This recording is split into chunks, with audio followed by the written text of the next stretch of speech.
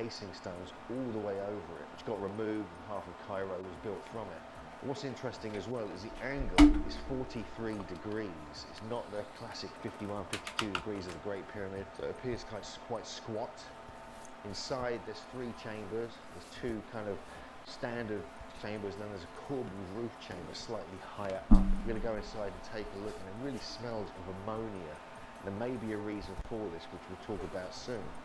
And this is one of 3 pyramids dedicated to Sneferu from 2500 to 2600 BC. So let's have a little look around it. There's also the Pyramidion, which was found in the rubble. It's been placed around the other side near the mortuary temple. And there's a lot more to this than meets the eye. So let's get in and have a look.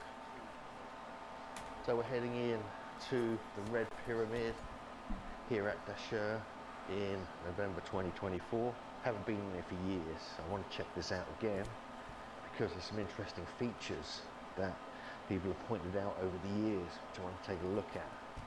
So here we have just some of the cornerstones. Now, these would have been on the interior, so they kind of look rough here, but these are massive, just incredible. Just one corner of the so-called Red Pyramid of Sneferu. So this is technically the 3rd largest pyramid here in Egypt. Next to Khafre's pyramid, and also the Great Pyramid, obviously. This is the 3rd largest. It's bigger than the Bent Pyramid, apparently, although it seems to look bigger to me. But yeah, let's check this out. You've got to climb up here, and you go in, and then go down, and you go across through 2 chambers and up to the 3rd chamber.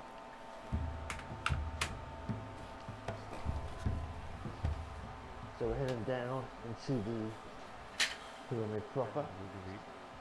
It's extremely shallow, 3 foot by 4 foot corridor.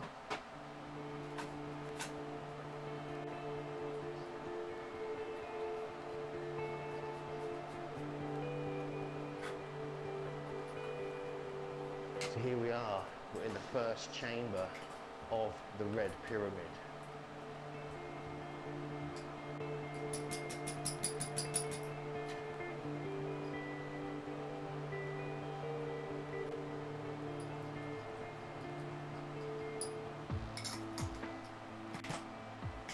So here we are inside one of the chambers in the Red Pyramid of Dashur, and you can see the corbelled ceiling, the beautiful, precisely placed and cut megalithic blocks, with another avenue behind me here, which goes through to more chambers, 2 more chambers, and this is incredible. What is this all about? And the smell of ammonia has kind of gone from it a little bit, but it really did smell of ammonia a few years ago when I was here last time. Look at this block here. There's a huge block. And just put it in perspective, huge Evans standing there. His head is where the actual kind of end of it is, and then it goes all the way across here. Just some of the stones in here are just so beautifully created. This one here, this giant one above the doorwell, is remarkable. That is exactly like you find in the Great Pyramid, just above the door there as well. You can see under here just how deep it might go. Yeah, it goes like about 4 feet back as well. Incredible.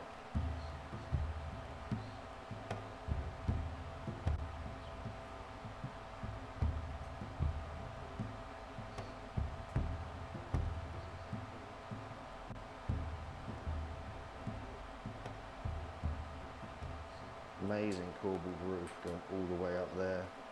That is really something. We just turn around, have a look at the roof. That is quite something.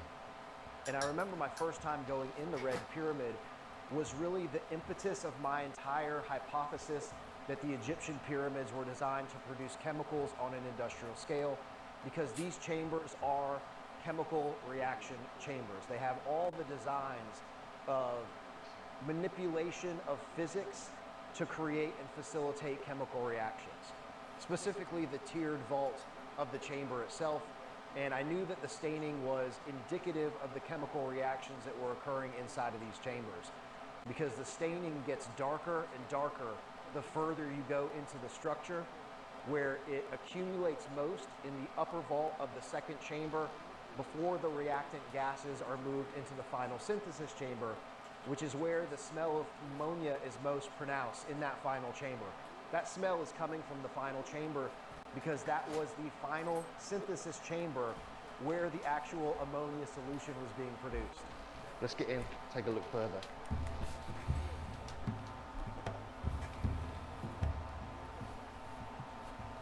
This is incredible. Precision here. It's just something else. Again, we have another giant block above the stairs, above the entrance here, just like we find in the Great Pyramid and in the previous chamber. Incredible about these polished blocks here, you know, within the opening chamber of the Red Pyramid, is just how fine the line is between each one. It's just like on the casing stones of the Great Pyramid. You know, I doubt whether you'd be able to get many coins between these. And since the Red Pyramid was supposed to have been built just before the Great Pyramid, I find that possible. And if you look up here, you can also see that visitors of this place have been leaving their mark here for hundreds of years. I mean, this one is sometime in the 18 something or others, I can't see exactly.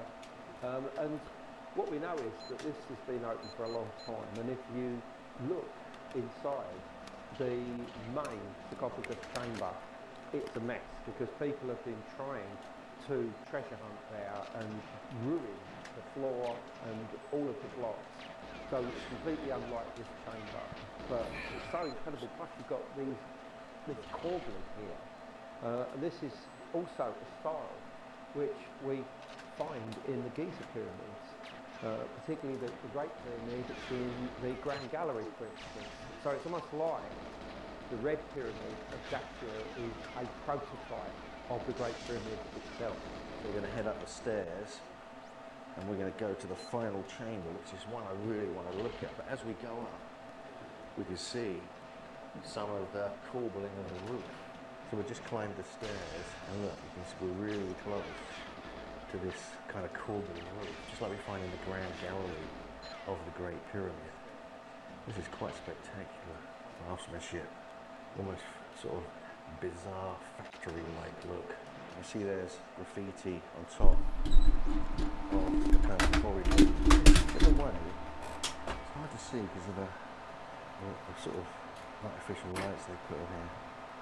Look, you can see the kind of cornering as you go in. You've got like a inverted nub there where maybe a pole went across. But look how rough hewn the one on the bottom is compared to the others. It's almost like this all the way along. Actually, this was a smaller passage like we climbed down already. The bottom one's rough, so that's clearly stones going all the way across here. So the passage was only that high. It was like from there, you know, from about here upwards, so you would have climbed through a very awkward passage. But the stonework in it is pretty amazing.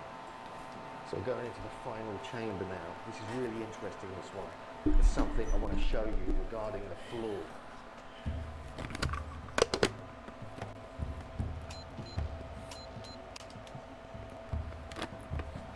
Wow, this is amazing. But it's this floor which really gives you a clue as to what was really going on here. Here we have the main chamber. And look at the floor here. It's been removed. Underneath it, we have many of the giant blocks that make up the chamber itself. But this is the final higher chamber of the three chambers here in the Red Pyramid here at Dashur. The other two are lower, they're kind of a little bit smaller, but the ammonia smell has kind of gone, it's kind of cleared out. So there were bats in there, so people claimed there were bat droppings which created this ammonia smell. It's actually known as the Bat Pyramid to the local people here. But also, there's a theory by Jeffrey Drum, who does the Land of Chem YouTube project, and he's come up with a remarkable theory that all the pyramids were actually creating different chemicals and gases and things like this. And this one in particular was creating ammonia, hence the kind of almost factory-like setting. It really doesn't feel like a temple or a shrine or a tomb.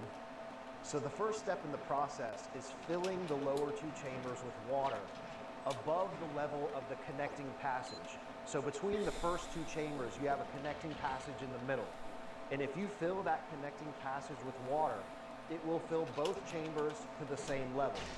And what this does is create an isolated reaction space inside each one of the reactors, because you're essentially sealing it off where no air or anything can go inside the chamber.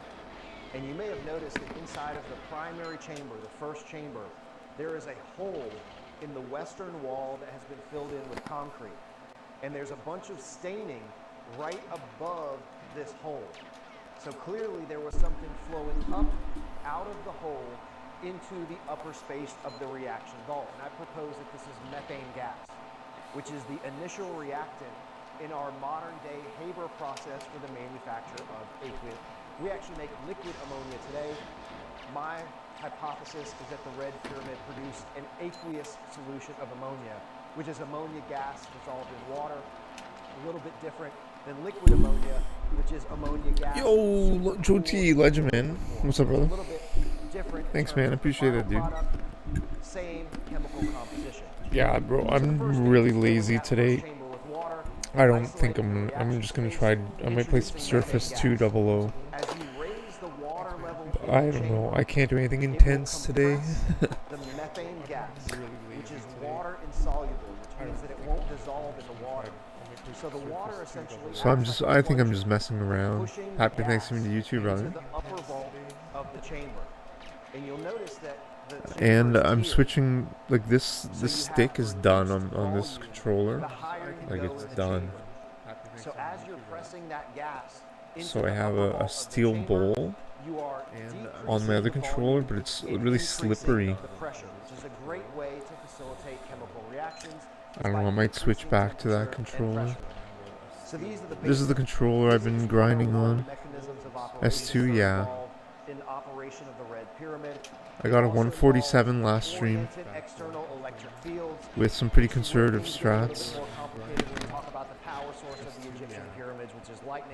Which provides the heat source for the chemical reaction.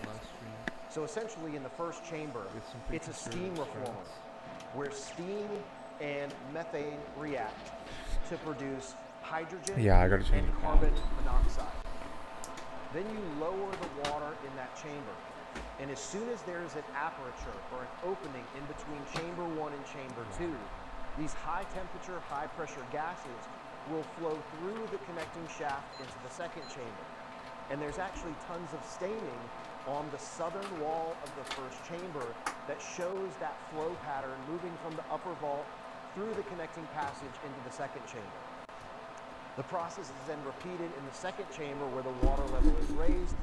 Yeah, buddy, I got a B grade steel bowl, and I swear Ace broke it in for me because I never used it before because it felt really grindy.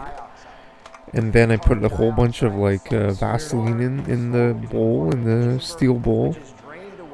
And Ace friggin' hated my that previous stick I just showed you. And he's like, and I'm like, well, I have a steel bowl, but I don't use it. He's like, oh, why not? So it's like super sensitive. It's real, like the gears are friggin' are perfect too. I can't remember if I put Kitsch or if they're OEM. I can't remember the gears.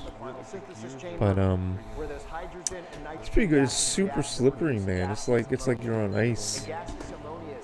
It's weird.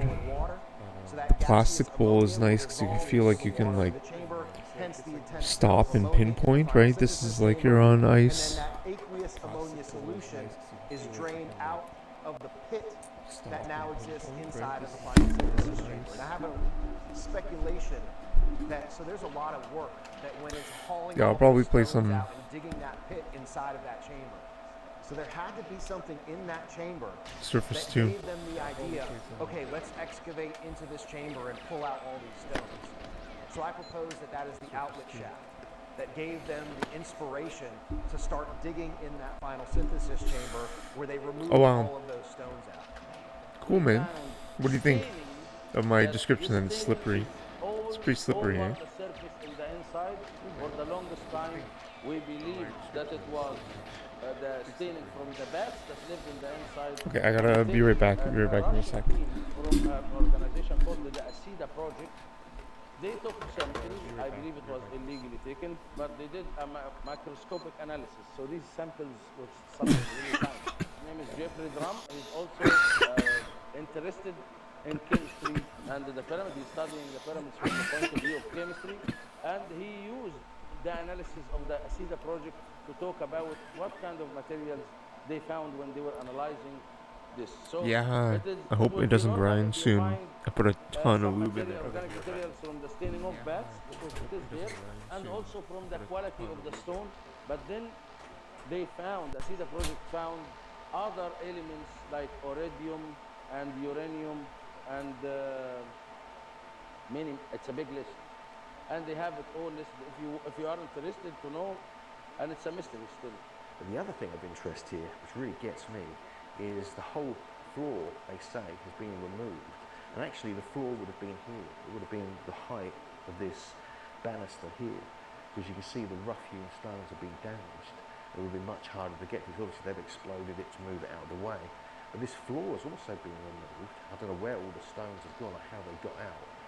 But you can see underneath, John Anthony West suggests that these are heavily weathered. So this was actually exposed. There was some kind of megalithic mound structure here before the pyramid was built. And so that's one of the theories put forward, that there was something else here. And it could be the case with many of the other pyramids as well, because we know there was a stone mound underneath the Great Pyramid, like the Mound of Creation.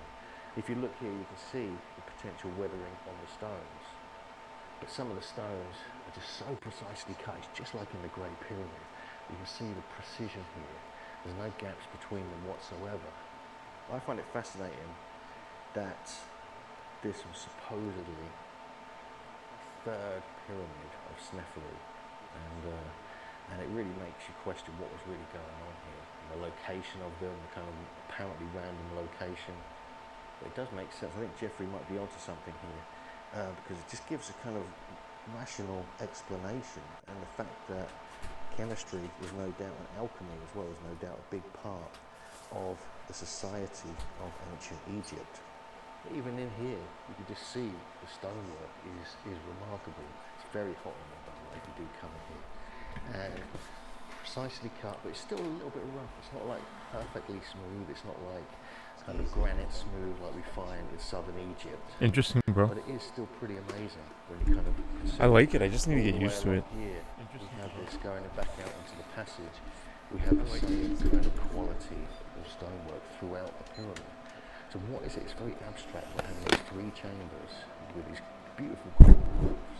We get no real explanation about what they were really for. Were they really tombs? Because in here there was supposed to be a burial, there was supposed to be a sarcophagus, but obviously it's all gone, it's all completely vanished, and there's nothing left here. We're about to leave the main chamber of the Red Pyramid here, but here you can see behind me the rubble. Super and slippery. the kind of potential evidence that this was once on the surface. And we're going to walk back down the passage. I'm going to show you that you can actually walk through it virtually head height, whereas the other ones coming in here you can't really. You have to kind of almost crawl through or crouch quite dramatically.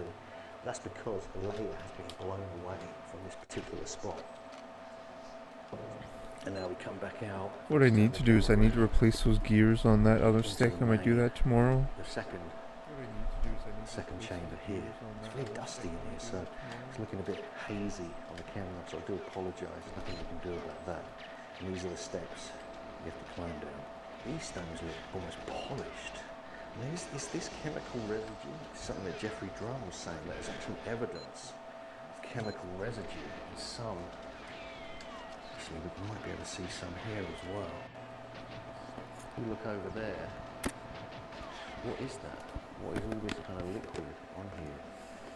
Some kind of blackness.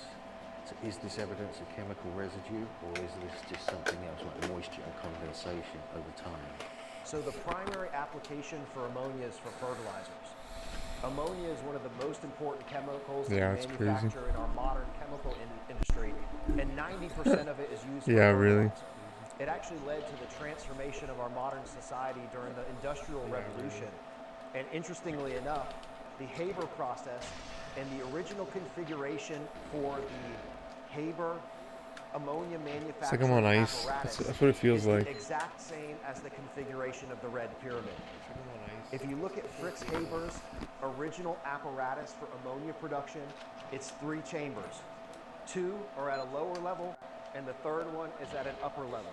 So it literally exactly mimics the configuration of the Red Pyramid. In my research, I discovered that Fritz Haber, the creator of our modern ammonia manufacturing process, actually loved coming to Egypt. It's And he way had more studied precise Egypt though. and the Egyptian pyramids, and I believe that he may have stumbled across the same conclusion that I've reached, that the Red Pyramid was designed to produce this ammonia solution on an industrial scale. Thus, he created the modern Haber process for the production of ammonia. And the Haber Yeah, process man, I'm operates in based Ottawa. on very similar physics and chemistry as the ancient chemical reactions inside the Red Pyramid. So it's like But 200 today, again, we kilometers supercool west the ammonia gas to produce ammonia of liquid, where the ancient chemical Montreal. reaction is an aqueous ammonia solution where the gas is dissolved into water, which doesn't require the supercooling of the gas. So I don't think they had the capability to supercool the gas to create the liquid ammonia, but they certainly could have dissolved the gas into water, which makes a much simpler. Yeah, aqueous Ace moved to ammonia solution, Montreal predominantly used for his fertilizer. masters Some strange kind of carving, like an owl. I don't know if someone's in like put that in there 2021. recently, or if that's actually part of the design. As you look down here, you can Yeah, see buddy. like the smoothness, Ottawa's the precision, quite close to Montreal, all these 2-hour square drive. blocks. As we walk down the stairs, these are kind of Yeah, just it's pretty below cool, man. You're in New the York, roof right? slats in the main chamber here. That's not too far either, The my second dude. chamber. So we're just out of, I've just come down from the top chamber. We're now back in the middle chamber. There's no one in here. You can hear the voice echoing, but not too much. So I don't know if Yeah, it's buddy. acoustic. Actually, yeah, we're very Well, close. the We're actually design extremely suggests close. it has acoustic Blessedly quality. enough. But let's Funnily go enough. back out now. Let's take a walk out. We'll show you the full route coming into the 3 chambers and back out again. And we'll have It was a pretty look serendipitous. around the He was in the side city to of get a the visa, as well. and I'm not gonna dox him, but to get a visa, So we're going back and on the second and first yeah, chamber man, not rather. far at all. Yeah, brother. Right up now. Now we have to climb up there. Yeah, man. So this is not going to be fun, but it has to be done. And he would need to be in Ottawa to get the visa.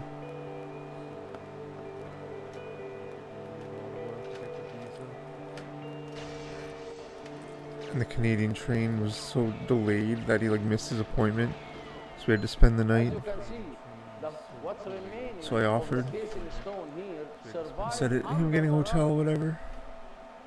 So it was covered. Otherwise, it was going to be dismantled and taken away. And you could see that they took it Yeah, from it's the gonna top take to a the long bottom. time for me to. When they were doing that, breaking these little pieces, breaking the stones into little pieces, and rolling it down, and also causing all this rubble from the shattered pieces of the bigger rock. Alright, And let's most of the do ramps that probably they found here try some were Aztec, a not little bit actually to Aztec, bring and then the stone probably and build it, surface it was too. to take the stone away. This is one of the pieces, and It's pretty cool, the yeah, top bro. stone of the pyramid. It was found in smaller pieces. The archaeologists joined it back together. This part here is geopolymer, it's not real ancient. Thanks, It's man. just cement that they built around the remaining pieces think so, too. from the capstone or from the Benben stone in order to join it together.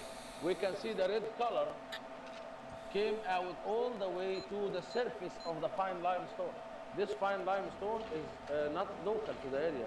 We can see the inner courses is supposedly extracted from somewhere near in the area. That's the same thing goes Holy for the moly, Mexican it's so pyramid. slippery.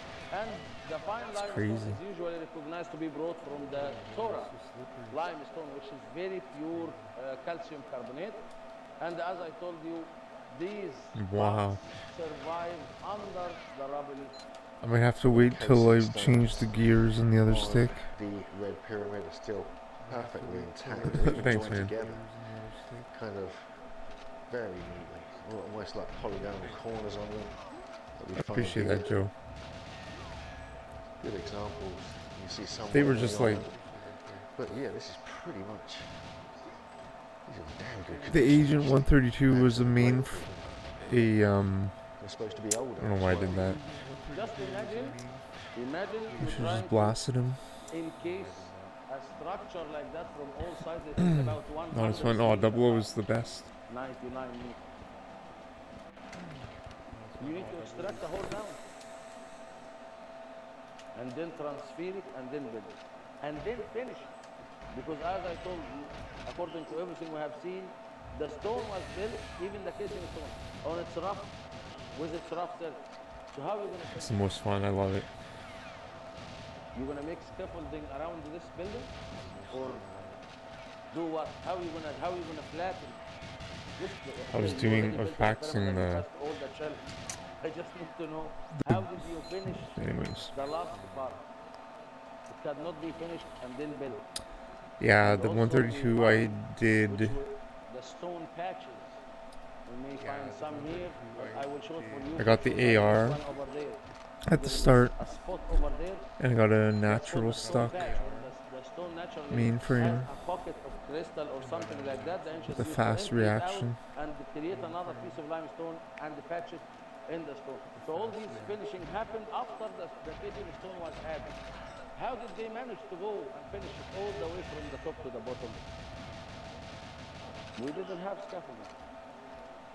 And I will be honest, it was cool to see it being sub like 135. something small. That was pretty cool.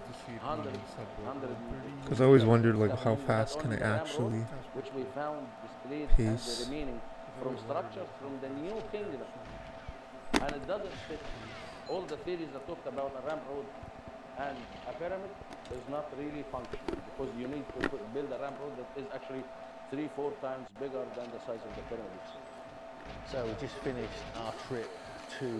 the Yeah, Red this is Pyramid. great for Aztec 00 though. The Red Pyramid is just an The amazing. stick is really good for amazing this. place. It just fascinates me. It's the third largest pyramid in all of Egypt. It's used to have white limestone casing. It's got 3 remarkable chambers. You must remember, the 2 I chambers could on the try lower SA for a PB. are completely separate to the one on the top level, and there was no steps there. It was like 0 steps. It was a much smaller entrance than what is there now. They've also blown Natural away stuck, the lower part no body armor run. to the final chamber. Or not natural And stuff, this force idea stuck that in the it's body some armor. chemical plant to create ammonia, and then the bent pyramid was used to kind of create a fertilizer. It's fascinating to me because it kind of It's not a fits bad in with idea. the work of John Burke, who suggested that many of these ancient sites were Thanks, actually man. for fertility and abundance. It's okay. And fecundity of the land. I can do way better though, man. And so, I just need to so piece hope it you all enjoyed our together. visit to the Red Pyramid. It's a I'm pretty double amazing O. place. There was even Thanks, brother. I talk of appreciate another that, man. chamber hidden within it. I know. It's a okay good friend, though. Matt It's Simpson, it's he not wrote- he it's not talked like about this in one of his videos. not on like the ideal. Architects channel. You can check that out below. Do check out the work of Jeffrey Drum and the Land of Chem. Again, that's linked below. I think his work is being recognised now by many people, even academics, who are kind of looking at it from a different perspective, rather than just being tools. I don't even know what I'm doing. Functional, and there's a purpose behind their construction. Come on. So thanks for watching, Megalithomaniacs, and we'll see you next time. Oh, come on.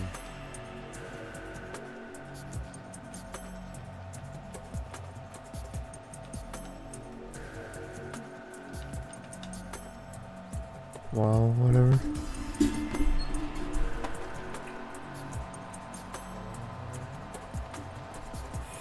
Yeah, exactly.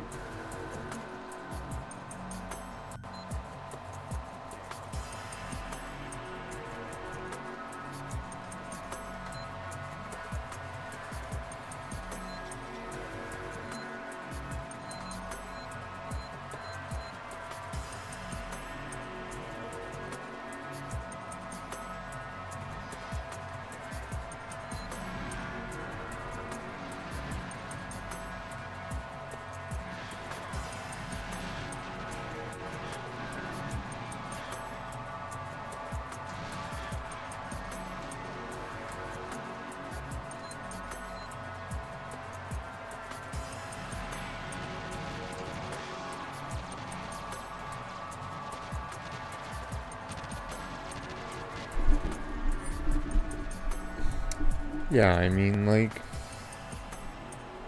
that's why I didn't really, I mean, I could get a PV on this.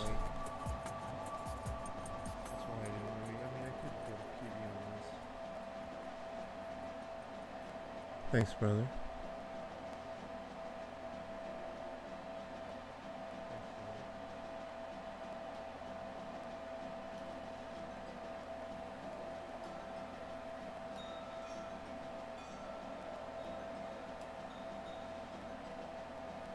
In the year 1625, Gotta run. an Italian Check, brother. nobleman Check, brother. named Pietro Thanks, man. della Valle went on a tour of the Middle East. That's cool. Della Valle was a prolific traveller. He journeyed around Asia, North Africa, and even India. He married an Assyrian Christian princess in Damascus, and now the two of them travelled together, journeying by horseback and camel, accompanied by local guides. At this time, travel in this region couldn't have been more dangerous. Thanks, The brother. Ottoman and Persian empires were at war, fighting over who would rule in Baghdad. And meanwhile, local bandits took advantage of the chaos to prey on travellers. In those days, lions even roamed in these hills. Due to these various dangers, Della Valle's guides were constantly on edge. It was June the 18th, 1625, when they spotted a distant group of tribesmen on the horizon. Their guides decided that they might be in danger and began to search for a place to hide. In the distance, they spotted the looming mass of a series of enormous ruins, as Della Valle later wrote in his memoirs. Being suspicious of some Arabian vagrants or vagabonds, for more security we removed a mile further and took up our station under a little hill near some ruins of buildings, which we saw from far away. Della Valle's group stayed in those ruins for several nights, while their guides negotiated with the local ruler, asking for safe passage. During the day, under the baking Iraqi sun, Della Valle passed his time by walking among those monumental ruins. Our removal hence being still deferred, I went in the forenoon to take a more diligent view of the ruins of the above said ancient building. What it had been, I could not understand, but I had found it to have been built with very good bricks, most of which were stamped with certain unknown letters which appeared very ancient. I observed that they had been cemented together not with lime, but with bitumen or pitch. Della Valle was fascinated by the broken fragments of writing that littered the ground of this ruined place. He explored further and wrote down some of the symbols that he saw again and again, stamped into the stones and pieces Damn. of clay brick. You don't survive very much on Surveying the ruins SA, again, UNA. I found on the ground some pieces of black marble, hard and fine, engraven with the same letters as the bricks, which seemed to me to be a kind of seal. Amongst other symbols which I discovered in that short time, two I found in many places. One was like a pyramid, and the other resembled a star of 8 points.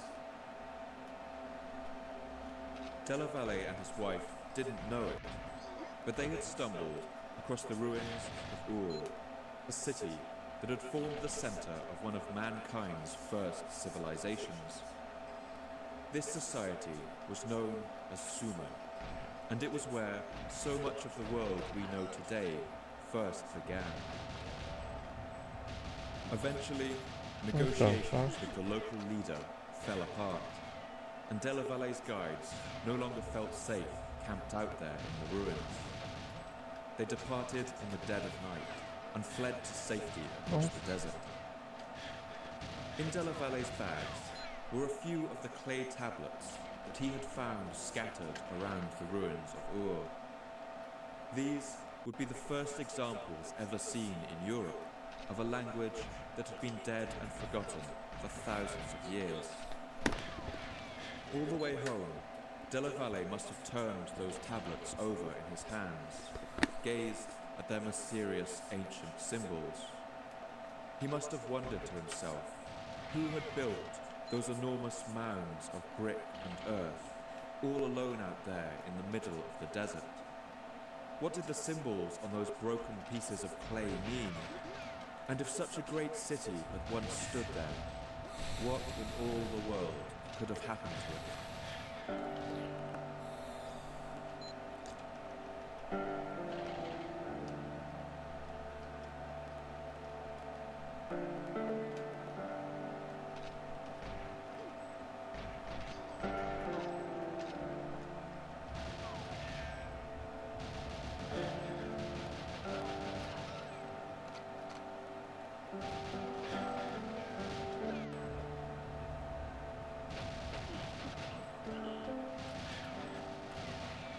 My name's Paul Cooper, and you're listening to the Fall of Civilizations podcast.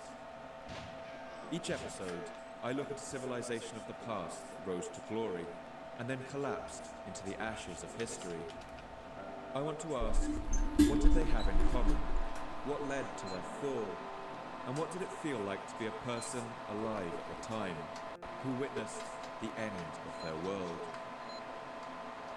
In this episode, I want to go back to the very beginning and look at a society that is one of the candidates for the first ever technological human civilization. These are the people of Sumer, who we call the Sumerians. I want to show how, over the course of millennia, the Sumerians would build a society that would form the blueprint for all that followed after. I want to show how they rose to invent writing, mathematics and the wheel, and built the largest cities that humanity had ever seen. And I want to explore what happened to cause their final and devastating collapse.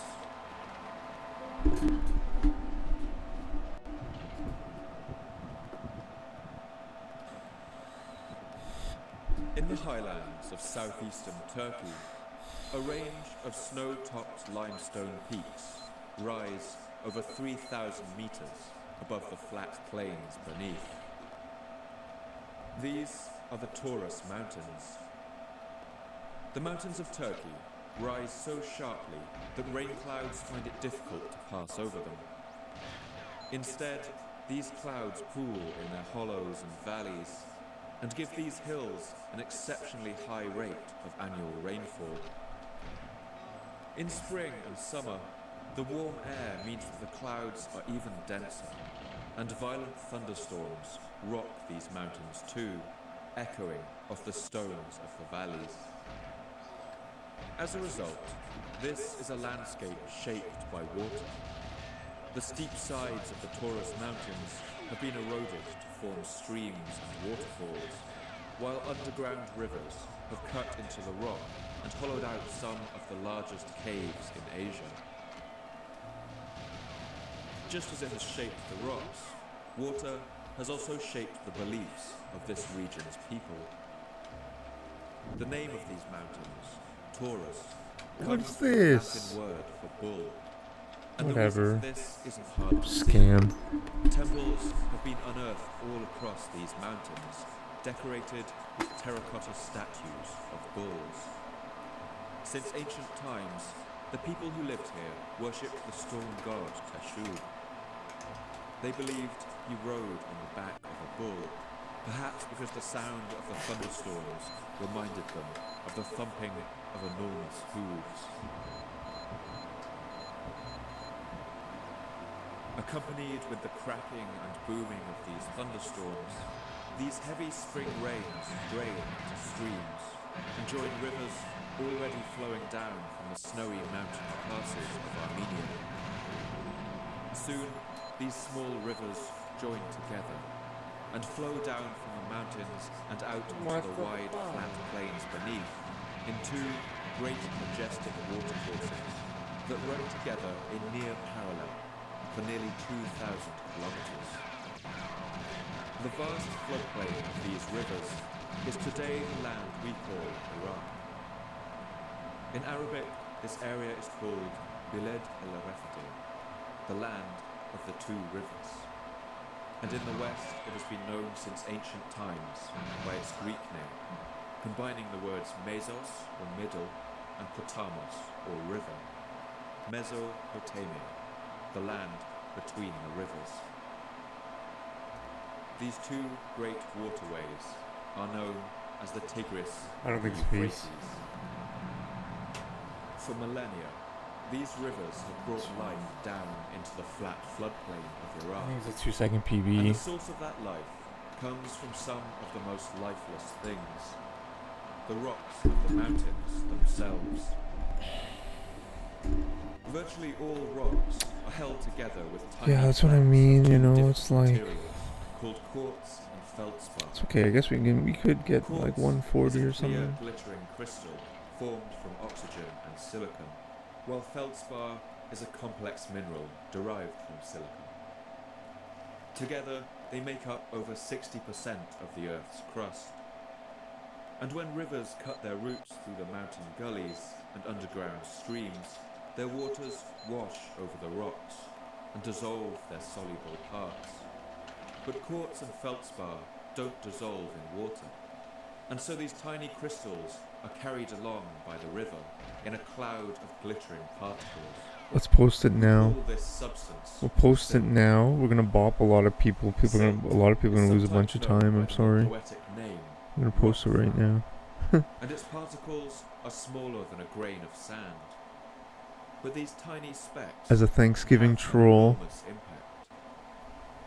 Soil with a high silt content tends to hold water better and promotes air circulation. And for this reason, silty soil forms the perfect habitat for most plants. The rivers Tigris and Euphrates transport vast amounts of silt down into the lowlands of Iraq every year. And as a consequence, this flat stretch of otherwise arid desert has become exceptionally fertile. For the history of this region, and the history of all humanity, these tiny particles would prove immensely significant. Wow, a big 18 points, insane. Other than its rich clay soil, the desert plains of southern Iraq are an inhospitable landscape. In fact, this is perhaps the last place you might expect the first human civilizations to arise. For one thing, the climate of this region is extremely hot and dry. Summer temperatures Oh, 143 reach is still over 52 points, though. degrees centigrade, or 126 degrees Fahrenheit. And rainfall is rare, especially in summer. Coupled with the strong winds that blow across these plains, this means that the soil is arid and windswept. And although the seasonal flooding of the rivers brings life to the earth, Alright, let's keep going. these floods are also unpredictable. In Egypt, the River Nile flows directly from the Great Lakes of Africa, which act as a stabilizing and regulating force. But the Tigris and Euphrates depend on the amount of rain that fell on the mountains of Turkey, Armenia and Kurdistan, a quantity that varies greatly from year to year. Years of drought can often be followed by years of devastating floods. And during winter, the whole plain is covered with a thick layer of mud. The region of southern Iraq is also poor in natural resources. The land is essentially nothing but a floodplain made of clay and silt. There are no metals to be mined here, and virtually no stone. And because of all these challenges, it took early humans a long time to reach this hostile environment. In the far prehistoric, archaic humans like Homo erectus vied for survival in the upper reaches of the rivers. Archaeologists have found stone axes and other artifacts dating back to nearly 500,000 years ago.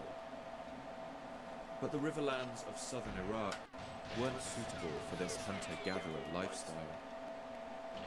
But about 13,000 years ago, things began to change. The first nomadic hunter-gatherers began to settle down in permanent villages. These early innovators had noticed something interesting.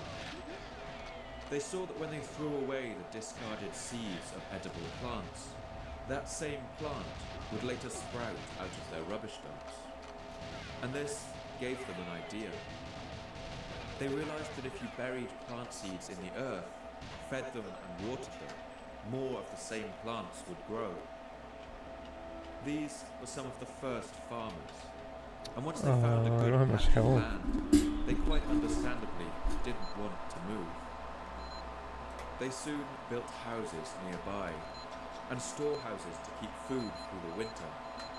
They banded together into larger communities in order to divide the labour of farming, and to protect their grain should anyone else try to take it.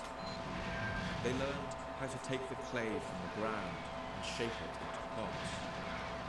But they were still limited to areas where the rains were plentiful, to the mountains and foothills. From about the year 6,500 I like the stick though, BC, stick's pretty good. these human settlements began to spread. Century by century, millennium by millennium, they worked their way down the courses of the two great rivers and into the inhospitable land of southern Iraq. Who these people were, what language they spoke, and what they called themselves, we have no idea. Today, we call this stretch of several thousand years the Ubayyad period, named quite arbitrarily after the site where their first artifacts were found. As the Ubayyad people moved down the rivers of Iraq, they began to notice other things too. They noticed that date palms grew in some areas of the river, providing them with a rich and delicious source of calories. They soon found out that these too could be cultivated and planted in orchards. And they also noticed that these palms could provide shade for other more fragile plants, allowing them to be grown too beneath the harsh Iraqi sun.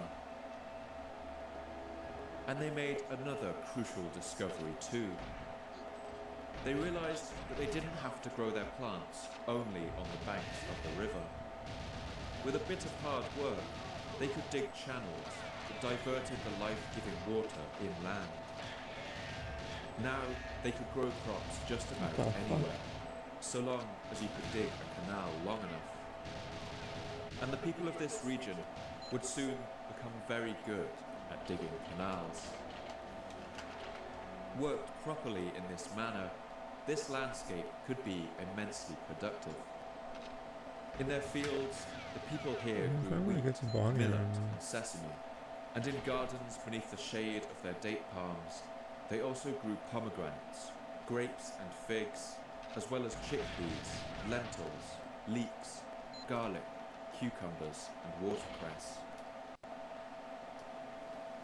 But there was one noticeable patch of green in the midst of all this desert. In the south of Iraq, the rivers Tigris and Euphrates branched into deltas and shallow lakes before they meet the ocean, creating an ancient marsh landscape. Here, dense thickets of reeds grow, so tall you can't see over the tops of them, populated with buffalo, wild boar, and marshland birds. Since ancient times, the people here have built their houses out of reeds, binding them together into incredibly strong beams of up to a metre thick, and building large, vaulted houses out of nothing but reeds. And it's in this marshy southern landscape that the greatest Sumerian cities rose. Oh my gosh, this is it. This is the run. Just as Mesopotamia was watered by two great rivers, its lands were also populated by two great peoples. These were the people of Sumer and the people of Akkad. Over the course of their history, the Sumerians and the Akkadians grew together in such a symbiotic way that it's impossible to tell the story of one without the other. We know a decent amount about the Akkadian people in the north. They spoke a language in the Semitic family, meaning that it's in the same language family as the Aramaic of the Bible, and later Hebrew and Arabic. This language seems to have been indigenous to the region, and it shares grammar and words with many other languages that surrounded it. But the Sumerian people are much more mysterious. In fact, they are such a mystery that they have caused archaeologists to refer to what's called the Sumerian problem.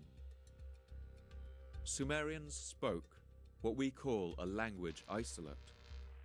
That is, it has no relation to any of the languages around it, and it's essentially in a language family all of its own. Sumerian was so alien to the region that early scholars who discovered its first texts didn't believe it could be a real language at all. They thought it must have been a kind of code used to communicate in secret. This alone has led some historians to ask whether the Sumerians may have arrived in southern Iraq from somewhere else.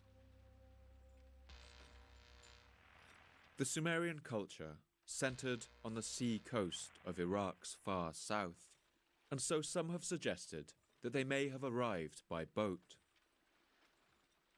Some backing for this theory may come in the writings of Roman historian Flavius Josephus, who wrote down a Babylonian legend that he heard in the 1st century AD. It relates the story of a half-man, half-fish called Oannes, who walked out of the sea and taught the people of Mesopotamia the secrets of culture. He brought them the knowledge of letters, sciences, and all kinds of techniques. He also taught them how to found cities, build temples, create laws, and measure plots of land. He revealed to them how to work the land and gather fruits. After teaching mankind all these secrets, Oannes leaps back into the sea and swims away. It's possible that in this myth, ancient storytellers have preserved some memory of the arrival of the Sumerians, landing en masse by boat, and bringing with them their advanced urban culture. Some have even argued that the Sumerians may have come from as far afield as India. And more evidence for the migration theory seems to come from the words that the Sumerians used for their professions. For more common jobs, the ones that involved manual labor, the Sumerians used old, pre-Sumerian words. Meanwhile, they brought new words with them to describe more sophisticated and urban occupations. For instance, the words for scribe and winemaker are both distinctly Sumerian. But others have proposed a more interesting theory, which does seem to solve some of these contradictions. Although it does seem a little far-fetched, I think it is worth mentioning here. The clue to this theory comes, once again, from mythology.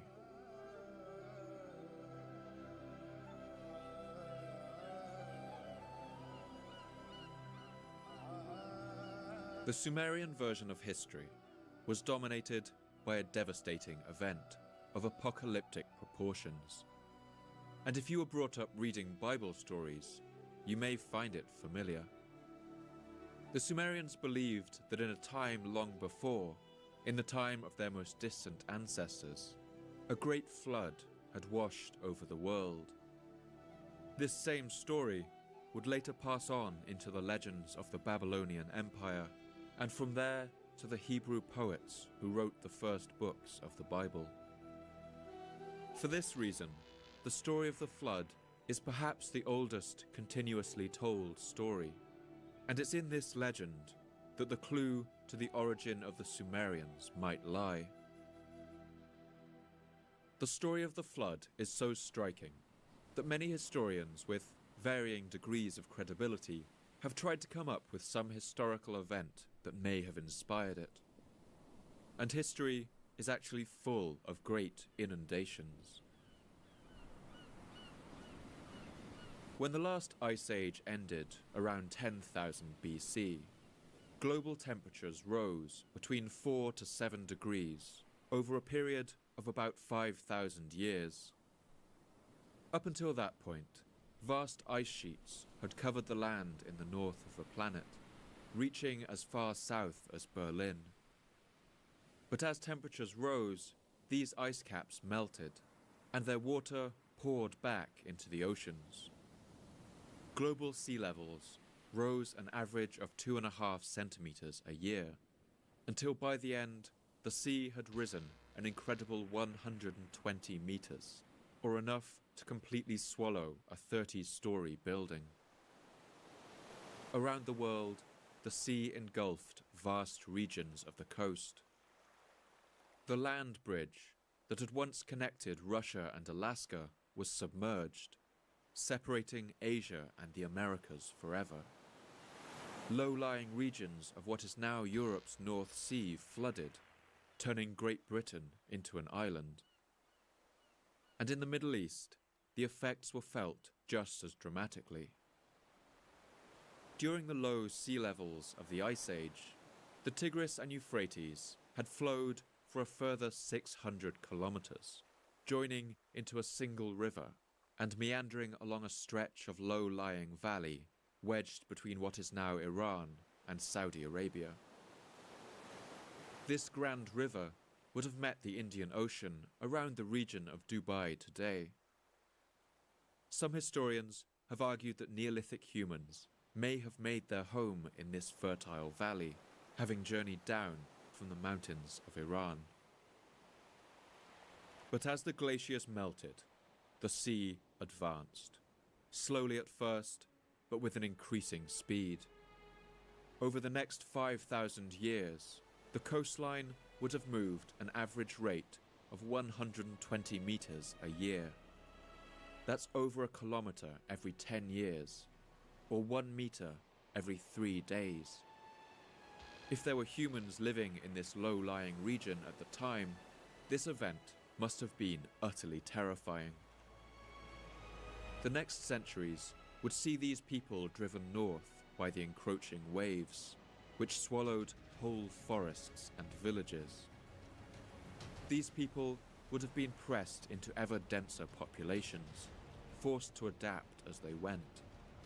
They would have been a roving band of refugees, never able to settle anywhere for long before the sea made its next advance. This exodus would have continued until the planet's temperature stabilized, and the seacoast reached its furthest point, right around the year 5000 BC, just at the time that Sumerian culture as we know it burst onto the historical stage. So this is a theory that I think deserves some consideration. That as the waves of Semitic-speaking farmers moved down the rivers from the mountains to the north, they met another population coming up from the south, a ravaged and devastated people, speaking a language that had evolved independently, and telling tales of a flood that had drowned the whole world. This theory could be supported by that legend of the amphibious fishman Oannes. Is it possible that the Sumerians came to southern Iraq not by boat, but actually walking out of a land that was now at the bottom of the sea? Another legend, called the myth of Enki and Ninursag, relates a creation story in which the god Enki creates man in a land called Dilmun. Like the Garden of Eden, Dilmun is an earthly paradise. In Dilmun, the crow does not utter its cry. The lion does not kill. The wolf does not seize the lamb. The wild dog, devourer of kids, is unknown. Dilmun is thought to have been what is now Bahrain, an island in the middle of the Persian Gulf, that body of water that was once a fertile river valley. All we have on this subject is speculation, and until any further evidence is found, this will remain just a theory. But as a storyteller, I can't help but be drawn to this colourful explanation. When we try to work out the truth of what happened in this incredibly distant past, We are reminded that history is not a rigid set of dates and facts, but a continuing process of inquiry and debate. It can sometimes feel like mapping the surface of a planet in another solar system, or like exploring the dark depths of the deep sea. And all we have to work with are the small spots of light that history provides.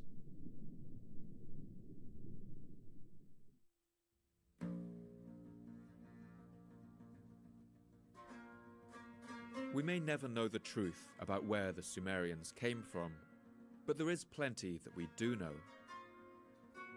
The Sumerians referred to themselves as Uksag Giga, or the black-headed people, and the Akkadians called them Salmat Kakadi, which meant the same thing in their own language. From carvings that depict Sumerians, we can see how they wore their hair, curly on top and cut short on the sides. Common men wore sheepskin kilts, while the richer people would have worn coloured fabrics spun from wool, decorated with tassels and beads.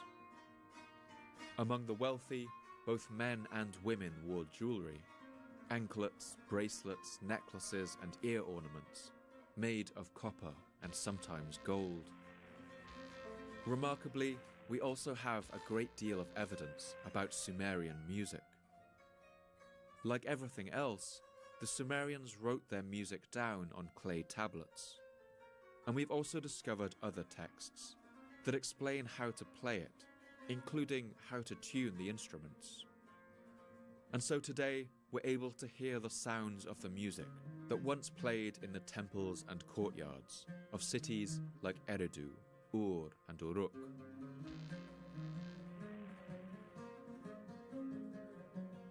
These two great peoples, the Semitic Akkadians and the Sumerians, formed a symbiosis over the next centuries that would see their cultures run in parallel, just like their two great rivers. They shared their successes and advances. They shared the cities that were even now growing to become the largest ever seen. But they also shared their failures. And as a result, their fates became inextricably intertwined.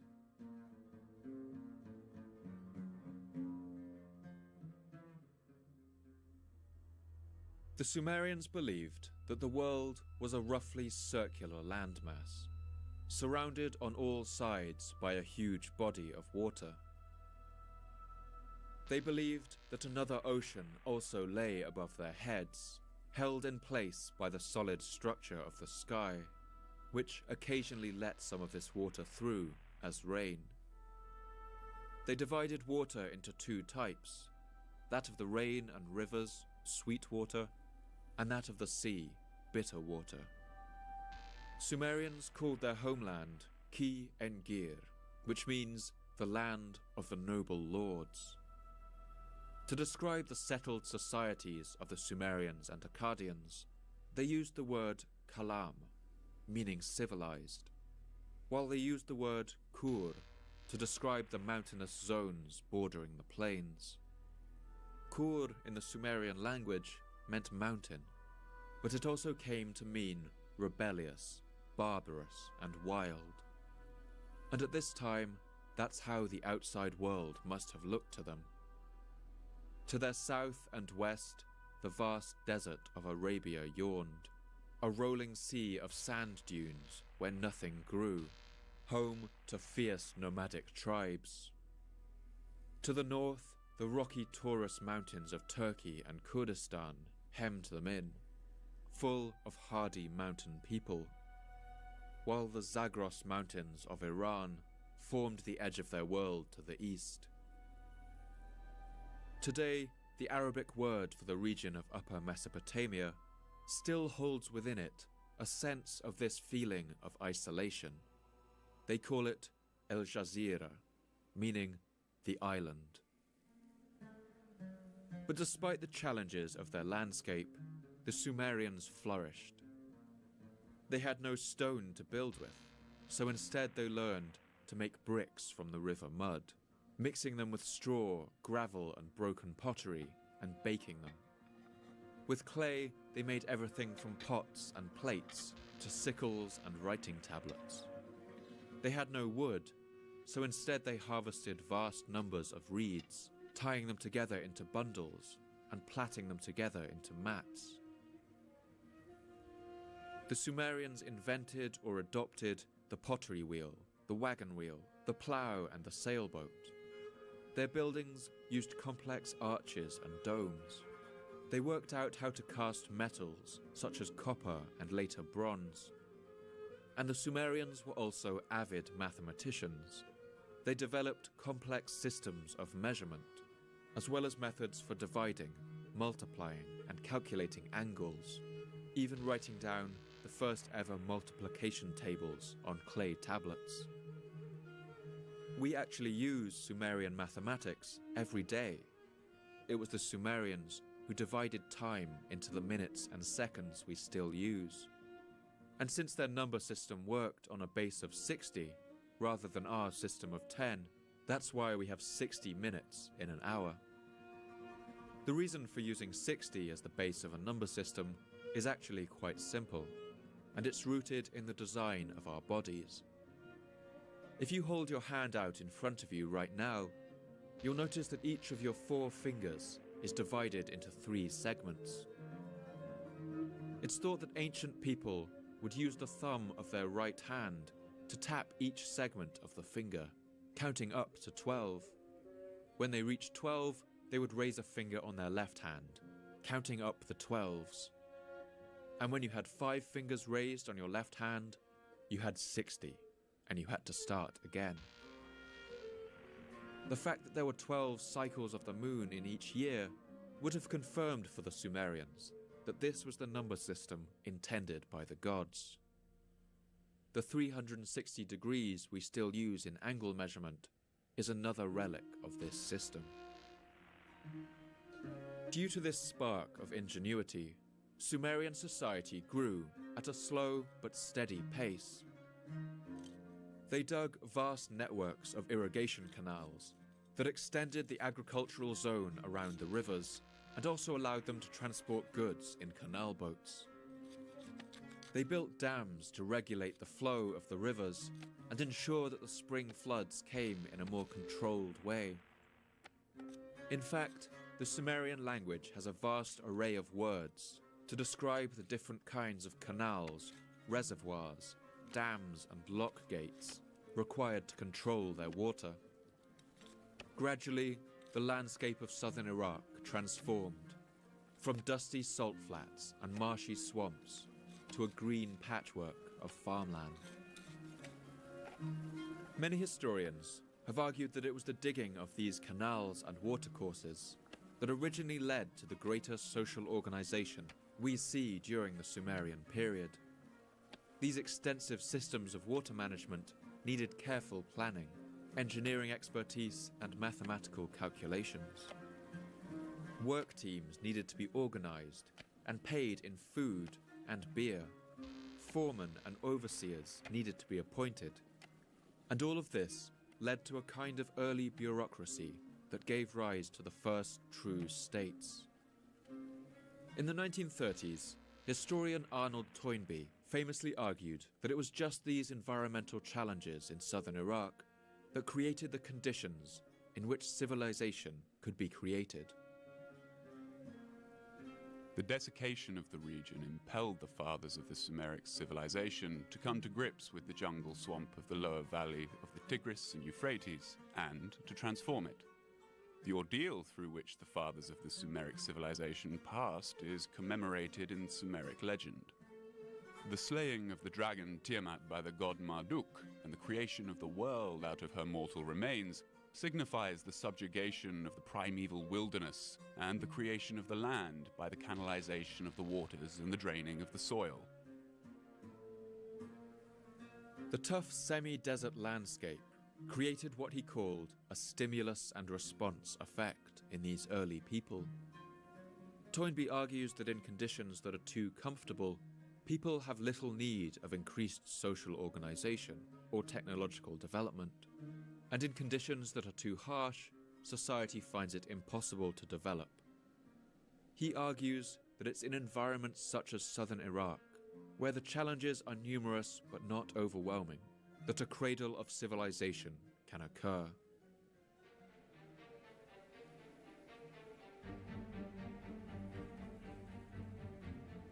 According to Sumerian texts, the first city in the region was the city of Eridu.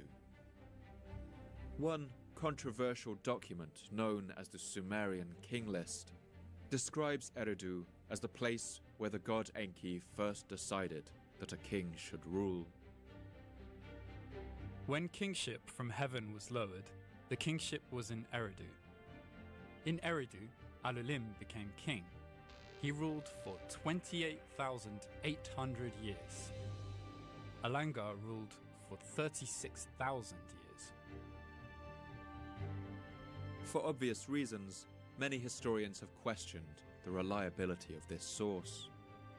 Some have even gone so far as to call it a piece of utter fiction, or a later piece of propaganda designed to legitimize a usurper to the throne. But the King List does tell us how the Sumerians, of at least one point, thought of their history. And many have argued that Eridu may well have been the world's first city. Eridu was founded around the year 5400 BC. That's nearly 7.5 millennia ago. At this time, populations of woolly mammoths, survivors of the end of the Ice Age, still roamed in remote parts of the world. Eridu was populated by Sumerian speakers, and soon it would make up just one of a whole constellation of small cities that dotted the landscape of southern Iraq. These independent city-states were centered around their temples and ruled by priest kings known as the Ensi. Records show that these Ensi were often assisted by a council of elders, which included both men and women. Most of the largest cities in this period were probably no bigger than about 10,000 people. The borders of these city-states were defined by the courses of canals and specially created boundary stones, carved monuments left jutting out of the earth to mark the line between one territory and another. Slowly, these cities began to eclipse the old Ubaid culture that had preceded them. Art and architecture began to take on the form that we would truly call Sumerian, and technology also began to take huge leaps forward. This first period seems to have been a time of relative peace. There's little evidence of organized warfare or the keeping of professional soldiers in these early cities. Most towns during this period went without walls. One exceptionally ancient Sumerian myth, called the Gifts of Inanna, seems to capture some of the spirit of this period of transition. It describes technology and the refinements of civilization being handed down by Enki, the king of the gods, to his daughter, the goddess Inanna. She later passes them down to the people of Sumer. Holy Inanna received the craft of the carpenter, the craft of the coppersmith, the craft of the scribe, the craft of the smith, the craft of the leather worker, the craft of the builder, the craft of the reed worker. Holy Inanna received wisdom, the shepherd's hut, the knowledge to pile up glowing charcoals, the sheepfold. Enki teaches Inanna about family, the proper laws of inheritance, and the art of good judgment. But he also goes on to give her other gifts, some of which show that the darker side of civilization was already beginning to make itself known. Holy Inanna received deceit and the rebel lands. Holy Inanna received heroism, power, wickedness, the plundering of cities, and the making of lamentations. It may be that the ancient Sumerians already recognized, right at the dawn of settled human society, what the scholar Walter Benjamin would one day write, that there is no record of civilization that is not at the same time a record of barbarism. And it's true that during this period, the Sumerians began practices that would begin a sorrowful phase of human history. Among them is the use of slave labor. They captured men and women from the hill countries outside their borders and used their labor to fuel the growth of their own economy. In the last episode, I used the metaphor of the death of stars to talk about the life cycle that empires often pass through. But we might also think about the birth of civilizations in this way. The first stars were born from gas clouds, compacted together under the weight of their own gravity, into a spinning ball of matter. Under enough pressure, the temperature of the star's core increased, and finally, nuclear fusion began. The first stars burst into light. When enough people gather together in one place, that settlement obtains a kind of gravity. It draws other people towards it, and as the size of the settlement increases, so does pressure on its various systems. In some cases, this pressure results in those people being fused together into more complex forms of organization. Sometime around the year 3200 BC, the first stars of these human settlements began to burst into light, and that light was the invention of writing.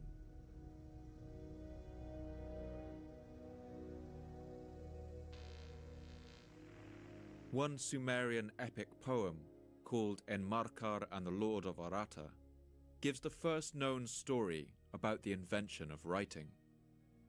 This poem attributes the invention to a king who has to send so many messages that his messenger can't remember them all. Because the messenger's mouth was heavy and he couldn't repeat the message, the Lord of Kalaba patted some clay and put words on it like a tablet. Until then, there had been no putting words on clay. The Sumerians had two things around them in virtually limitless abundance. That's the clay beneath their feet and the reeds that grew in the marshes and along the banks of the rivers. And it's these two resources that combined to form the first human writing. Sumerian scribes would pick up a lump of clay big enough to fit in their hand. In fact, about the size of a modern smartphone. They would take a piece of reed, cut into the shape of a wedge, and print it over and over into the clay to form symbols. The distinctive wedge shapes of the reeds give this form of writing its name. We call it cuneiform.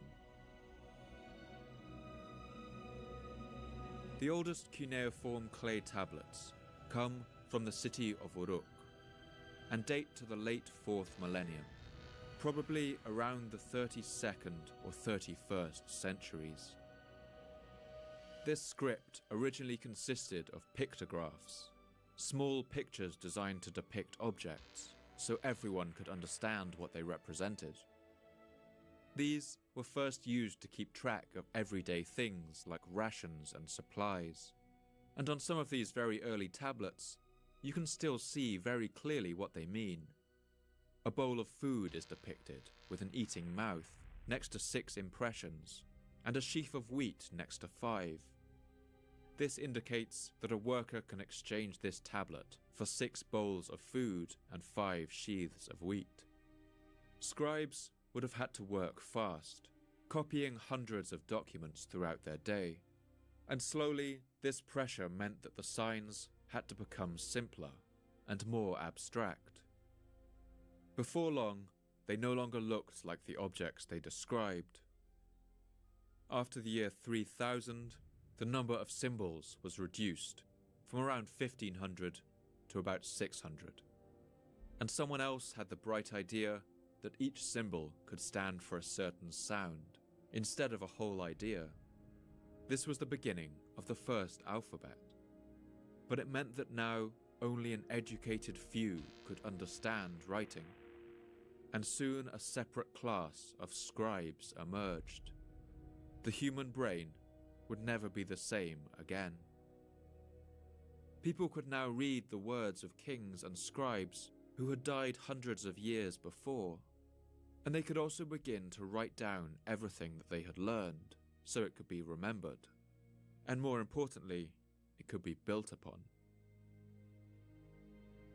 Partly due to this ability to record knowledge, the technology of Sumer around this time began to take even greater leaps forward.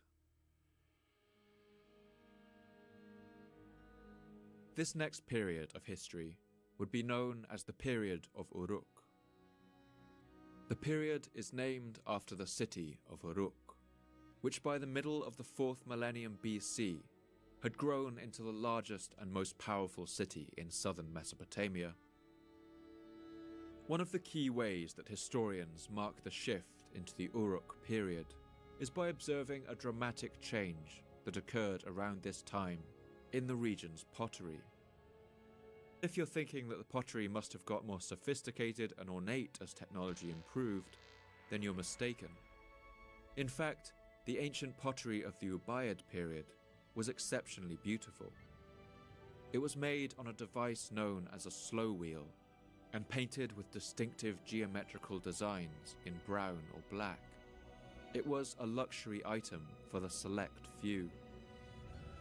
The shift to the Uruk period saw a great increase in the amount of pottery produced, but the quality fell dramatically. Thanks to a technology known as the fast wheel, clay jars and pots could now be made in great numbers by workmen in intensive workshops. This was the first era of mass production. The booming economy of the Sumerian cities comes to life in their documents. The clay tablets tell us that in the city of Girsu, for instance, 15,000 women were employed in the textile industry. One factory produced 1,100 tons of flour a year, as well as bread, beer, and linseed oil. This factory employed 134 specialists and 858 skilled workers, of which the vast majority were women. Since there was no currency at this time, workers were paid directly in food and other goods.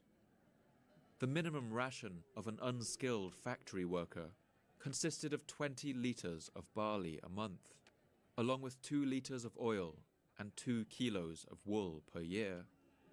Meanwhile, their supervisor would earn roughly twice this ration. The poor in Sumerian society were downtrodden and were probably pretty miserable. They often had to borrow food or silver from predatory moneylenders at crushing interest rates of as high as 30%.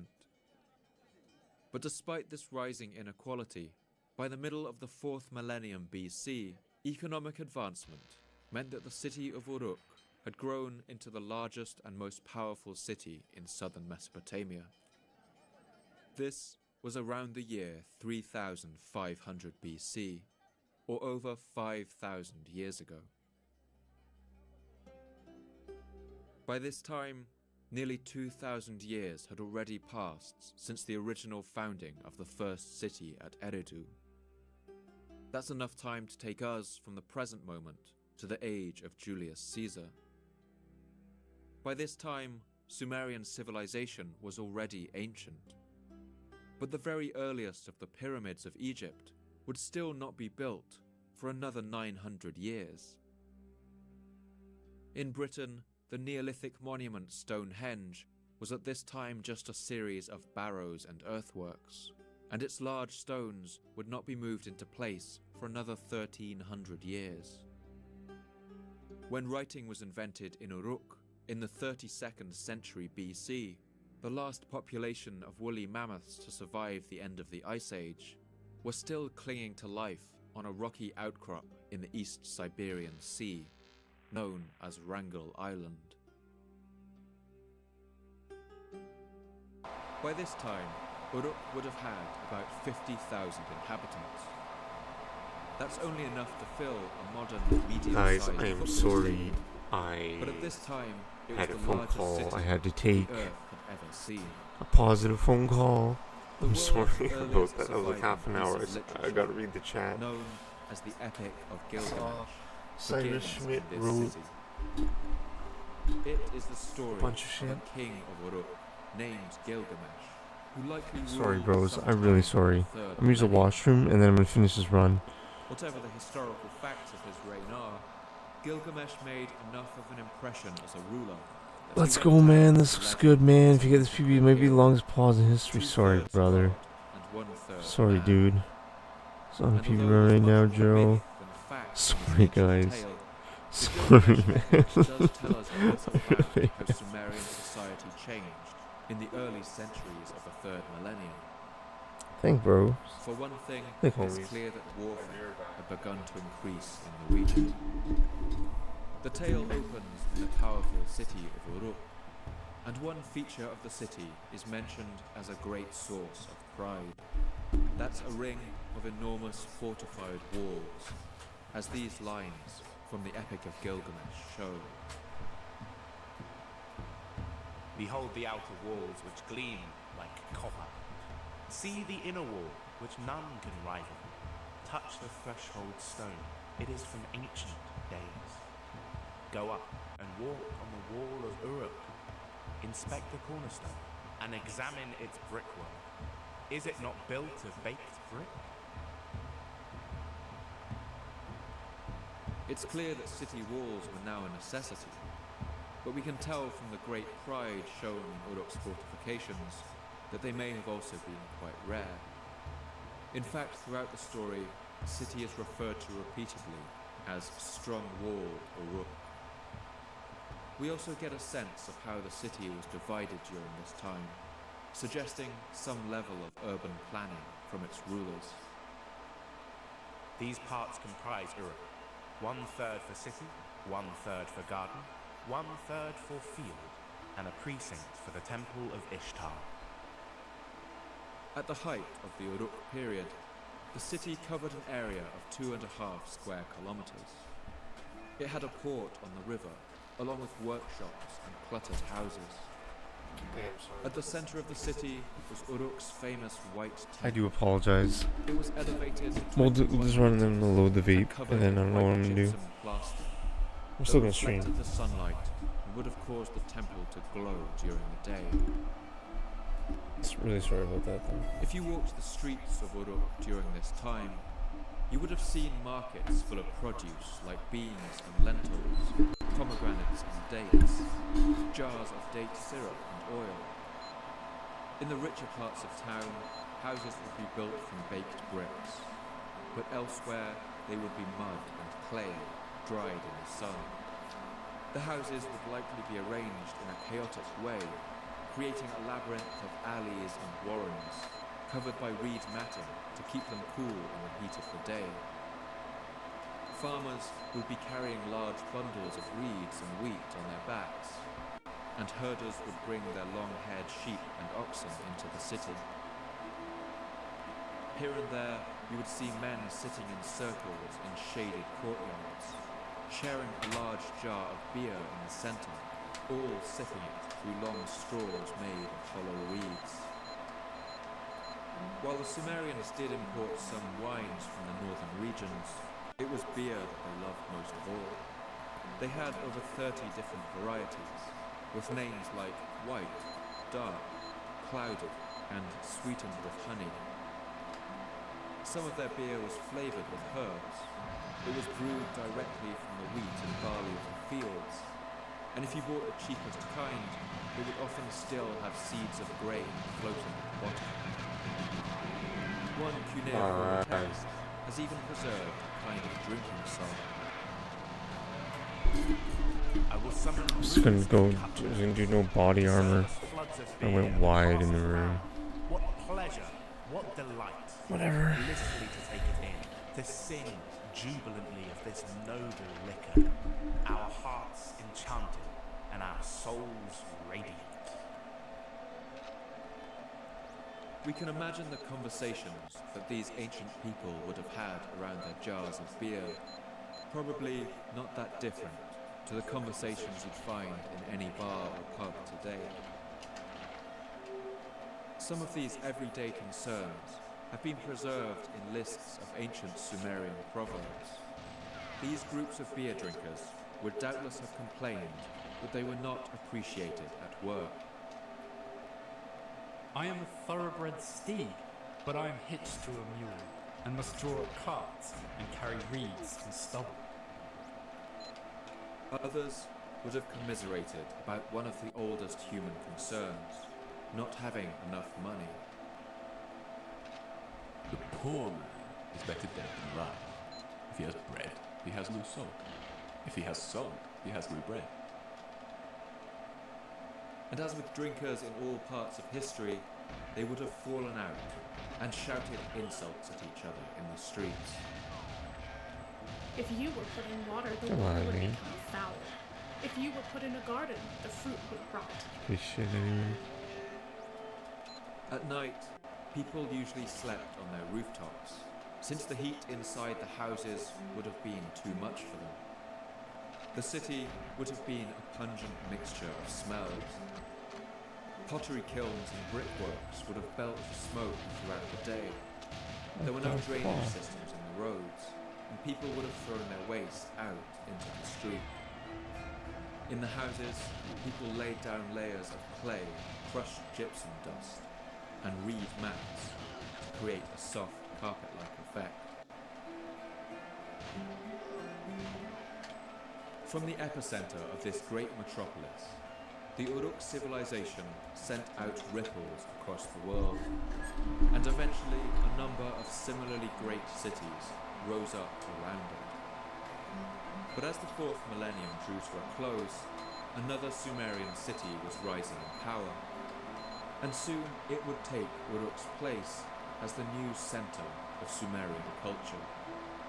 It would flourish into realms of untold wealth and push the boundaries of what humanity thought possible in the realms of art and architecture.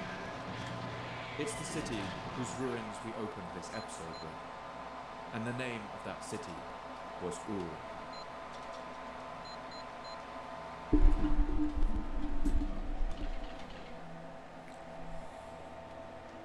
Ur was situated right at the point where the Euphrates River met the sea. It was a trading port and fishing town, where seagulls would have circled and fishermen came in with their catches of fish, oysters and turtles. Its position both on the sea and the river would have made it a booming hub of the region's trade. As we've already seen, if you needed clay or reeds, southern Iraq was the place to be. But for virtually everything else they needed, the Sumerians had to import from other lands. But luckily for them, they always had something to trade. They were alone among almost all the nations of the ancient Middle East, in that they produced a large surplus and variety of food. Archaeology shows that due to their farming abilities, the Mesopotamians of antiquity enjoyed a far more rich and varied diet than their neighbours in either Turkey or Iran. We have even uncovered some ancient Sumerian recipes written down on clay tablets. This is the recipe for a dish they called tuku, and it gives you a sense of the variety they enjoyed. Get the water ready. Add fat, salt, beer, onion, rocket, coriander, semolina, cumin, and beetroot. Add them to the cooking pot. Then pound leek and garlic together and add. Let all blend and reduce to a pulp, then sprinkle with coriander and carrot. Boats full of wheat and grains, dried reeds and figs, were now forging up the rivers, bringing food to all the neighbouring lands. And in return, other resources flowed back. Copper came down from the mountains of northwestern Iran, and later by ship from the island of Cyprus. Tin travelled through the long mountain passes from Afghanistan, as it would throughout the later Bronze Age. Silver came down the Euphrates on barges from Turkey's Taurus Mountains, while gold came overland from Egypt and by ship from India. Ordinary wood for everyday building could be chopped in the Zagros mountains of Iran to the east, but for finer constructions, for palaces and ornate city gates, only the prized wood of the cedar tree would do. This was brought by ship from Lebanon, where it grew among the high mountain passes. In fact, Like, what one the fuck episode was in the that? Epic of Come Gilgamesh on, man. relates the king's quest to slay a monster in the mountains of Lebanon and steal this beautiful wood from its forest. The ancient Sumerians traded in what we would consider a truly globalized way. From their tiny coast on the Persian Gulf, their ships sailed out to trading ports in modern Bahrain and Oman, and from there they sailed along the coast to trade with another of the world's most ancient and mysterious cultures, the people we know today as the Indus Valley Civilization. From there, the Sumerians got all kinds of spices and gemstones like carnelian, as well as the brilliant blue lapis lazuli that the Sumerians adored. They used it to make jewelry and amulets, inlays and gaming boards, musical instruments and sculptures of astonishing beauty. All of this trade would have passed through Ur and swelled the city to a wealth that likely no other human habitation had ever achieved. Grave goods uncovered in Ur show not only the incredible wealth of its rulers, but also magnificent craftsmanship that suggests an advanced community of artists. One such artifact, found in a royal tomb in Ur, has given us an incredible insight into the lives and manners of the ancient Sumerians. It's an ornate, decorative piece of furniture, inlaid with a mosaic of shell, red limestone and lapis lazuli, and its images show detailed scenes from everyday life around 4,600 years ago. Today, it is called the Standard of Ur.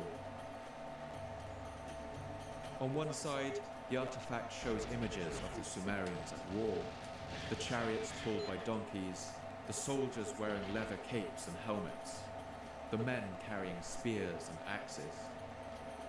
On the other side, it depicts the Sumerians at peace, farmers and herders working on one level, and above them, the scribes with their shaved Maybe I do heads need sitting more at than their that. desks. I don't know. At this time, urbanism in the Sumerian world was reaching its peak. By the end of the third millennium, a majority of the region's population would live in cities. And in this newly urbanized world, the economic power of Ur remained king.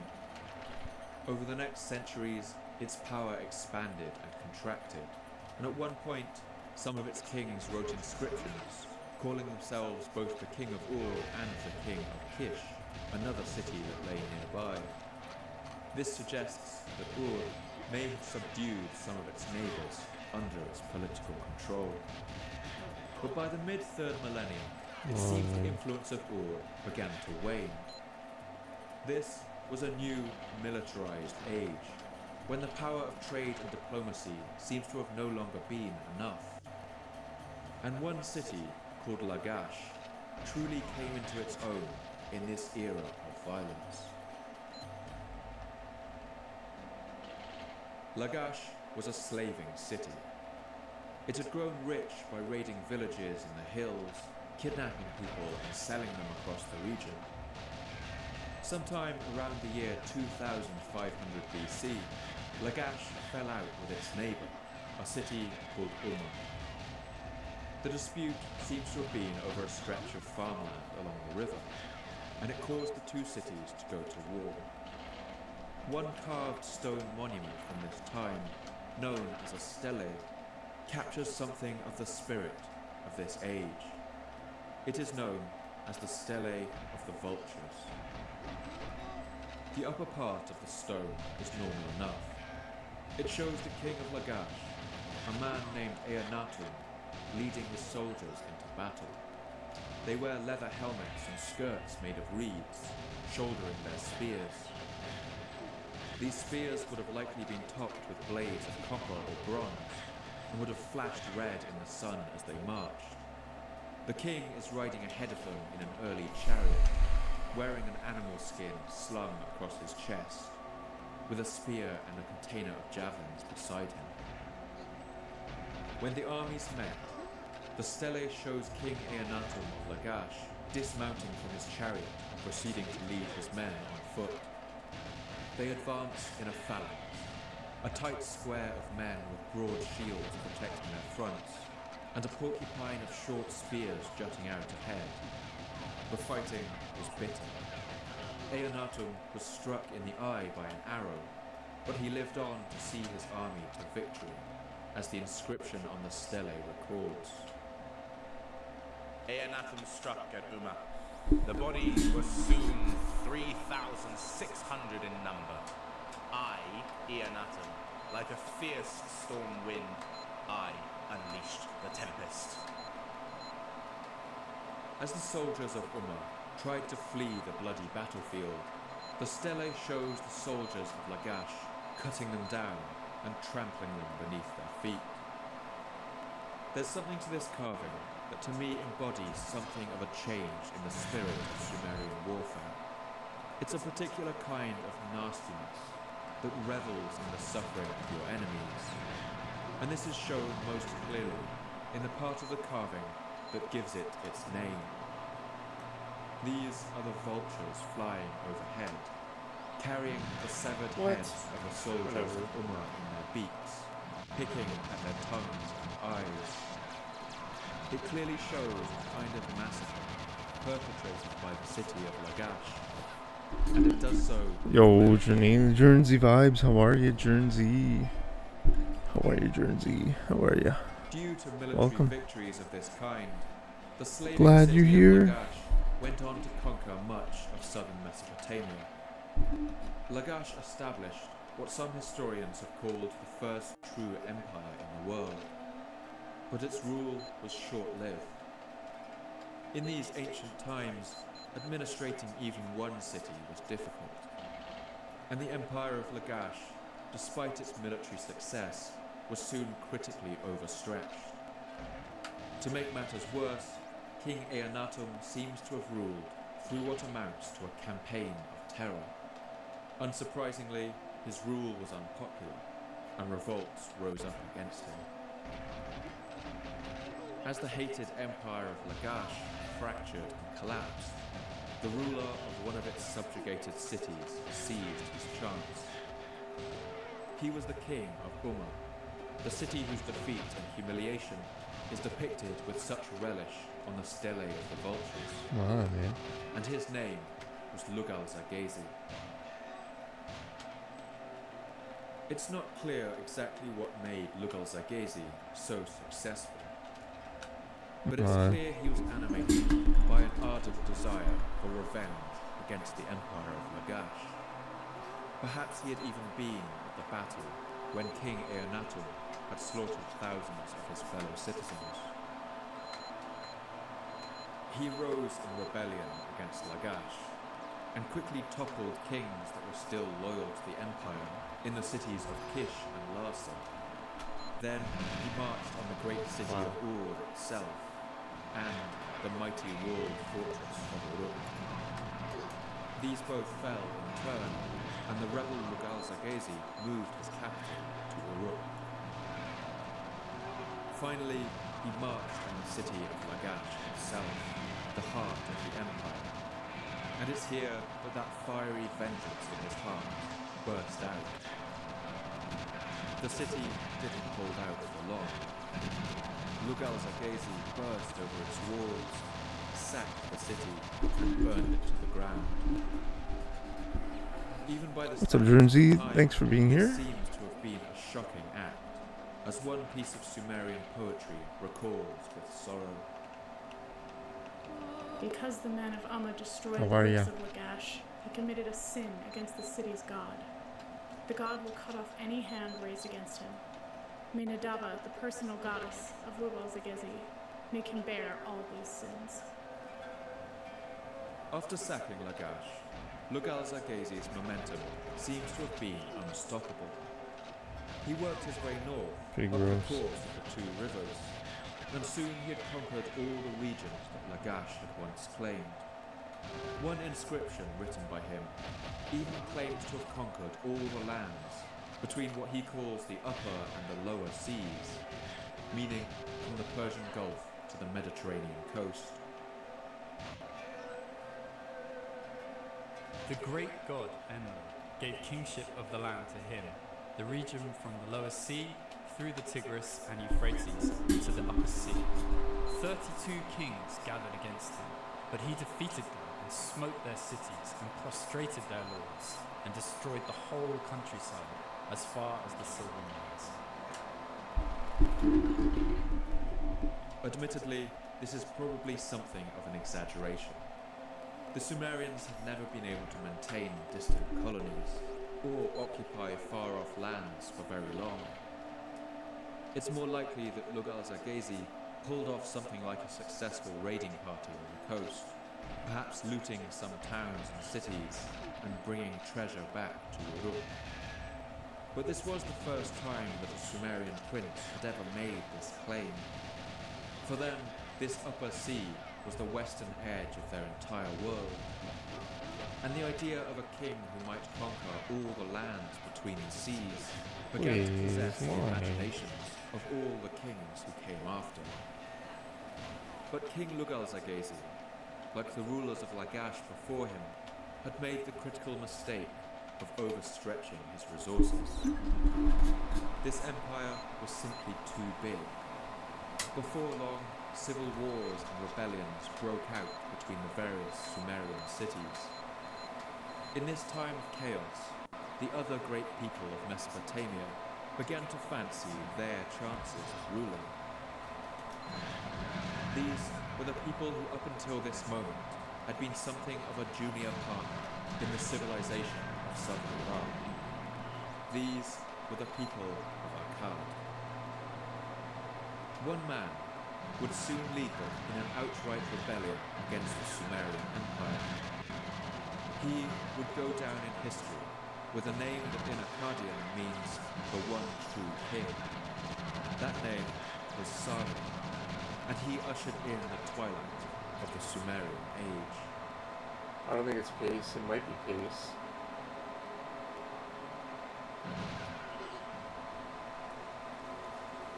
Like many episodes in Sumerian history, the origin story of Sargon of Akkad is one you might find familiar if you were brought up on the stories of the Bible.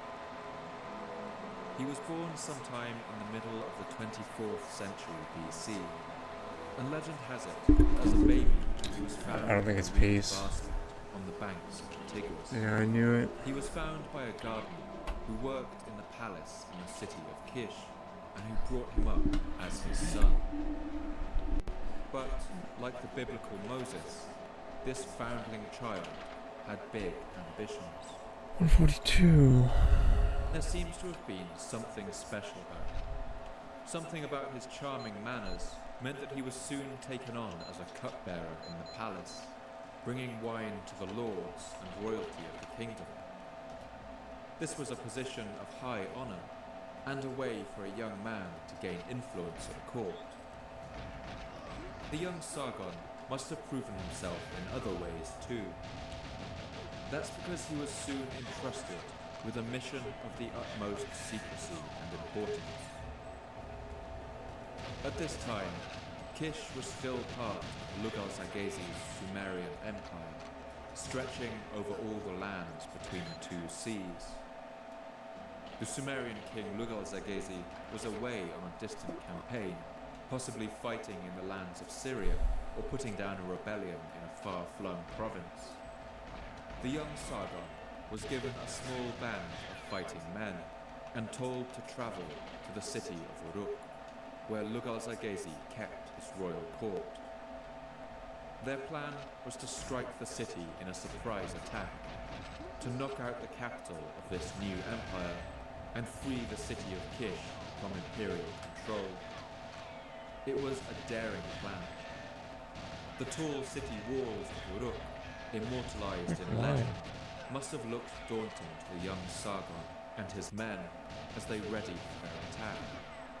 But Lugal-Zaghazi had taken much of his army with him on campaign and left few behind to defend his capital. The attack came as a complete surprise. Sargon's men overcame their defences, poured over the walls, and the defenders fled. Sargon captured the city, and before reinforcements could arrive, he broke down several sections of those famous city walls. It was a deeply symbolic act, and a strike against the might of Lugal-Zaghazi's empire. King Lugal-Zaghazi must have been enraged. He swung around from his distant war-making and marched back home, gathering all his subject kings to him as he went. Inscriptions record that as many as 50 kings may have marched under his banner, and their task was easy enough: to crush the forces of one small city-state. But Sargon seems to have been one of those characters from history, one of those geniuses like Hannibal or Napoleon, who are able to turn battles in their favour no matter the odds. We don't know how he did it, but in a pitched battle with the whole amassed force of the empire, it was Sargon's army that emerged victorious. Okay.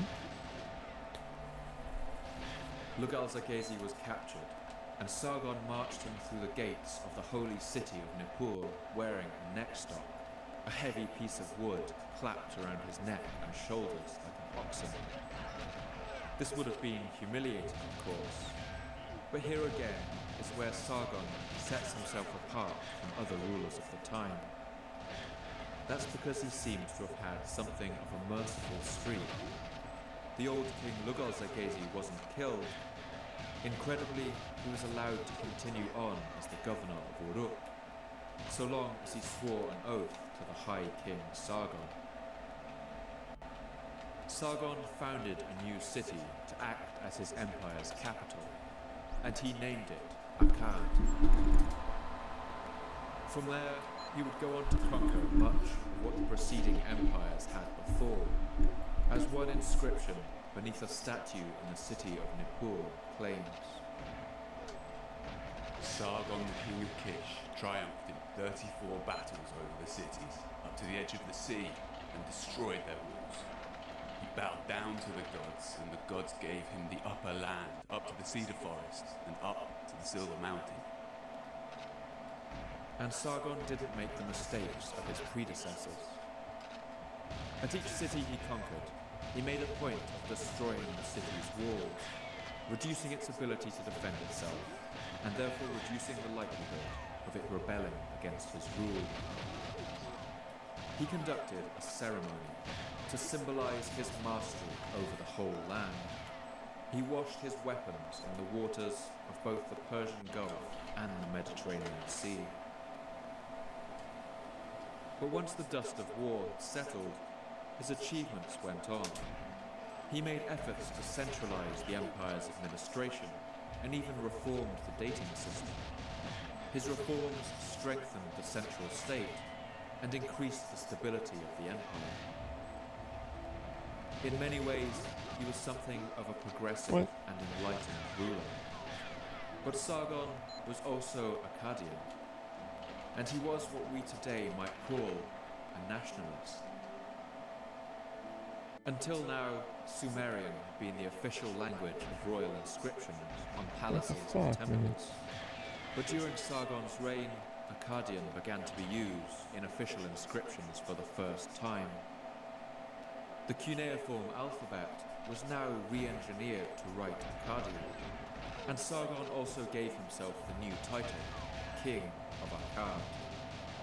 He appointed only his fellow Akkadians to key positions in the government, and garrisoned Sumerian cities with Akkadian troops to ensure their loyalty. The two people of Mesopotamia, who had lived and grown together for millennia, were now beginning to drift apart. Resentment in the southern Sumerian cities began to reach boiling point. Sargon ruled for 55 years, and towards the end of his reign, this resentment bubbled over, as one later Babylonian text recalls.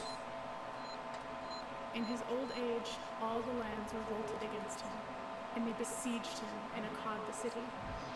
But he went forth to battle and defeated them. He knocked them over and destroyed their vast army. For the meantime, it's clear that Sargon's flair for battle kept his empire together. But as the old king weakened, virtually all the southern cities burst out in open rebellion. When Sargon of Akkad died around the year 2284, his two sons had to take over and try to fix the mess he had left behind. The first of these sons was called Rimush. He ruled for 9 years, and spent most of them in bitter battles. Yo, True Faith, what's up, man? How are you, dude? He crushed rebellions in Ur, How are you, man? Lagash, and Hope you're doing well, buddy. Happy Thanksgiving, and one man. of the years in which he ruled is even known. True Faith, what's going on, man? Was destroyed.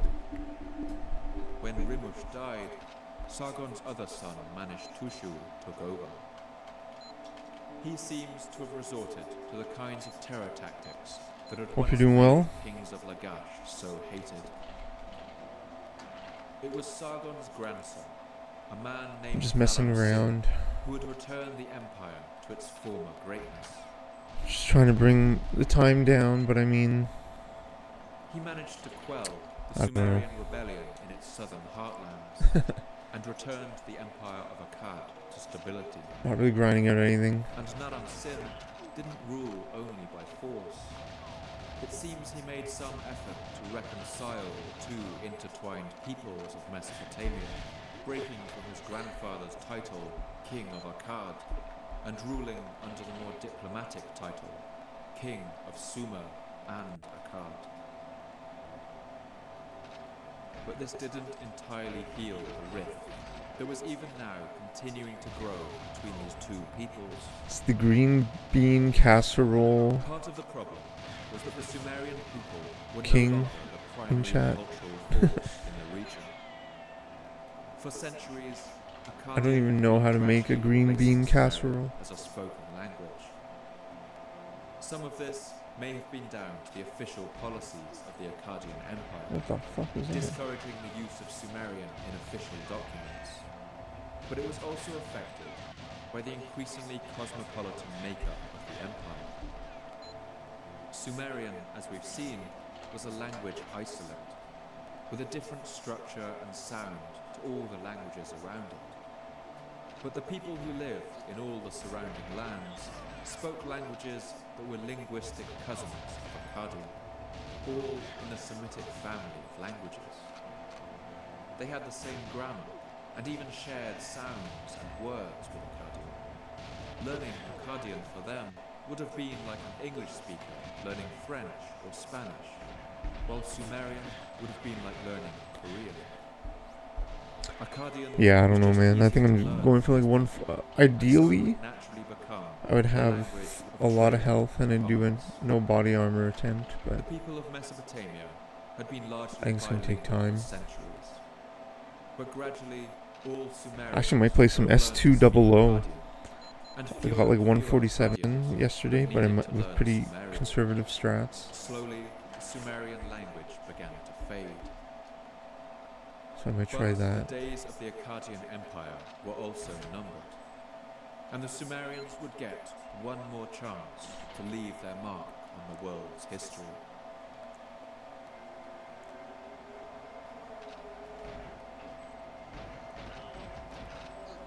When the great Akkadian king Naram-Sin died, his son Shah Kali-Shari took over.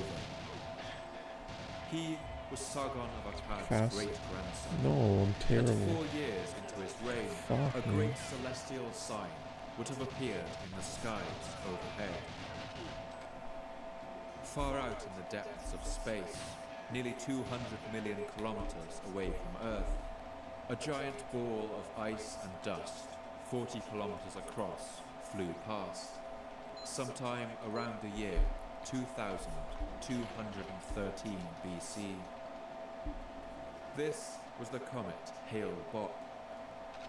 It would spend the next 4 millennia or so flying through our solar system on a deep elliptical orbit, until it flew past the Earth again as a blazing streak of light in the year 1997. It was the brightest comet with the longest tail that has ever been observed in our night skies. It remained visible with the naked eye for 18 months. In 1997, the sight of the comet in San Diego, California, caused 39 members of an apocalyptic cult called Heaven's Gate to commit suicide by drinking a lethal mixture of vodka and phenobarbital. They believed that their souls would be carried away on a spaceship that was hidden behind the iridescent tail of the comet. And we can only imagine what effect the sight of this comet may have had on ancient people. Wow, crazy. Some may have looked up and seen the blessings of the gods. Yo, am I going for no armor? Yeah, in theory. Ideally. I'm not grinding anything out right now. I'm just trying to, I don't know, just try to get a lower time than 142. No body armor would probably be ideal. I have had a lot of full health or like near full health. 4 stocks. Begins giving. Thanks, brother. Yeah. To eat. This change is known only by the cryptic name. Yeah, man. The 4.2 kilo-year event. It has been heard about your green bean casserole. Legendary. Sea ice of the North Atlantic, causing ripples throughout. It's made ripples across North America. Intimately interlinked climate systems. But whatever the causes, its effects were dramatic. In various places around the world, it coincided with periods of reduced rainfall. Studies of dust layers in Iraq and the Middle East have shown that around this time, annual rainfall dropped dramatically, and the climate became much more arid. Yeah, I don't know. I'm just trying to chip away. That shit is insane. Nice. I don't think I've ever had a proper one. We don't really have casserole in Canada.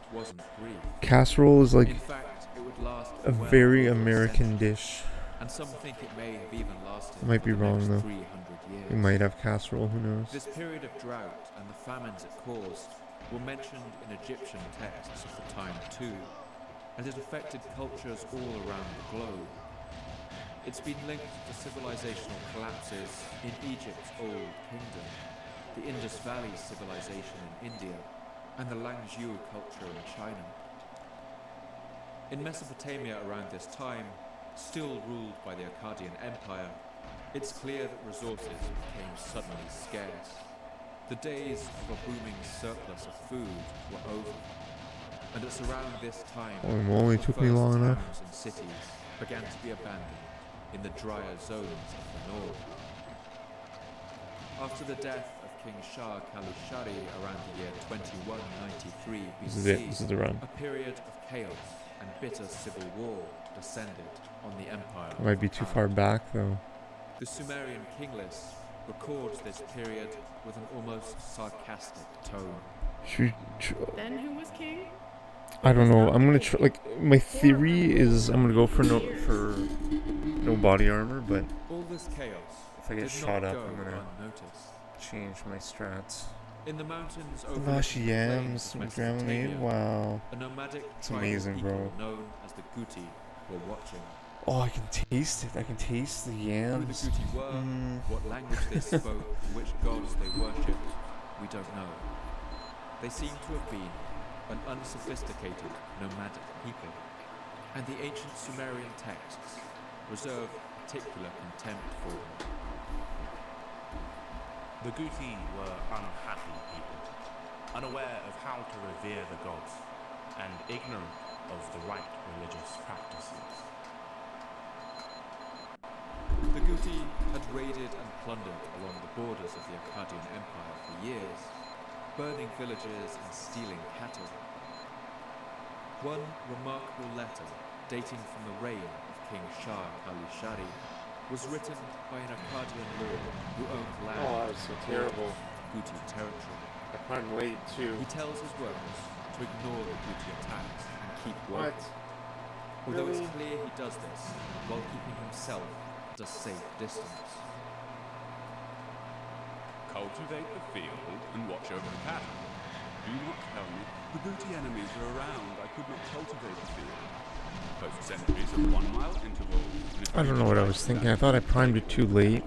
That's why I Now I swear on the life of King Shah Kali It's fine. that if the Guti men drive off the cattle, you cannot pay for them yourself. Is it beer in that thing?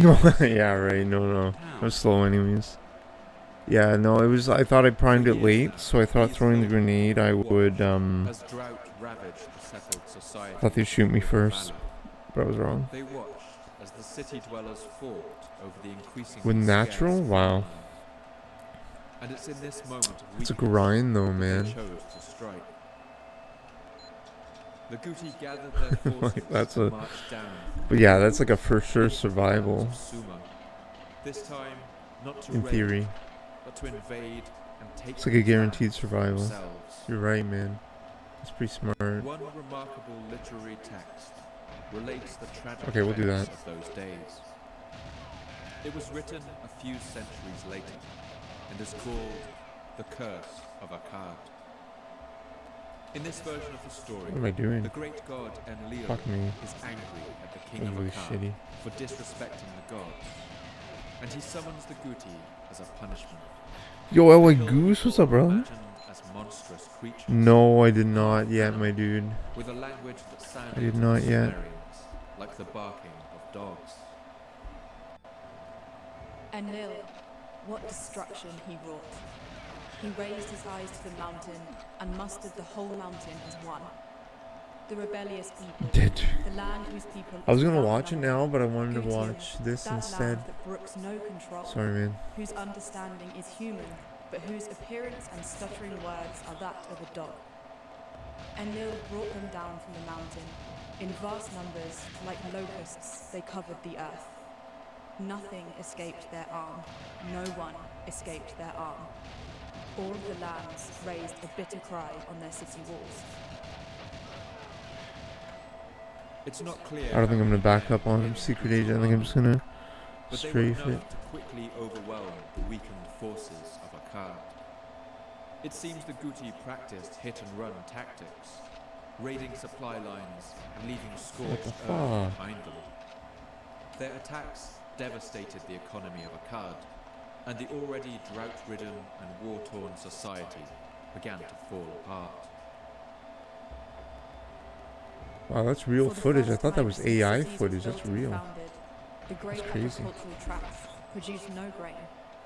The inundated tracts produced no fish. The irrigated orchards produced neither syrup nor wine. The gathered clouds did not rain.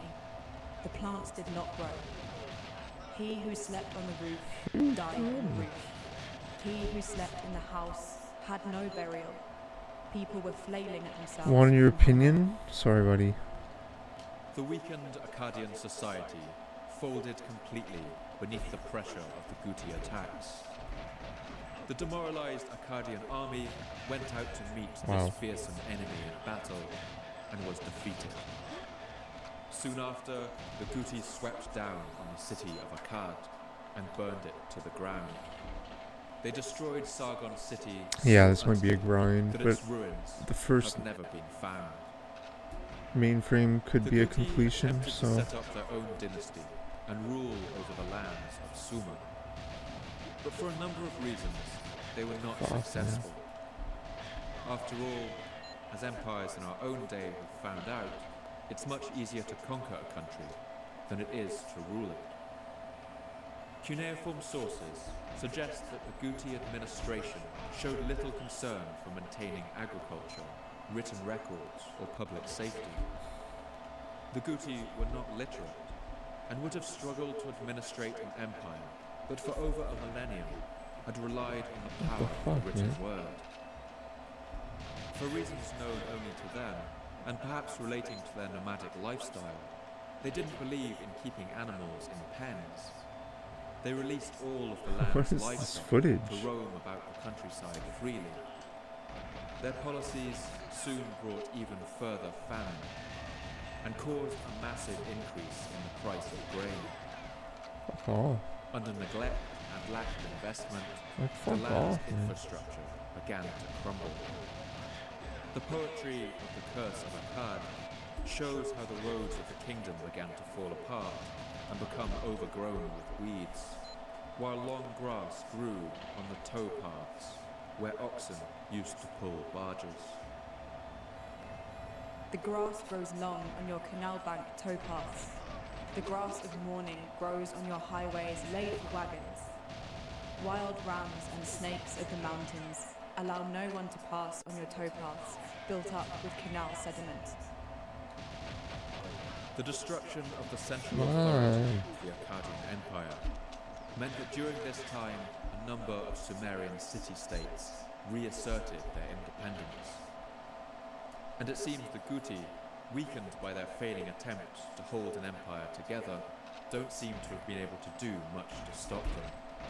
The Guti occupied southern Iraq for more than 150 years, and this period was by all accounts a time of suffering. It was a miniature Dark Age, where written records are unsophisticated as well as few and far between.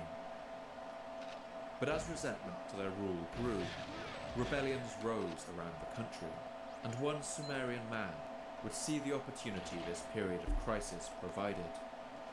He was filled with a desire to return the lands of Sumer to the rule of a Sumerian king, and his name Thank you, brother. was Utu Hengal. I appreciate that, Goose. White Goose. I appreciate that, my man. Big time. Little is known about the life of Utu Hengal.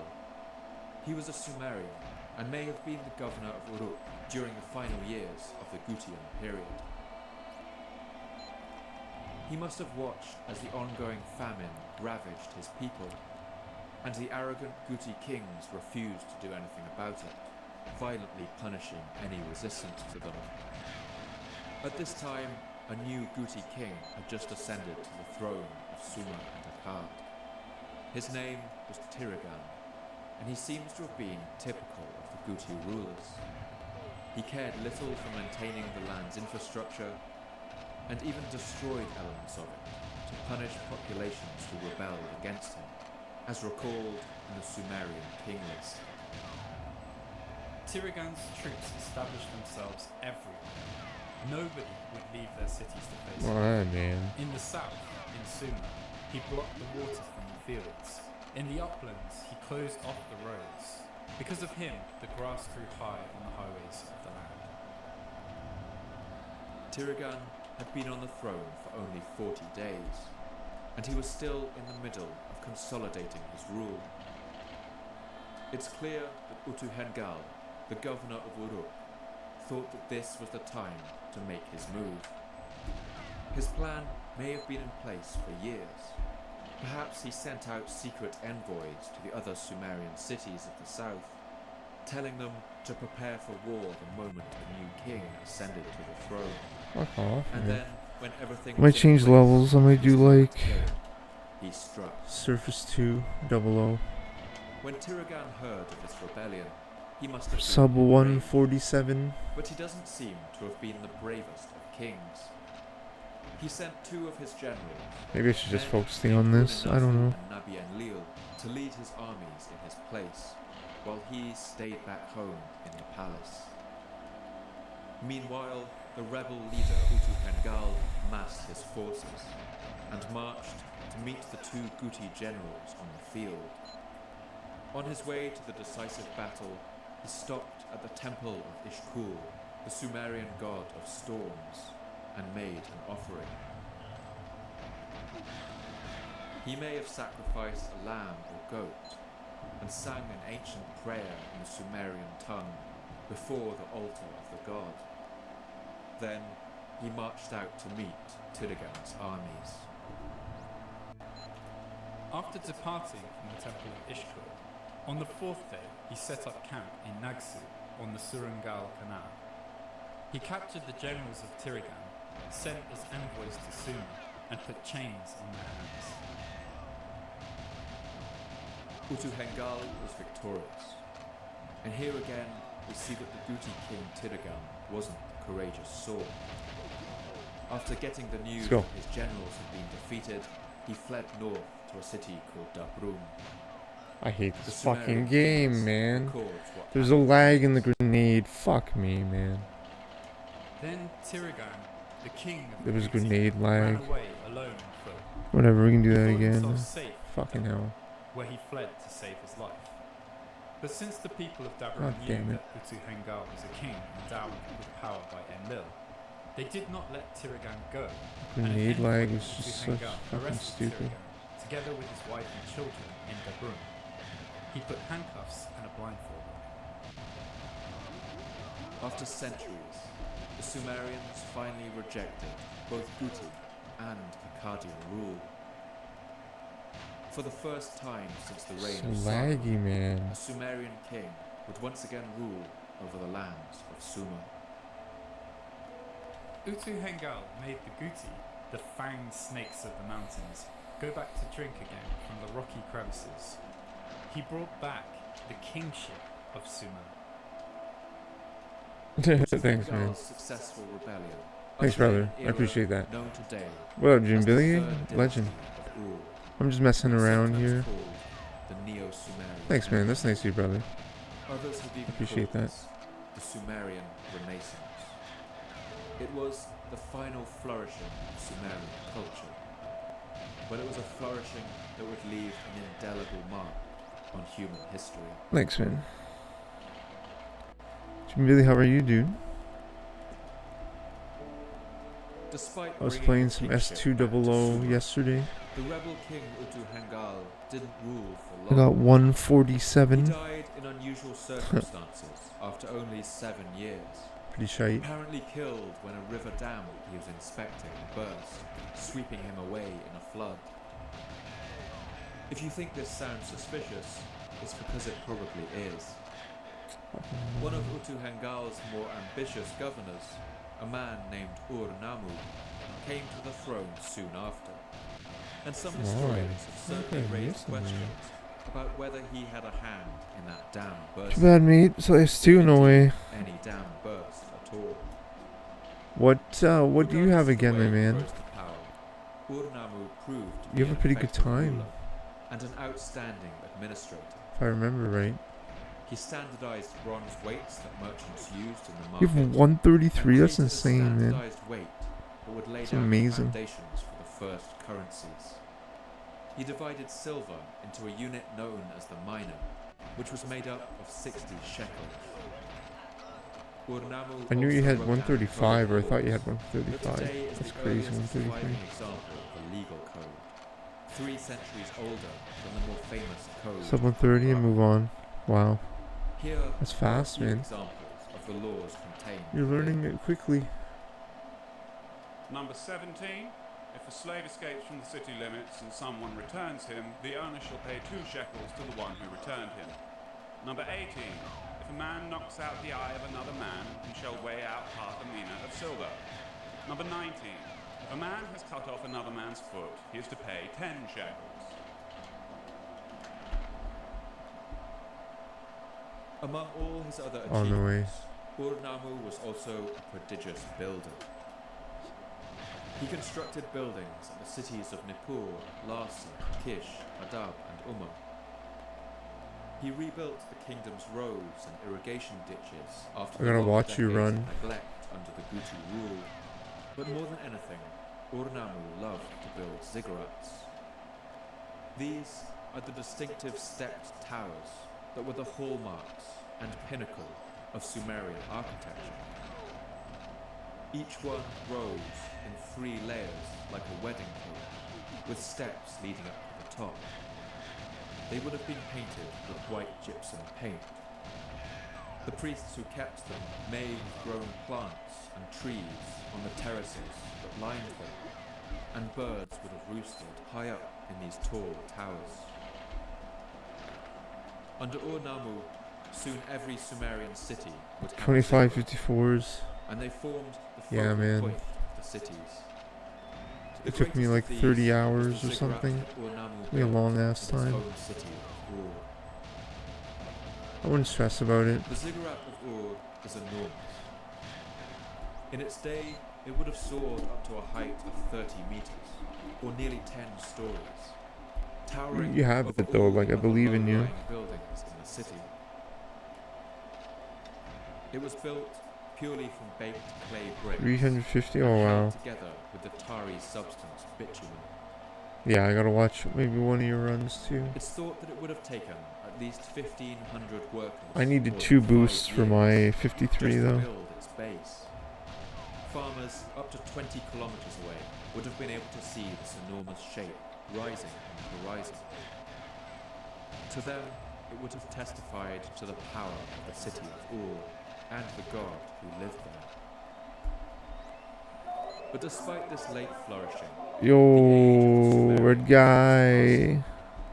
and part of the reason for this lay in the soil beneath their feet. What's up, red guy? It was a 2 boost.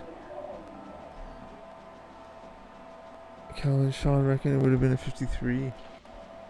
All river water contains small amounts of salts and other minerals, and the Tigris and Yo, Euphrates what's up, red guy? How are ya? flowing over Welcome. the limestone rocks of the Taurus Mountains contain more than most. When ancient farmers diverted this water into their fields to feed their crops, the hot sun would evaporate this water, and traces of salt would be left behind. In places with a reasonable amount of rainfall, the rain would wash this salt away. But in the arid conditions of Iraq, Yo, the salt what's up? stays right where it is. Over time, this What is up? Welcome, red guy. and eventually plants find it difficult to grow. The records of the Sumerian scribes paint a bleak picture.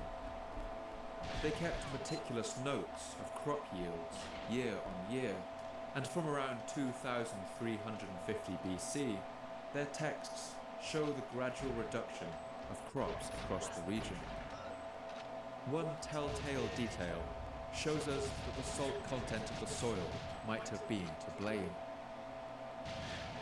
While their main crop of wheat gradually reduced over the centuries, the rates of barley production remained constant. Barley, as we know today, is particularly resistant to salt-rich soil. Texts uncovered from the city of Girsu show that around the year 3550 BC, wheat and barley were being produced in equal amounts. But after 1,000 years of irrigation, wheat accounted for only 1/6 of the crop. And only a few centuries later, in the 21st century BC, wheat was less than 2% of the annual harvest. This all points to a sharp increase in the salt content. We had it, of the boys. I soil. threw it away. You can sometimes hear very simplistic narratives surrounding soil salination in the south of Iraq. The Sumerians are sometimes portrayed as stupid or greedy, damaging the land in their ignorance. But that's not entirely fair. Although they didn't have our modern understanding, they did know that soil needed to be rested for several seasons if it was to remain fertile. And they did take steps to adapt to the changing condition of the soil, switching almost exclusively to barley and replacing the role of wheat in their diet. It's amazing, man. It's the best. Reducing the rate of salination. But soil salinity is a challenge that still causes problems for farmers in Iraq today, despite all our technology. It's and truly the scientific best. knowledge. While the ancient people worked hard to mitigate the decline, the overall trend as the centuries wore on was slow but unstoppable. The soil was gradually failing. And with the population of Sumerian cities growing and the long drought dragging on, the demands on this farmland were only increasing. Eventually, a thick layer of salt would encrust the topsoil, and little would grow at all. Today, when you walk around the deserts of Iraq, the soil in some areas has a crumbly crust that cracks underfoot, peeling like old varnish. This is the salt that slowly began to choke the life from the earth, and in turn choke the life from the civilization of Sumer. But the end of Sumerian culture would come not from the soil, but at the tip of a spear.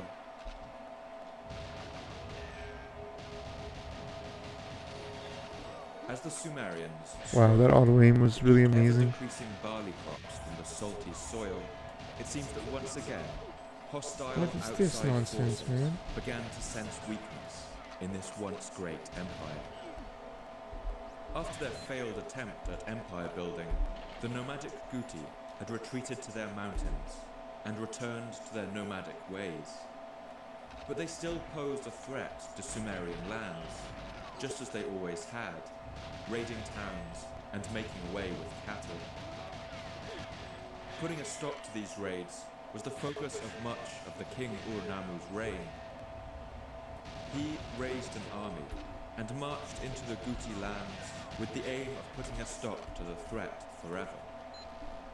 It's unclear whether he actually met them in battle, or whether he was struck by one of their characteristic ambushes. Either way, Ur-Nammu was killed in the mountains, far from home. The death of this king, which would begin the final death spiral of Sumerian culture, was commemorated in a lengthy epic poem known as the Death of Ur-Nammu. He who was beloved by the troops could not raise his neck anymore. The wise one lay down. Oh, man. Silence descended. As he who was the vigor of the land had fallen, the land became demolished like a mountain. Like a cypress forest, it was stripped. Its appearance changed. The poem tells the story of Ur-Nammu descending into the underworld and giving his offerings to the gods who lived there. And in the afterlife, the poem gives Ur-Nammu himself this final lament.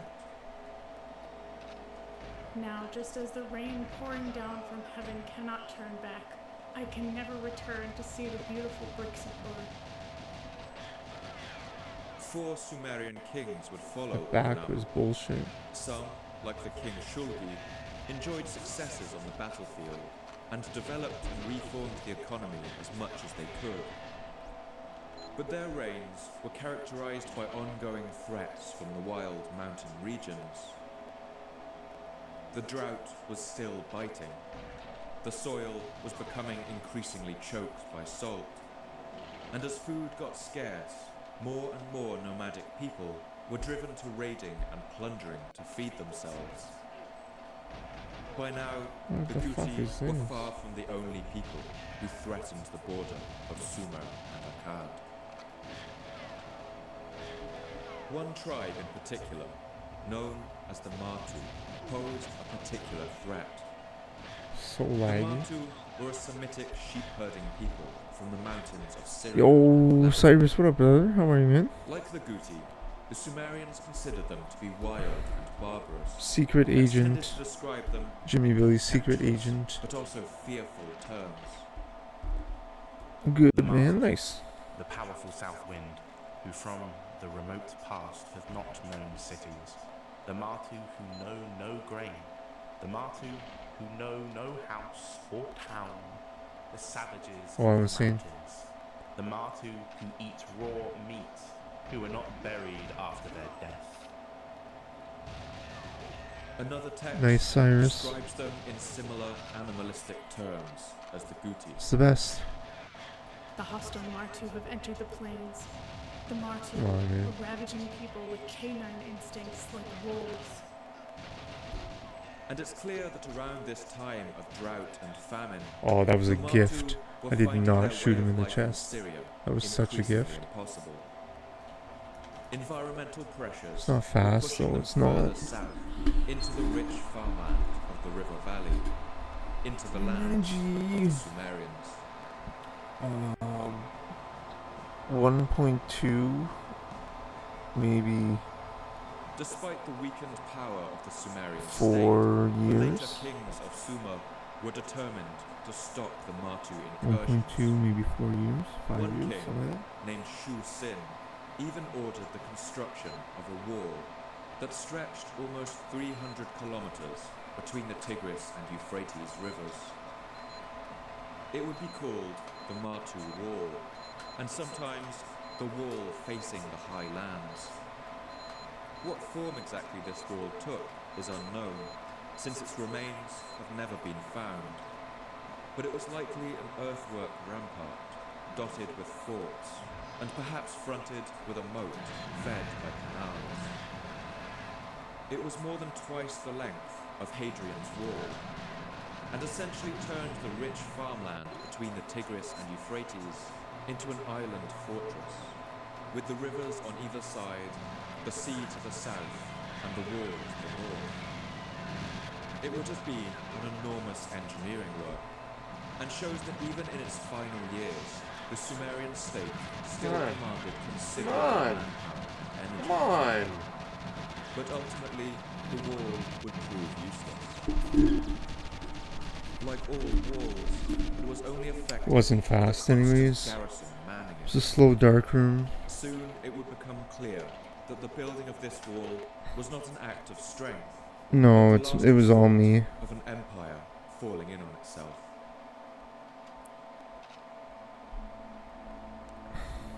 The last Sumerian king. It was slow, anyways. Named It's irrelevant. Who took the throne in the We're just year messing around 2028. tonight. I mean, it would have been a PB, but it's like, it's whatever. It doesn't matter, whatever I The get. empire began to fall apart. In his first year of ruling, the eastern city of Ashur, So if I say some form would be a good goal, I'll actually double around that 139. a city in the region of Elam, in the Iranian lowlands, successfully rebelled in the third year. No, we don't have that race. Jimmy Billy, sorry, brother. Were an ambitious people. They were rivals for the later I mean, I'll probably get it tonight, right now, I But think. at this stage, But only just beginning to flex their muscles.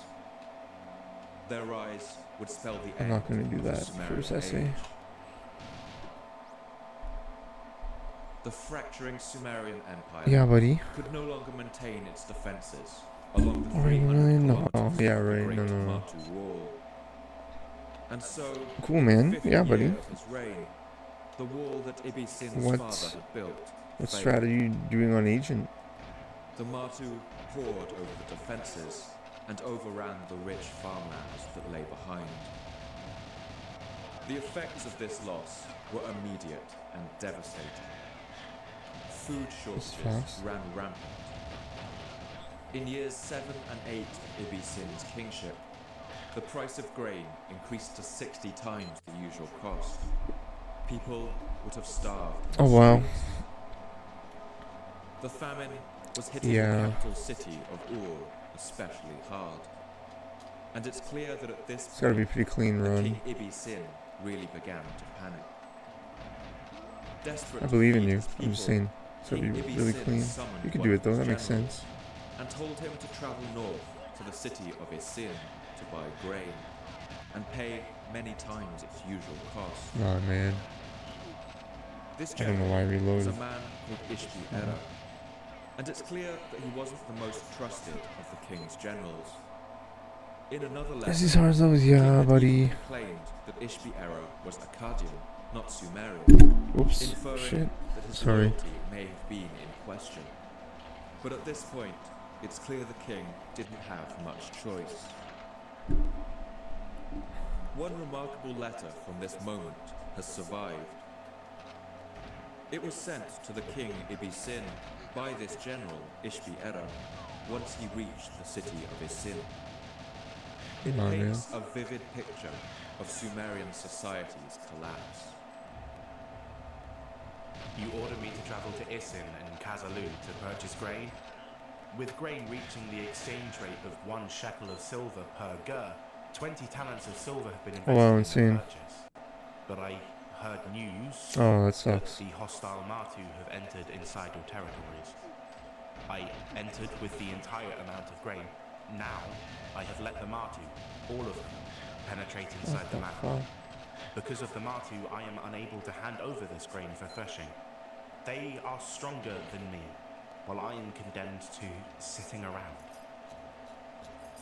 This letter shows that the twin pressures of the Martu invasions, coupled with the famine at home, were beginning to tear the very fabric of the kingdom apart.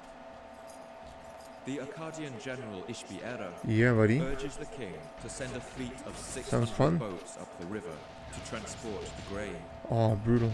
He also kindly offers to stay behind in Isin and help to defend it against the invasion. Being machine. That I should guard for you the cities of Isin and Nibru. Let it be my responsibility. Oh, brutal. My lord should know this. It's possible that Ishbi-Erra knew that the request for 600 boats was impossible. In fact, he had no intention of ever heading back to the starving city of Ur. He stayed in Isin with all the grain, and soon declared himself its king. This is just one story out of many that shows the Sumerian state truly beginning to come apart.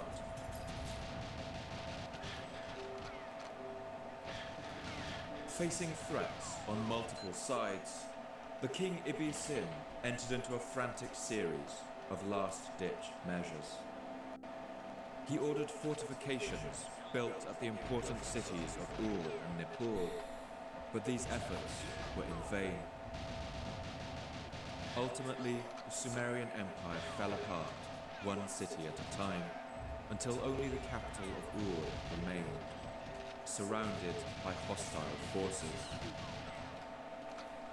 Soon, the Elamite people, play a bit more SW while insane. Sumerians in the foothills You should, buddy. of Iran, marched down along the hill paths, gathering with them an sounds army fun. of tribesmen, and laid siege to the great city of Ur. King Ibbi-Sin tried one last attempt to beat them back. How? And it's clear at this point how desperate he was. He tried to enlist the help of his great enemy, the wild Martu, who had poured over his father's wall. He offered to pay them in exchange for their help. He even swallowed his pride and begged for the help of Ishbi-Erra, the general who had stabbed him in the back on that journey for grain and was now ruling as the king of Isin. But it was all useless. The Elamites broke through the walls of Ur and set the city on fire. They poured into its sacred precinct and looted it of all its valuables.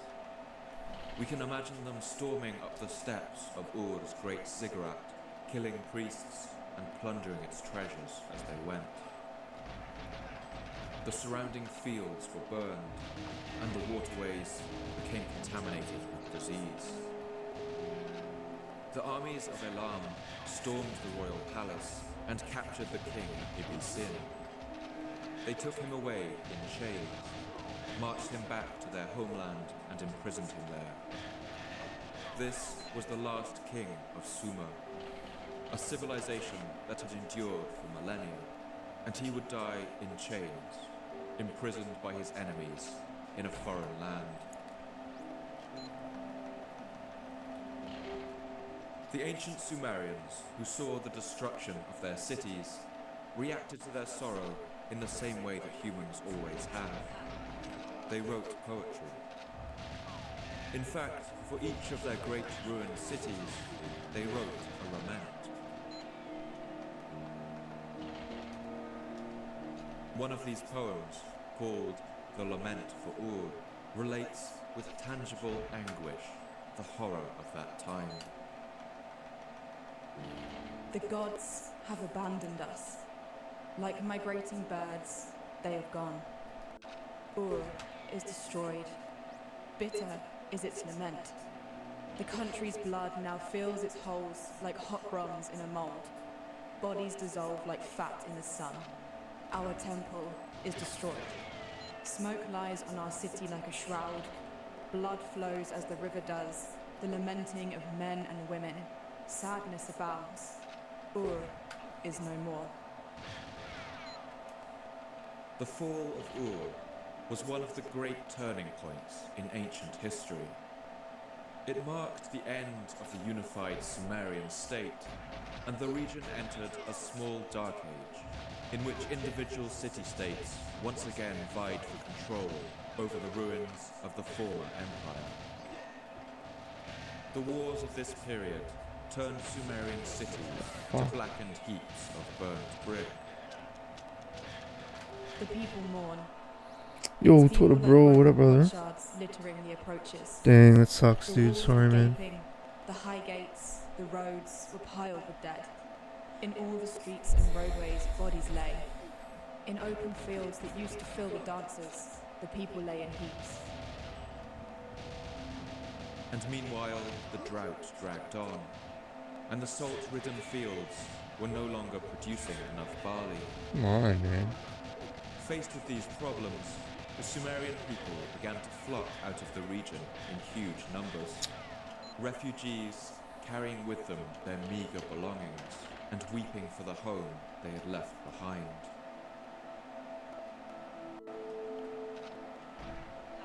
Over the next centuries, a vast population movement took place, from the south of Mesopotamia to the north. Some of these Sumerian speakers would settle in the Akkadian lands, but with their connection to their homeland severed, their cultural identity went with it. They learned the Akkadian language of the northerners and left theirs behind in the smoking ruins of their cities.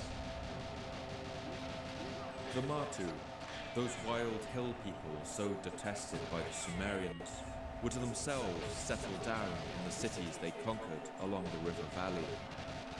The migrating Matu, the fleeing Sumerians, and the native Akkadians would mix together. They would blend their cultures as the people of this region always had. The foundations they laid would give rise to the next chapter of Mesopotamian and human history, and forge the region's next superpowers. These would rise as the legendary empires of Babylon and Assyria.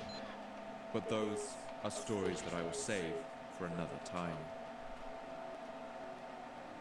Sumerian was now a dead language. It would never again be heard spoken in the streets and the markets.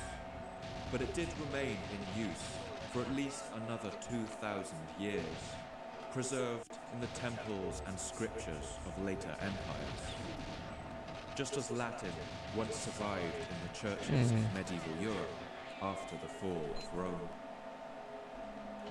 For these later people, Sumerian became the language of the gods, the language of myth and magic. The kings of Ur, those great Sumerian rulers, themselves passed into legend, and some of them would later be revered as gods themselves.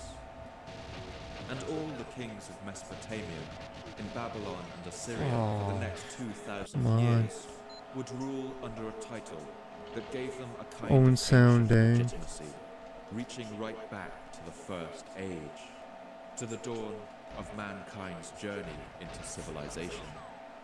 King of Ur, King of Sumer and Akkad.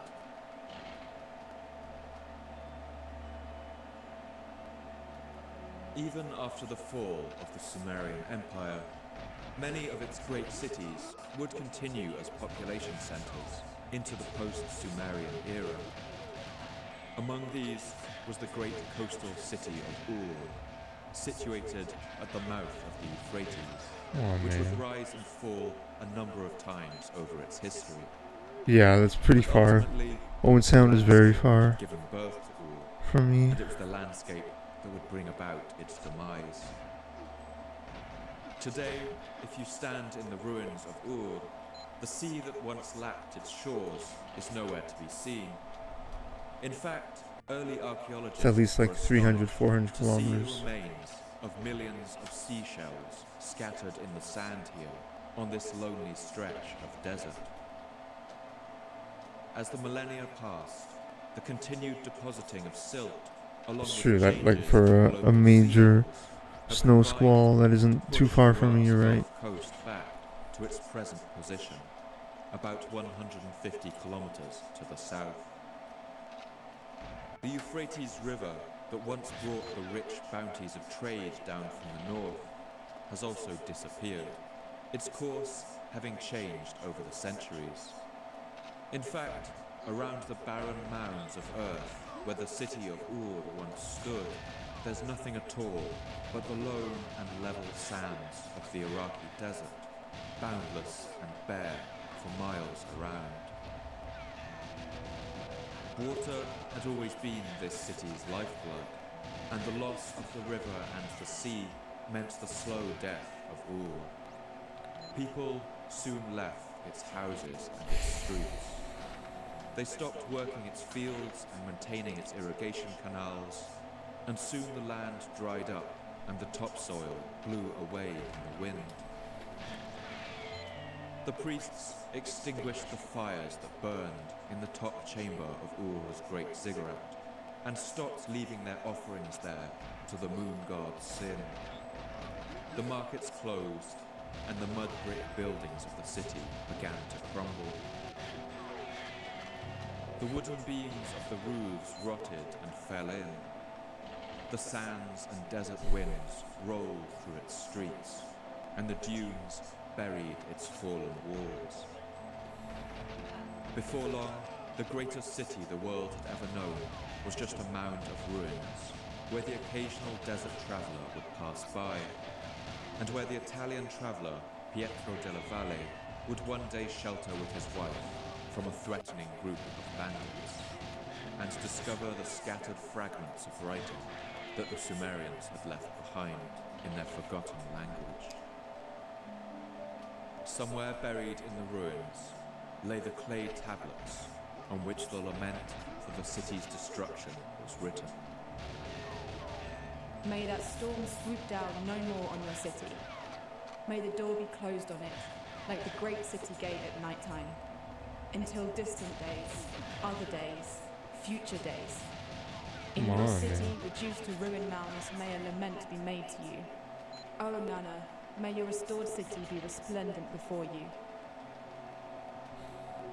Following the sacking of Ur around the year 2000 BC, the city of Uruk went into a steep decline, and much of its population fled. Uruk did have another period of flourishing, when the later Assyrian Empire rebuilt it as a regional capital.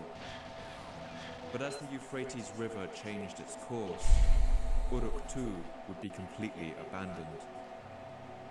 Today, the walls of Uruk, the same walls that are boasted about in the Epic of Gilgamesh, are still visible, heaps of ancient brickwork lining the flat lunar landscape of the desert. But they are still 15 meters tall, encircling the whole city, now washed by a tide of broken pottery and bones. The English archaeologist William Loftus was the first European to rediscover the ruins. Come on, man. He was impressed with the haunting sight of the vast mounds rising out of the desert, and he later wrote about how the sight affected him. Of all the desolate sights I ever beheld, that of Uruk incomparably surpasses all. The process of decay in all cities of ancient Sumer, in Nippur, Eridu, Lagash, Ur, and Uruk, would have been gradual but unstoppable. Wind-borne sand and earth would pile up against the walls that still stood and filled in the streets. Meanwhile, rainwater and wind wore down any remaining structures. The sight of these ruins amazed travellers who, It's not like pace. Italian della Valle, It might be pace, passed like by them 140. and saw their lonely shapes on the horizon. People told stories about what must have happened to those people who built such enormous constructions and then disappeared forever. Echoes of these stories still survive in tales like the Tower of Babel, about a people who built a tower that would reach to the heavens and who were struck down by God on account of their pride. With their cities lost, the Sumerian people passed out of history. The civilizations who replaced them, who kept their language alive in their temples and still told stories of their kings, would themselves pass into ruin. The knowledge of how to read Sumerian was forgotten entirely, and its history turned to dust. Only their clay tablets remained, buried in the sands of Iraq, fragments containing the voices of a whole people, waiting for archaeologists to discover them, and, through arduous and painstaking work, to find out how to read them. These fragments give us little bursts of light, illuminating the dark ocean floor of this most distant past, giving us the records and recipes of the Sumerian people, their music and their prayers, their loves and grief, their triumphs, and their beautiful, sorrowful lamentations for the loss of the world's first cities. And it gives us, too, the wistful philosophies of these ancient people, as these lines from the Epic of Gilgamesh show. Nobody sees death. Nobody sees the face of death. Nobody hears the voice of death. Savage death just cuts mankind down. Sometimes we build a house, sometimes we make a nest, but then brothers divide it upon inheritance. Sometimes there is hostility in the land, but then the river rises and brings floodwater. Dragonflies drift from the river. Toad, how was your walk, man? Look upon the face of the sun, Welcome back. but then suddenly there is nothing. Sometime around the year 1700 BC, when the last kings of Ur were already a distant memory, somewhere on the other side of the world, on a small rocky island on the edge of the Arctic Ocean, the last woolly mammoth to ever live on Earth lay down and died. Sumerian society, in its imperial form, rose, lived out its golden age, and died, outlived by the woolly mammoth. I want to end the episode with an excerpt from that great Sumerian poem, the Epic of Gilgamesh. This section relates an episode that I think is one of the most incredible sequences in any piece of ancient literature. It shows the king Gilgamesh weeping over the loss of his dying friend, and his friend reaches up to him and tells him that he has dreamed of the afterlife, that he has seen what awaits him after death. This passage is a melancholy meditation on loss. It shows all the kings of the earth who have ever ruled, living on in this dark and silent place, their crowns put away forever. As you listen, imagine what it would have felt like to live in the great cities of Ur and Uruk, watching the twilight begin to fall over the Sumerian age. Imagine what it would feel like to see the crops grow weaker every year, as the white crust of salt begins to fall on the ground, and the city's people go hungry in the streets, wailing year after year for the gods to help them. Imagine how it would have felt to see the armies of the mountain people gathering on the horizon, having to flee the city with your possessions on your back, leaving your home behind forever, as the wind rustles through the dying reeds, and the chanting of the priests still goes on in the ziggurat's tall tower as the sun begins to set over the desert.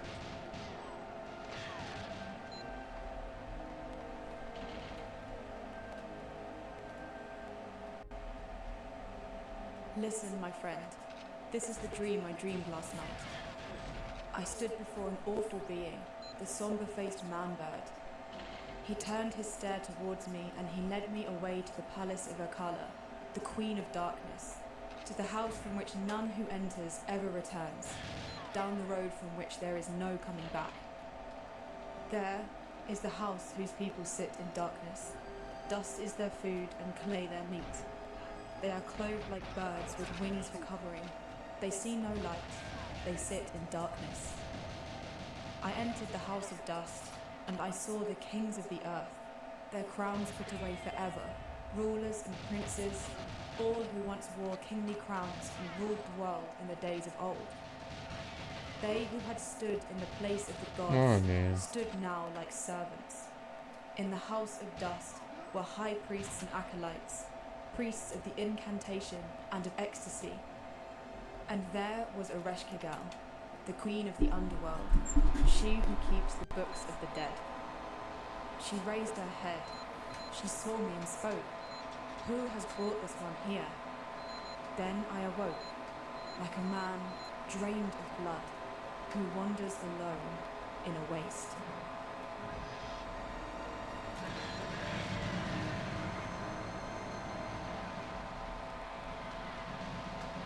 Thank you once again for listening to the Fall of Civilizations podcast. I'd like to thank my voice actors for this episode, Ree Brignall, Jake Barrett-Mills, Shem Jacobs, Nick Bradley, and Emily Johnson. I love to hear your thoughts and responses on Twitter, so please come and tell me what you thought. You can follow me at Paul MM Cooper. And if you'd like updates about the podcast, announcements about new episodes, as well as images, maps, and reading suggestions, you can follow the podcast at Fall of Civ Pod, with underscores separating the words. This podcast can only keep going with the support of our generous subscribers on Patreon. You keep me running, you help me cover my costs, and you help keep the podcast ad-free. You also let me dedicate more time to researching, writing, recording, and editing, to get the episodes out to you faster, to make them longer, and bring as much life and detail to them as possible. I want to thank all my subscribers for making this happen.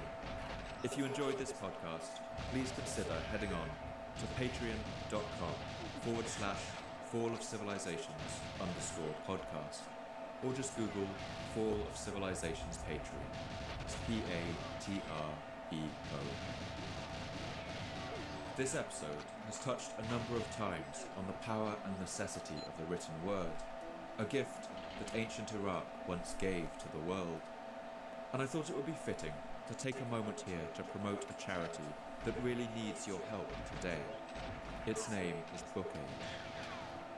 In 2015, the terrorist group ISIS burned over 1 million books in the library of Iraq's Mosul University.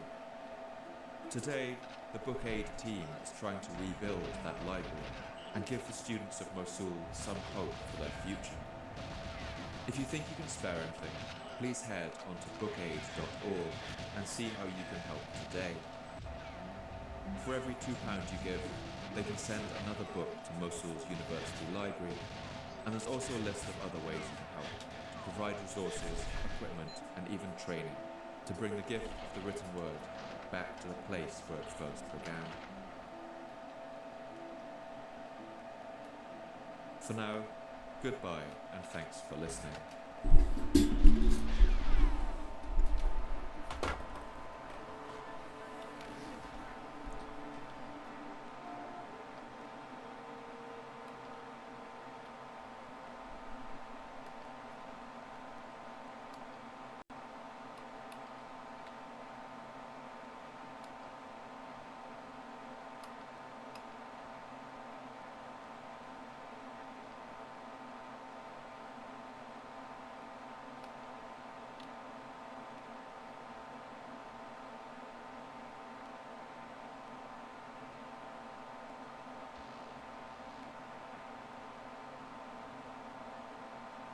In the year 401 BC, at the height of the period known as the Greek Golden Age, a Persian prince named Cyrus the Younger was fighting a bitter civil war against his brother and was trying to see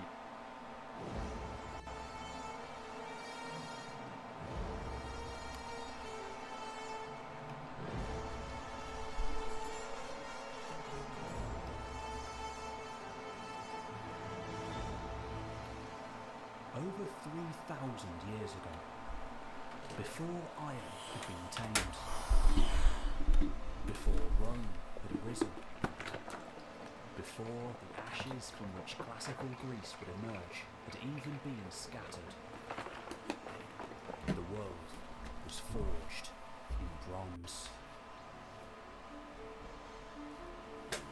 It was an age when great kings ruled, when vast armies clashed for glory, riches, and the favour of their strange gods. An age so long ago that most of its events, its people, and even entire cultures and nations are lost.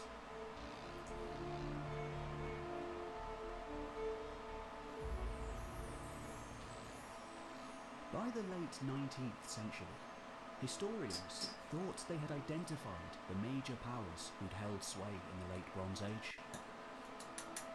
First came Egypt, mighty edifices of millennia gone by, still standing in the Nile Valley. Next came Assyria and Babylon, famous in the Bible, and recently in astounding archaeological discoveries.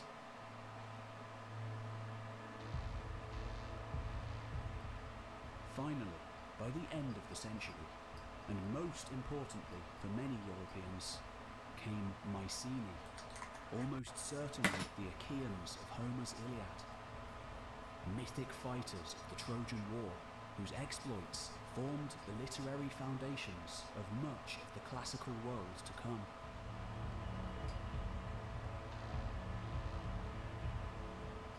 But there was another, a fourth great power, all but lost to the dust of history.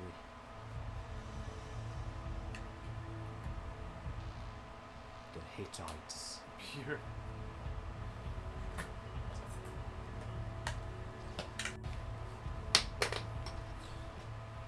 In the Old Testament, Yo, it's Faith, beer, hundreds of beer. years after the end of the Bronze Age. No, I'm out of beer, but I do have. Oh yeah, baby. But unlike the powerhouses of Assyria and Babylon, peoples who survived the collapse to rise again in the Iron Age. The Hittites, meaning sons of Heth, a little more than an insignificant hill tribe, occupying the borderlands somewhere near the biblical Israelites of Canaan. For millennia, that was all they were. Gotta turn up the podcast. In history. But then, something entirely unexpected took place. One of those moments to seismically and unalterably shift our understanding of the past forevermore. By 1834, the Ottoman Empire was in steep decline.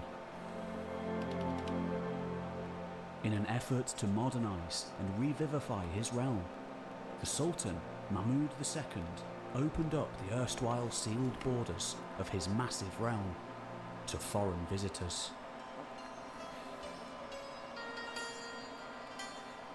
One of the earliest modern explorers to take advantage of this thawing of international relations by venturing across the central plateau of Anatolia was a Frenchman. Crucially, he wasn't just an adventurer, but an archaeologist too. No, I'm out of beer. I feel better actually. Charles Texier being out of was beer. searching for Doing the a lost Roman weightlifting city of Tavium. session today. And in doing so, he asked Pump the the rural beer folk of the regions he travelled through if there were any ruins nearby that had not yet Metabolize been it. investigated. Everywhere he went in the Central Highlands, the same story kept cropping up. A mysterious place in the mountains east of Ankara. Ruins that were not Roman or Greek, but much, much older.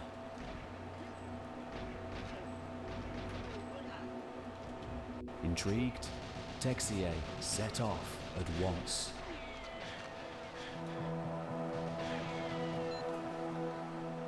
Upon his arrival, he stopped, confounded, enchanted, transfixed by the foundations of a colossal stone city in that lonely mountain wilderness.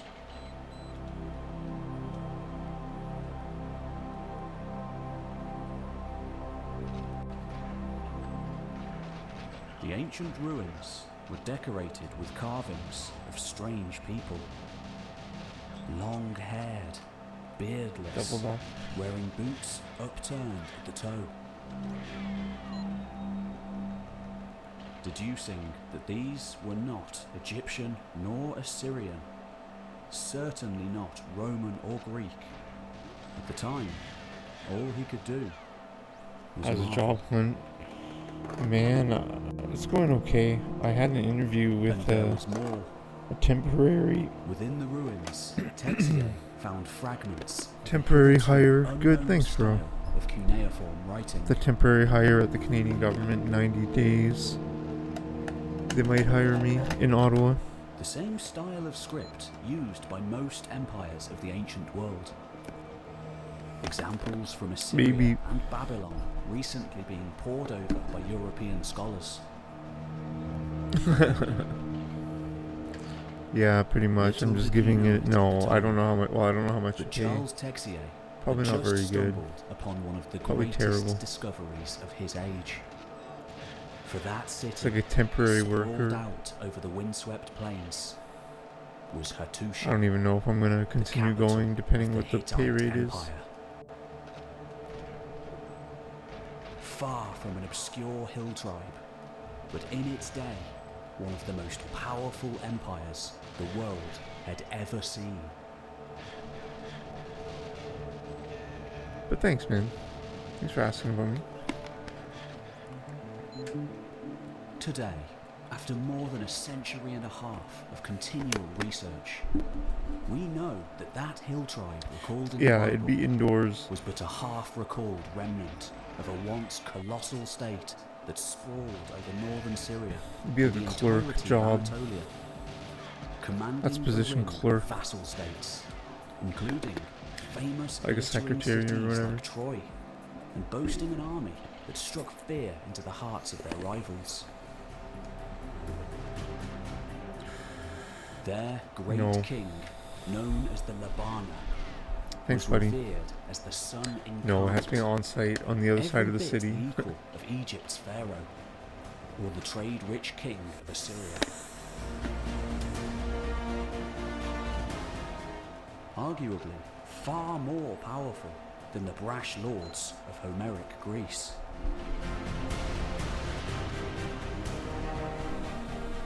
During their long reign of 500 years and more, the Hittites conquered the famous city of Babylon, faced off against Pharaoh Ramesses the Great at the Battle of Kadesh, the earliest military clash ever recorded in detail, and were embroiled in the legendary Trojan War.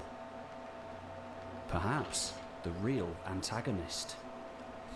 Yeah, that would be. Later forgotten and removed from the tale by Greek storytellers relating events Yeah, that'd hundreds be a of great years job. later.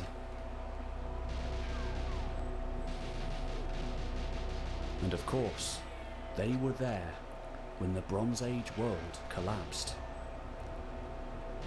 bearing the brunt like no other of the cataclysmic events that destroyed the great powers, throwing the Near East into a centuries-long dark age and changing the world forever.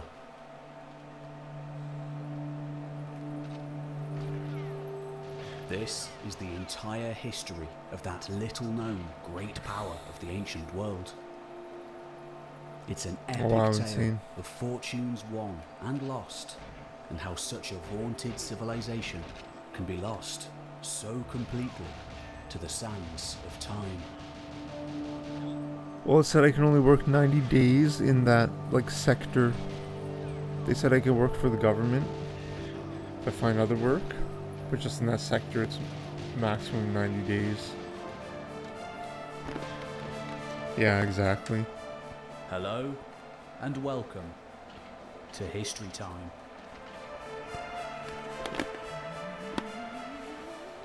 As always, Yeah, buddy, it's a I'm your host, really big Pete opportunity. Kelly. Maybe. This episode, however, is something special. It depends how much The they pay, script right? was I don't written know. and researched I didn't ask. by renowned historical fiction author Gordon Doherty. Not too dissimilar to this channel, Doherty likens writing historical adventure novels to owning a time I'm just so machine. discouraged. I'm just The so ultimate discouraged, form of man. escapism that allows him and He his didn't even readers ask how much they to pay step at the into interview. shoes of the ancients. I'm just like, whatever, Journey man. through their long forgotten worlds.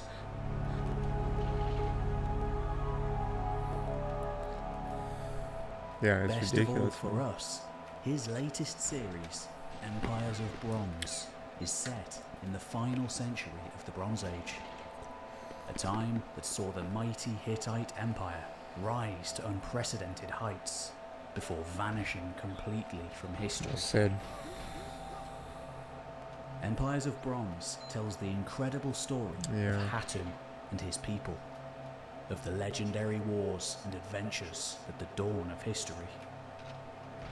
You can find out more about Are the there, though? series and Gordon's Are other there books really? at his website, gordondoherty.co.uk. War is coming to the Bronze Age. It will be the cruelest war ever waged. And Hard the time, gods not enough to live, will yeah. gather to watch.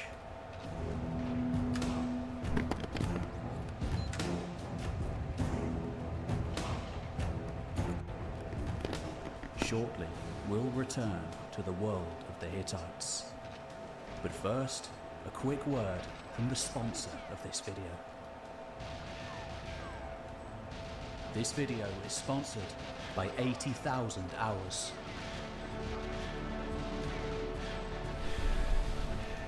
The average human today works for around 40 hours a week.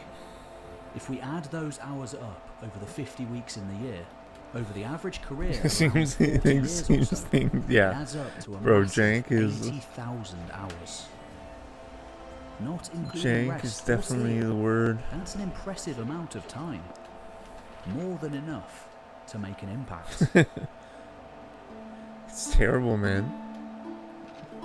A positive mark on They're our suppressing world. wages by bringing in like so many immigrants. I mean, I'm But not how saying can I'm you not use your anti-immigrant. time to its maximum I'm not potential? racist. I'm just saying, It's just a bringing question that's in perplexed low-paid humanity workers as for long as we've low-paid been jobs. capable of rational thought. And that is where today's sponsor comes in. With an approach backed up by over Yeah, a pretty much decade well of said, man. research in collaboration with academics at Oxford University. 80,000 Hours is a non-profit organisation Yeah, so, dedicated like, to helping people find fulfilling careers. I don't know, we don't really that have an also economy. tackle the world's most pressing problems. We do, but Many career advisors today will advise Yeah, you oh to yeah. follow your passion or simply find just a the high-paying racism job. in the hiring, 80,000 Hours offers something the racism and the sexism in the advice hiring based on process is rigorous crazy. research and evidence, challenging the conventional wisdom by showing you how to do good with your career without necessarily I'm becoming in a Ottawa. doctor, a teacher, or a charity worker. On their website, 80,000hours.org, you'll find a wealth of resources. Yeah, Australia too is including a fucked. free in-depth career guide to help you map out a meaningful career plan. We're all fucked. Problem profiles identifying I'm the in world's Ottawa, most urgent big city, like a issues. million people. Career reviews for paths you might not Capital. have considered. A lot of government jobs An here. 8-week career planning course to help you make informed decisions. Plus, they offer a job board Yeah. with hundreds of curated high-impact opportunities and free one-on-one career advice calls. They even have a podcast featuring deep dives with experts on critical global issues. Issues that might just inspire you to find a career that is both fulfilling and impactful. Well said, man.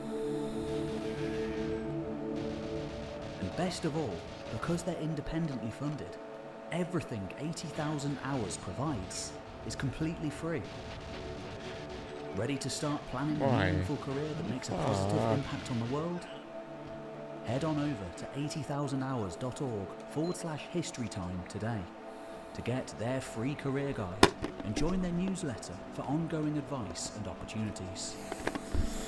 Thanks again to 80,000 Hours. And now, Yeah, to the sure. ancient world.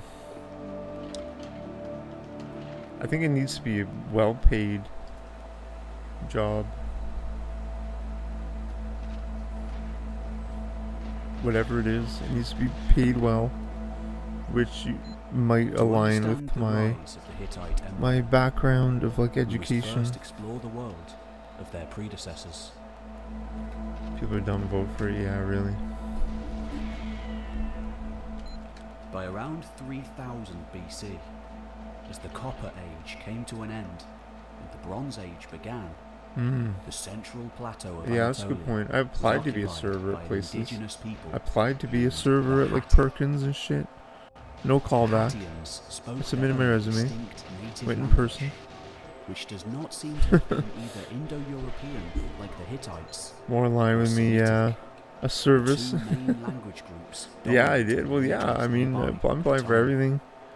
That's crazy. Well, I mean, I don't know. The Hattians lived in villages dotted along and around the Red River, known as Kizillimak today. Yeah, I know. There's like no jobs like Rises anywhere in Pontic for anything. Mountains, sweeping west-northwest for nearly 900 Were miles they before emptying into the Black Sea.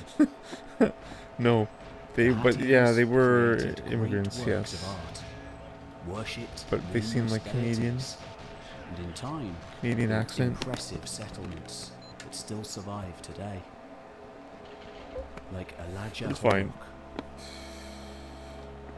And Oh yeah, Essia maybe. Bar. One of the most important Hattian holdfasts. You're is right. I named need to find something Hattush, more aligned with or my Hattusha. passion. Set high in the hills, 4,000 feet above sea level, atop a dominant crown peak. The site shows traces of habitation from as far back as the 6th Yeah, maybe. millennium BC, and it's not hard to understand why. The cliff-like and in places sheer sides of the peak make it easily defensible. The location is also fairly central to the Great Loop of the Red River, providing an ideal spot from It's which fine. I'm Hattian not meant to be a chieftains server. and trader lords could oversee their network of villages and towns. No, brother, that's the propaganda.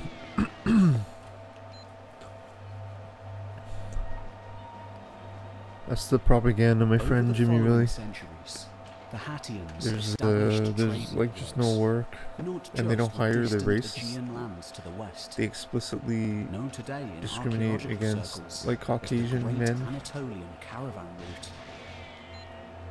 But with the rich and distant powers of Assyria and Sumeria to the south and It's east, you know it's the globalist agenda to destroy the amongst West. other luxury items and raw materials, exporting locally abundant wool and textiles in exchange for prized cedar wood from the Amanu Mountains.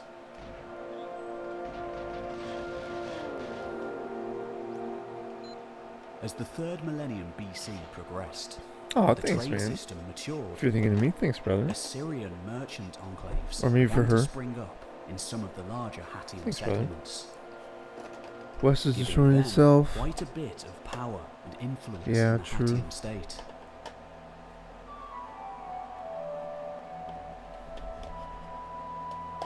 All in all, this Hattian Experts. world was relatively stable, reflected in the quality of its art and metalwork. Oh wow, amazing. By around 2300 BC, however, rumours began to circulate. Yeah, it's really dumb. Tales of a mighty conqueror from the east, coming to Hatti to make the land his own. For this was the age of Sargon the Great. Like, Emperor who the fuck? of Like, Akkad. fuck you.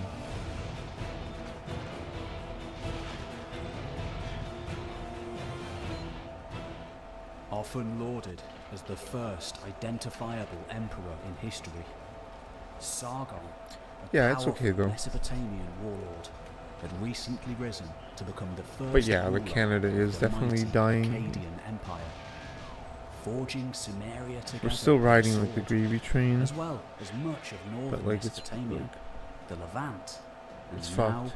the eastern fringes of Anatolia. The land of Hatti seemed set fine. to be his next conquest. Like I don't see my future here in this country, which is We okay. hear of Sargon's march to war thanks to the ancient Mesopotamian It's too epic cold here, man. named the King of Battle. I Penned know Minnesota's many centuries probably really after cold too, Sargon's but day. The tale describes a cabal of disgruntled so Assyrian fucking traders slow. based in the Hattian It's really city shit. known as Purashanda. and I'm not in the Most right probably spot. located It's not south gonna work. of the Red River, near the modern Lake Toos. Oh, that's actually kind of Sending a fast. secret message to Sargon. This might be PB pace.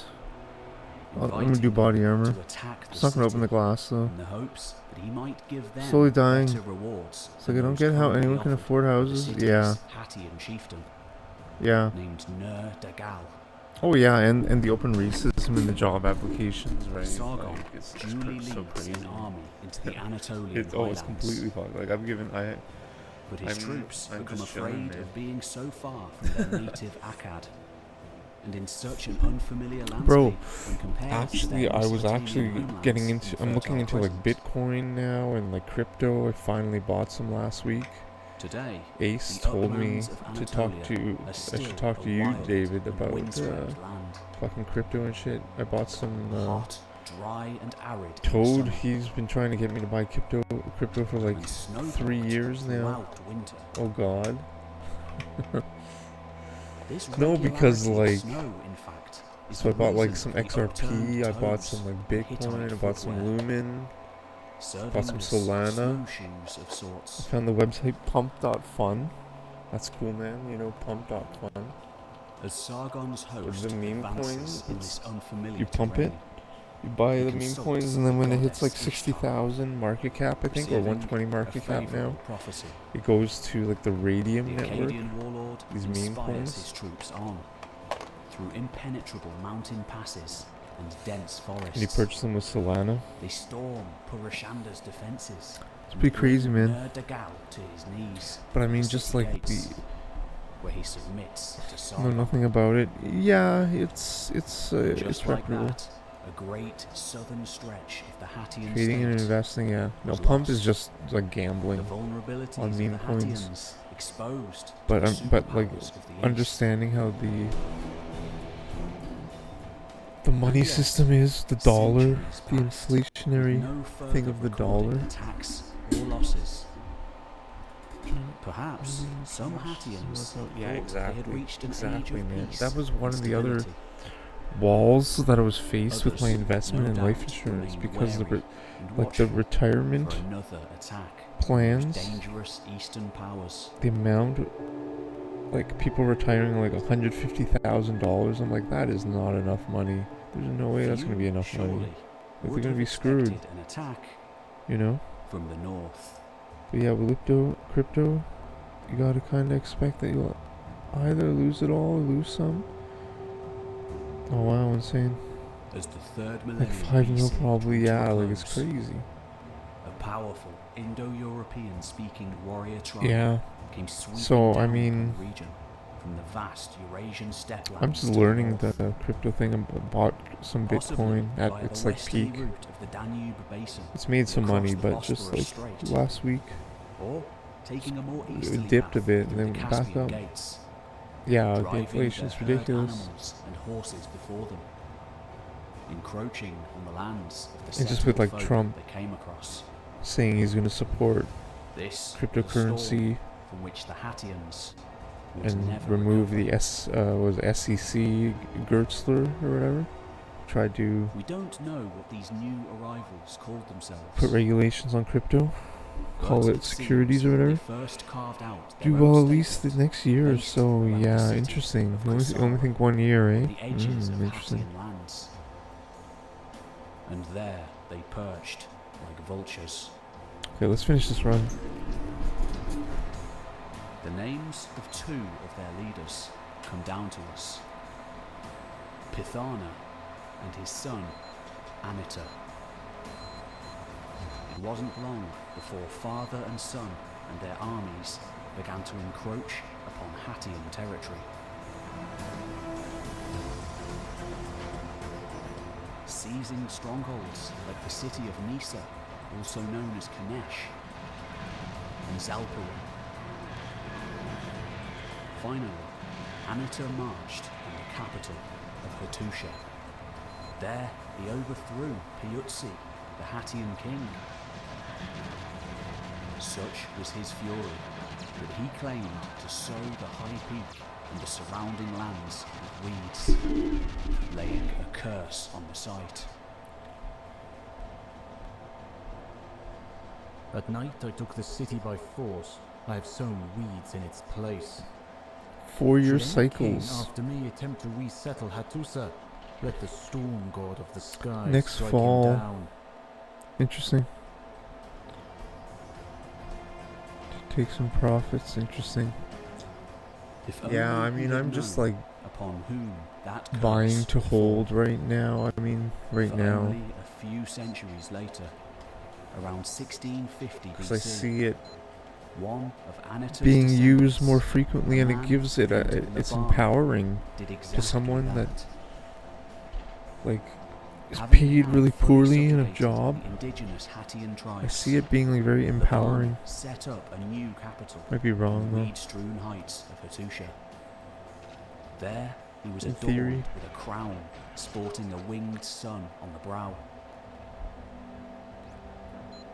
Announced as king of his own steppe people, as well as the conquered Hattians. I don't know. In this way, the Hittite I kingdom might just be was born. talking about it like a hobby, not like actually making money.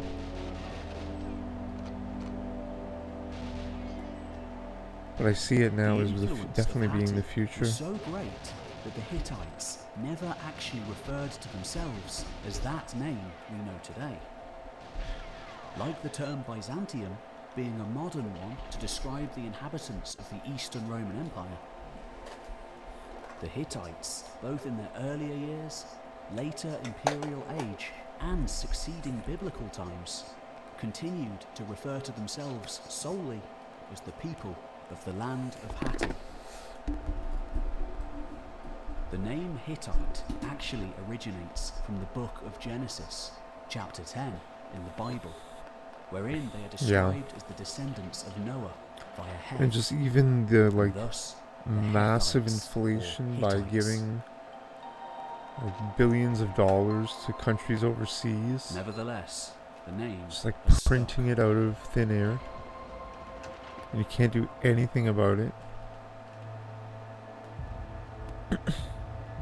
Oh, of XRP, yeah.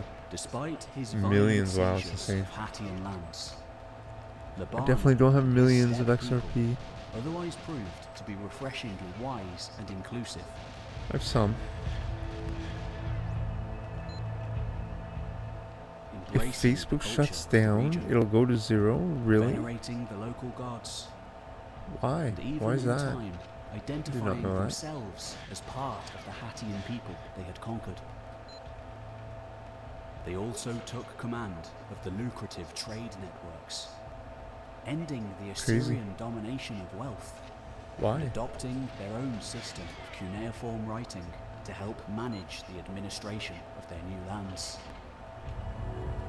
Bed Bath & Beyond. Like this, the natives What happened to and Bed the Bath & Beyond? conquerors became Red one. pill me. Red pill me on Bed Bath course, & Beyond. I don't know what Laban happened to it. and I his know king it's not worth very much right obtained a now. superior status or caste, and as such formed the royal line for the Yeah. Hittite kingdom to come. It got delisted, wow. But people are still holding it, aren't they? No? A line was to persist unbroken all the way through Crazy, the eh? Hittite period, spanning nearly 500 years until the cataclysmic Bronze Age collapse that wiped them and other superpowers from the face of the earth. But what was life in that first and earliest Hittite kingdom like?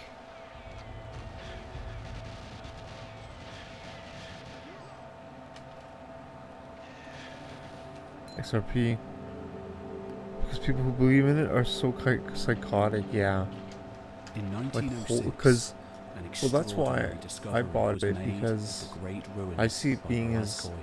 just a money exchange in the future, right? Getting rid of the banks, just getting rid of them, getting rid of the middle person. When I went to China, Theodore Macready, I was looking at ways to send money back, the great finds of the 20th and there century. was this like program called like Waze, but all it was just this like bank account in Switzerland that was like cheap Swift like Babylon, exchange, the Assyrian cities but it of was still like Mesopotamia significant to amount of the money. It south takes and days, east. and it's a vast archive of it's more like, than 25,000 what's the writing word, tablets regulated, was and unearthed. if you just did it with like Bitcoin or XRP, it'd be like Like instantaneous. previously discovered records all over the ancient Near East, many were written in Akkadian, And with Trump the common supporting it now, diplomatic text of the Bronze Age, following the conquests of Sargon. But some and the were SEC written in losing an entirely unknown language. the law or the Race was lawsuit, on for or scholars the all lawsuit over the being world overturned or to whatever. try and translate that lost corpus of Trying to Nag regulate Hammadi. crypto. Some 40 years earlier, British Assyriologist Archibald Sayce had already made the sensationalist claim that certain inscriptions recorded all over Anatolia and Syria were created not by Greeks, nor Assyrians, or Egyptians, but another people altogether, the Hittites. Speculating further, accurately as it would turn out, on an empire stretching from the Aegean to the Euphrates. What the fuck is this, man? Finally, in 1906, the digs at Hattusha confirmed it. So yeah, I brought up crypto in response to the future of Canada being bleak. Because I could see like Canada pulling like an El Salvador, because we don't have any gold. Like mined gold, we don't have any. We have high, like tech, highly bunch of educated soy boy tech people in Canada. Made the breakthrough. Noticing similarities to modern terms. I could totally see us going like El Salvador and just taking on crypto as the money. Maybe not. A related tongue to We are many like a modern Rothschild bank languages, system. the oldest Indo-European script ever discovered. Unless we also Now pull a for the window Bukele and into that lost throw world. the politicians in Scholars prison. like Crosney would begin tirelessly translating The each president is and too. every tablet. Far from a primitive hill tribe, they revealed a civilized Honestly, people, that might be like the only hope for Canada, an El Salvadorian style revolution. an army of court scribes, fundamental to the existence of the realm, having recorded scores of stories and myths from Mesopotamia Because we don't have any and gold. Anatolia alike. We have 0 gold. Some of which would ultimately make their way into the later Like Greek our money tales, is like as well as the completely Bible. worthless. But also law codes and actual historical events that could be referenced and learned from by We have a later lot of like rulers. resources though. And who better to learn from than the earliest rulers of the kingdom? Vaunted So there's hope ancestors there, I guess. and deified kings. Oh, this is really fast. Oh, that was like so fast. Figures like Labana, traditionally regarded as the first Hittite king. His coronation in the early 17th century Yeah, I BC think so. I haven't looked. ushered in a period historians refer to today as the Hittite Old Kingdom, lasting for roughly 150 years. It's pretty high everywhere here. I haven't looked myself though, but known as the Panku. well, half an hour outside of Ottawa, Bodyguard units known as the in the Masidi, rural the men, town, Golden houses are going for like 500,000 Canadian, so each 600,000. one would keep the other honest. And protected by the Like distinctive detached, loam-coloured walls with a big now have backyard been put and in stuff. place around Hattusha's Acropolis. Labana could then put his mind to overseeing the Hittite realm.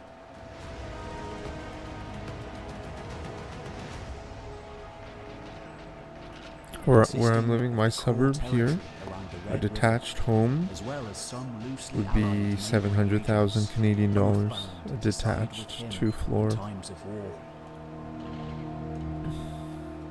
And sometimes to pay annual tribute. 700 Canadian dollars. But one already with a unique and flourishing culture.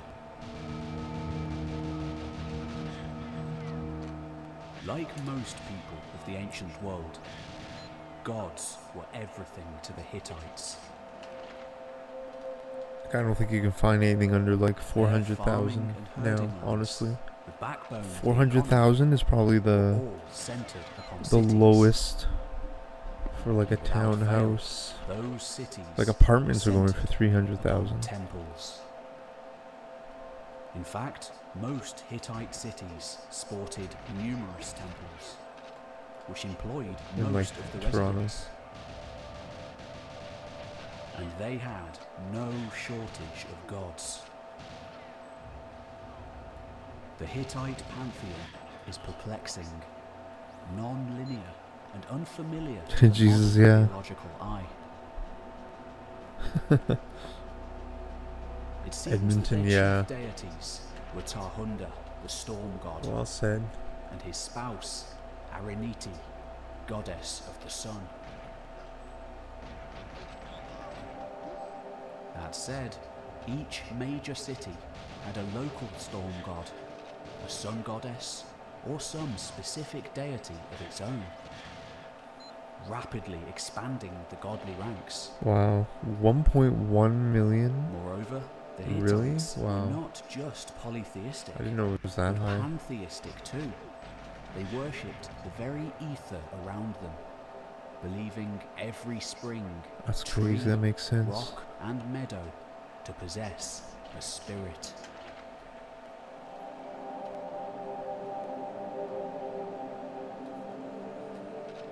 Not only did the Hittites observe absolute religious tolerance, Toronto's filled with a but bunch of also assholes too. syncretization, the custom Everyone's of is such an integrating asshole in foreign that city. gods into their own ever-expanding pantheon. Schisms Except and Goose. theological infighting were unheard of. And in time, both the Hittites and outsiders would refer to their territory as It the just, that wouldn't land be a nice place to of a live. 1,000 gods. I mean, it would be, but you know what I mean. Unless you're like super rich. Like all naturalistic religions and all agricultural people, harvests and spring rains were celebrated fervently, with dancers, acrobats, and wrestlers leaping to and fro, A strange run. priests and oracles chanting, and soldiers performing parade drills. No. Men and women would carry a bright train of cloth fashioned to look like Ilyanka, the evil mythical serpent, in a reenactment of his battle with Tarhunda, the storm god. All the while, the people watched on, singing and clapping, feasting on venison and drinking clay pots of foaming barley beer. temples housed many hundreds of priests and priestesses. There were also diviners. Yeah, so XRP, man. Bird-watching oracles. There's rumors that they old might women, use it aged females who would perform religious as like the and next magical rituals, that banks would adopt such it. as tying bells to the feet of mice and banishing these rodents to the hills in the hope that they would carry off sin. At least at the very start. Placing sheep organs on a sick man's body in the hope the bloody organs might take on his disease. And curing a couple's marital strife by spitting in a long-suffering sheep's mouth. Definitely does and feel like burning creating it to your death. own separate community and society And in based this on old the money kingdom that you period, use and the Hittite coins that you law began have to take saved shape up. too.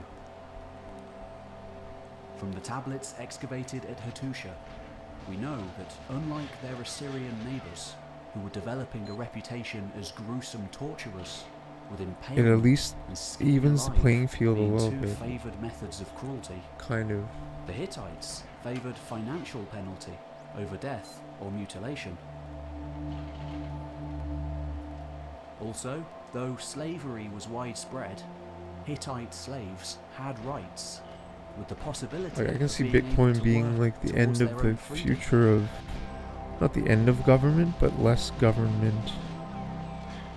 In Less general, centralized the government. Hittites attempted to build a self-policing society, far better than the chaos that may have come before. At least less with many financial sound governance. laws. Others being more questionable to our modern sensibilities.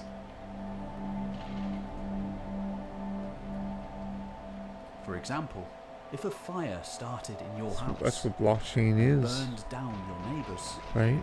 you would It's have like to pay a hefty financial fine. auditing. And you don't really need governance. But also, if a body was found on your land, or if your It's really land is interesting. nearest to Very the body, powerful. you were guilty Potentially. of murder.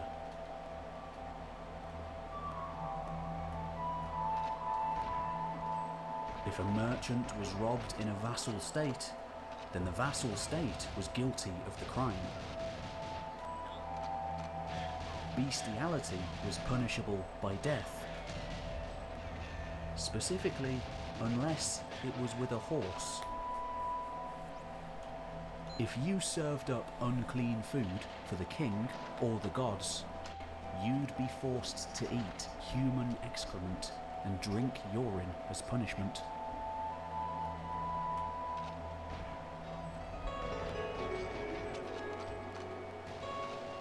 As the ruler of the land, if matters could not be settled by the network of lesser magistrates underneath him, King Labana himself would serve as the highest judge. And just in case he didn't already have enough roles to fulfill, he was also the chief commander of the army. Though his chief bodyguard, known as the Galmasidi, would aid in matters of strategy and command.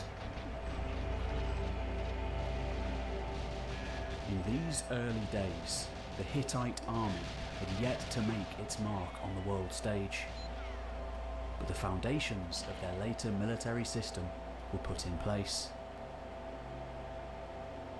A countryside army academy was established a few miles west of Hattusha, where boys would be trained in the use of the spear, the bow. No, I tried. the short sword.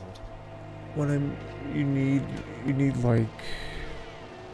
And when Labana So you finally need died in the middle of the sponsorship 17th century from a BC, company, the Hittite and world fell into mourning. like universities can give Though sponsorships his for like a grieving temporary subjects and visa, courtiers alike and some could take employers solace in can, the fact like that big just name like all companies like graves found of H1B dead or Hittite whatever. kings are easily identifiable by the high hats and protruding horns that adorn their heads. Wow, with like a vacation Labana visa, no.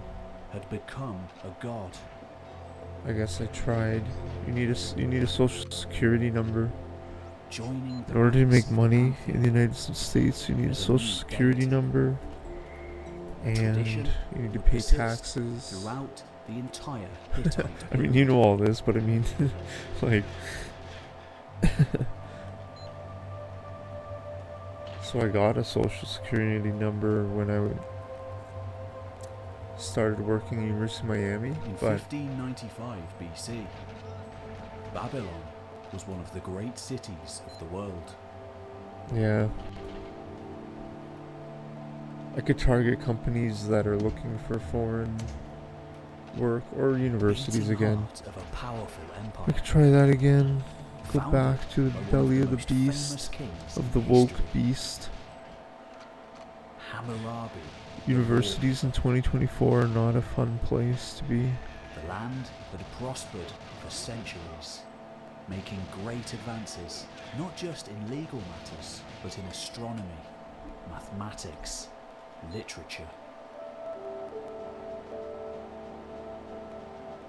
In that Yes. time, however, a storm arrived Yes. from the north.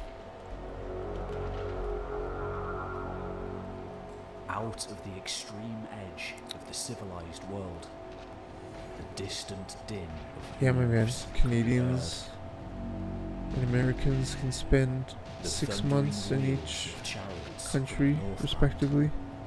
It's pretty amazing. come to It's like put the an best. end to the It's one of the dynasty world's best once and for all. deals.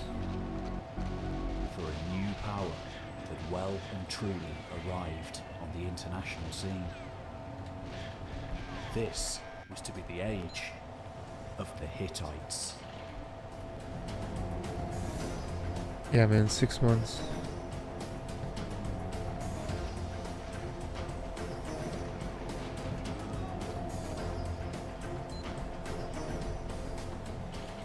We don't know how Labana of the Old Kingdom died, but we do know that his son, Hattusili I, acceded to the throne in his place. 6 more monarchs would follow. Mursili, Hantili, Zidanta, Amona, Hosea, and finally Telepinu, the last ruler of the Old Kingdom period. All Send your message in swore Discord. as the last. Worth a gamble? Thanks, man. Whilst Holy each shit. had personal names, in a Yeah, dude. similar manner to I'm the totally Roman open. way of calling all emperors Caesar To hear. after Julius Caesar and Augustus. All Hittite Old Kingdom rulers were also called Labana. Thanks, Pen. By the time Hattusili came to power, perhaps in around 1650 BC, he ruled a still relatively modest upstart power.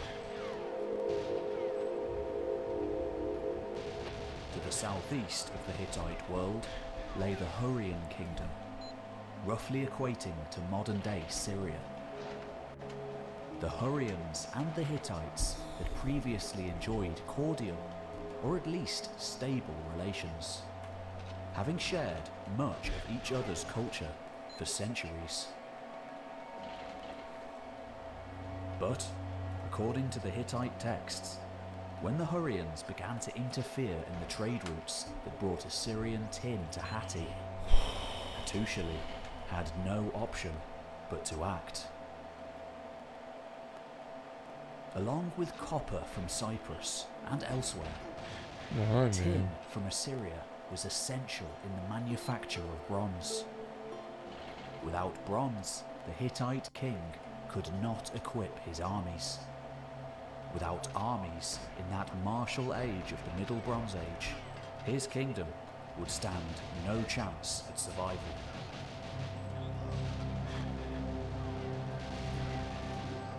Throughout their history, the Hittites were never a naval power in their own right, preferring instead to utilize the fleets man, of like this time-served fucking game. maritime vassals. And during the Old Kingdom, in order to I circumvent don't know, the trade I wasn't block planning to besetting his grind this landlocked realm, tonight. it was Hattusili who first looked to the sea, setting out to lay claim over a hurrying port. Identifying the hurrying city kingdom of Halpa and its port, Halala, Hattusili set out to seize the latter. His exploits during this campaign are captured in his annals in vivid detail, relating his razing of the Syrian city of Haha, and how he forced the local king to serve him as an ox, towing carts of spoils back to Hattusha. Hattusili went on to conquer almost every other city he encountered, right up to the Euphrates, vitally successfully capturing the port of Halala as planned and solving the trade problem. Though the metropolis of Halpa itself, modern-day Aleppo, held firm. For now.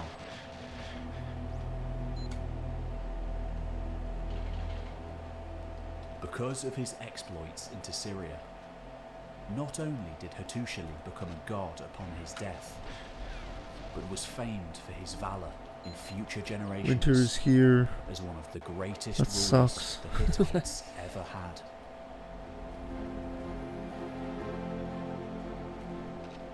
Beginning his reign hemmed in by Ozawa to the west, the Kaska and other similarly warlike I hate tribes winter. to the I north, despise winter. and mighty Hurrians and Mesopotamians to the east. Though he ultimately failed in his campaigns against Aleppo, Hattusili spent the majority of his reign at war, shoring up borders, Fuck winter, I hate it. expanding in all Nice. directions, It's so cold. I just becoming went a outside for a sec. I legendary, know. revered figure in the process. Toad was saying it was snowing. According to the records, those who surrendered without a fight were spared.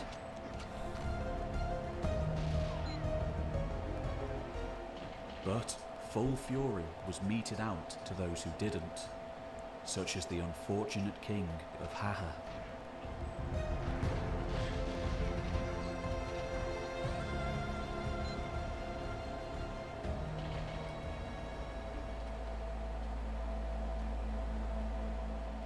As well as the cuneiform tablets of Hattusha, Hittite vases with their intricate narrative stories remain some of the greatest tools to learn about Hittite society. They reveal a culture still rooted in the Hattians who came before, though increasingly being influenced by all the new lands they came into contact with too, via conquest, trade, and diplomacy. None more so than the Mesopotamian world to the south and east, already settled by city builders for thousands of years.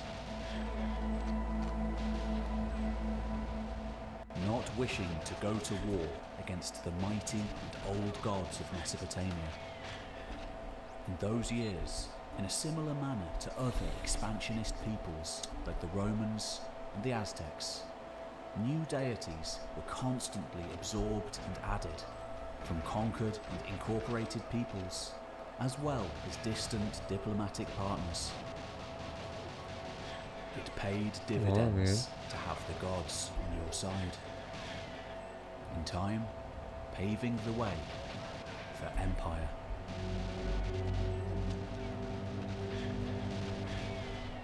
After Hattusili came Mershali, his chosen successor. Not one to be outshone by his grandfather, Mershali's armies would range even wider than before.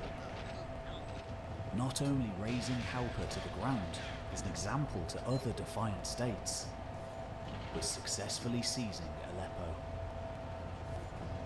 And most famously of all, marching all the way to the Euphrates to sack Mari and Babylon. Legend has it, in the incident which was without a doubt the apogee of the Old Kingdom, he destroyed Babylon and the army there. and with it, the last descendants of the famous line of Hammurabi, ultimately leading to the exile of the Amorites who'd ruled there, and the installment of a new Kassite administration.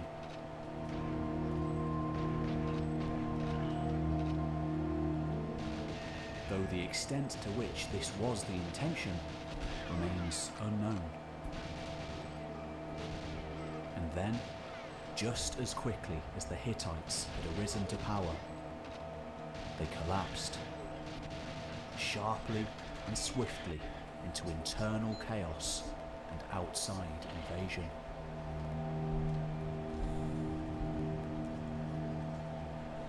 By the time of Mershali's successor, King Hantili, the Hurrians and their allies surged in counterattack, razing and burning all the way up to the fields near Hattusha.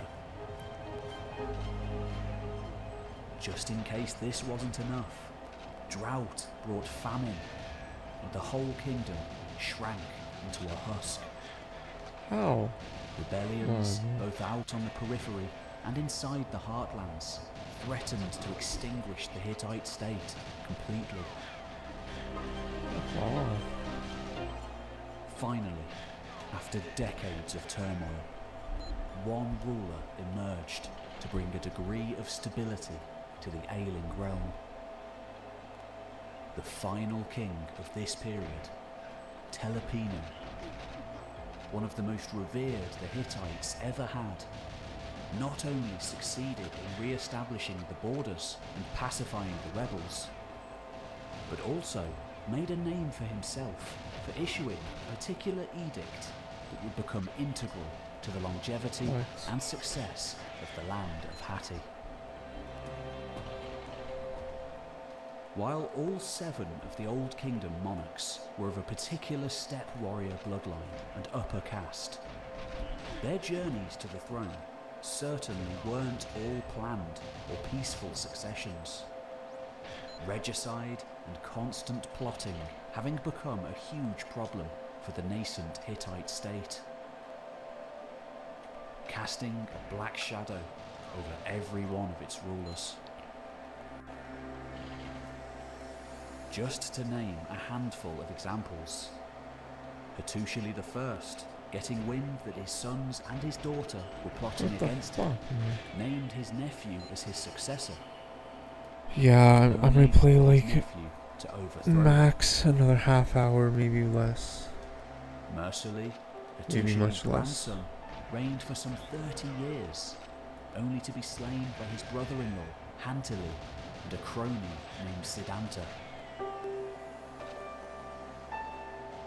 Hantili's reign ended with his natural death, but his chosen heir was swiftly murdered by Siddhanta, who took the throne for himself. Yeah, I might play another 10 minutes. Siddhanta was I don't swiftly know. murdered by his own son, Luna.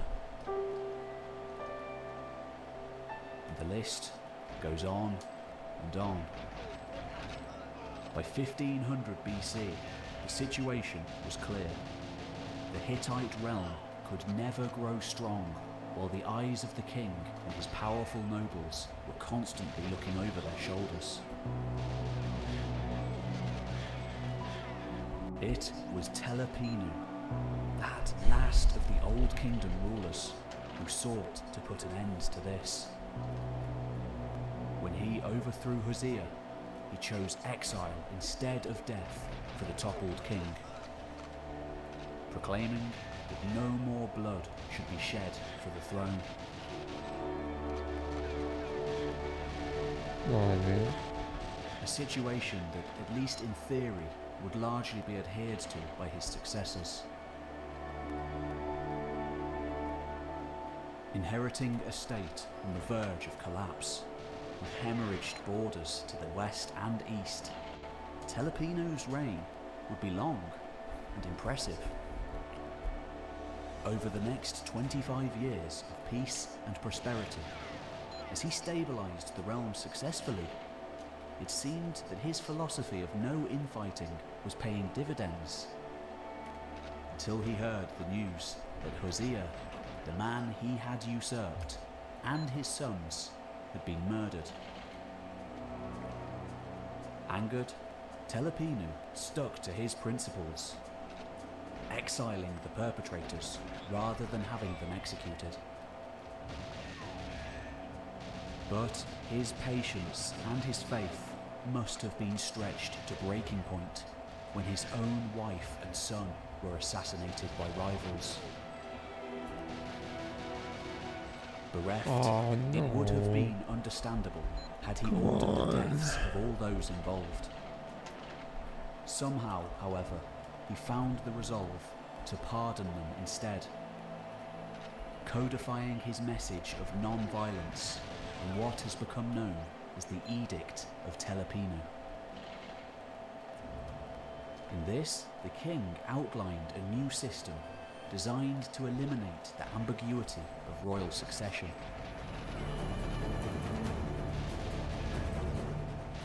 In it, he confirms the de facto system of patrilineal succession. What the fuck, bro? The Tucanti, the king's oldest son, would be the next king. If there was no Tucanti, then the Perherzi, son of the king's second wife, would take the throne. Failing that, the son of a harem concubine would inherit the crown. And finally, if no one else was available, power would fall to a son-in-law.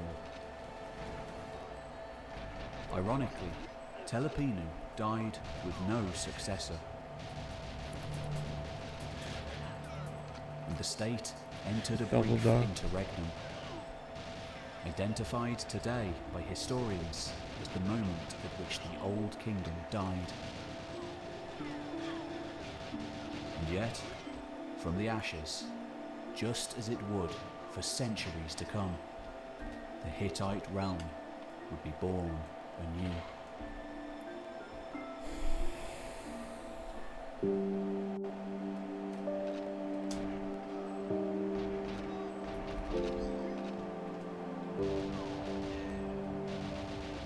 The death of the Old Kingdom was not the end. In fact, it proved to be the chrysalis from which a re-energized state would arise. The journey would be riddled with bumps and pitfalls, but eventually the Hittites would arise to a position of unrivaled strength in the ancient world.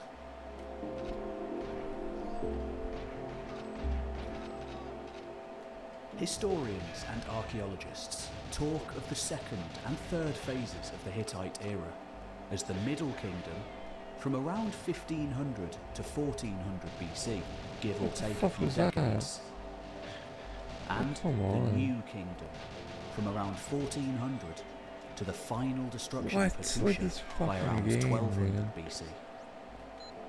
The latter seen in edifices and relics from the Aegean to Iraq, being commonly referred to as the Hittite Empire. But like all empires, it was at least partially built on the achievements of those who came before. Though little known now and largely lost to history, this was the Middle Kingdom.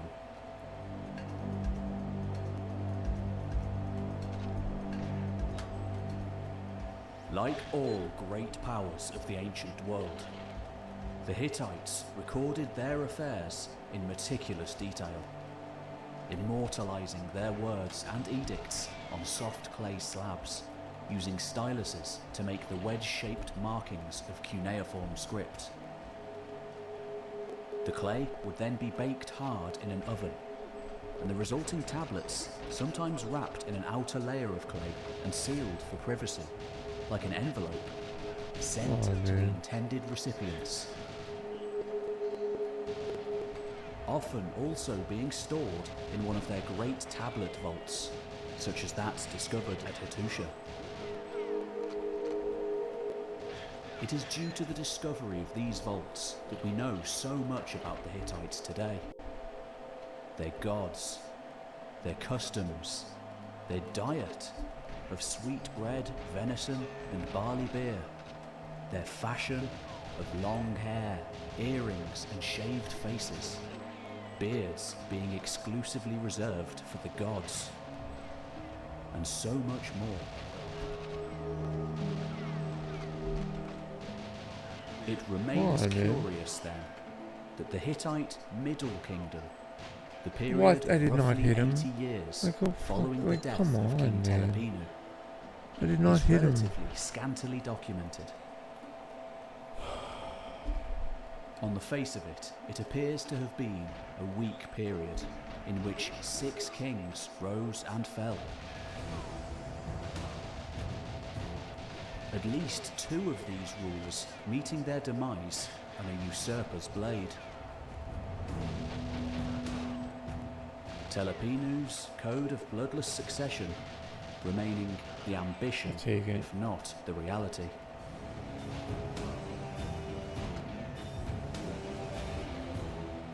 Far from a peaceful time, the Middle Kingdom also saw the emergence of 2 new threats. To the north, an unruly coalition of tribes, known as the Kaskans, appear to have arrived in the Pontic Mountains. Perhaps a terrifying throwback for the Hittites, emerging from the same steppelands they themselves had arisen from all those centuries ago, making that range of mountains their new home, and a perfect base for frequent violent raids south into the Hittite heartlands.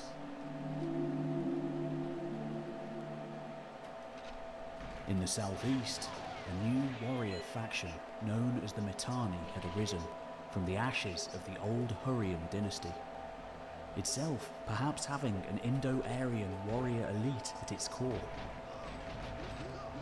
The Mitannians quickly expanded their holdings by chewing away at Hittite territory, and at the same time claiming regions far to the south, previously in thrall to the Egyptian pharaoh.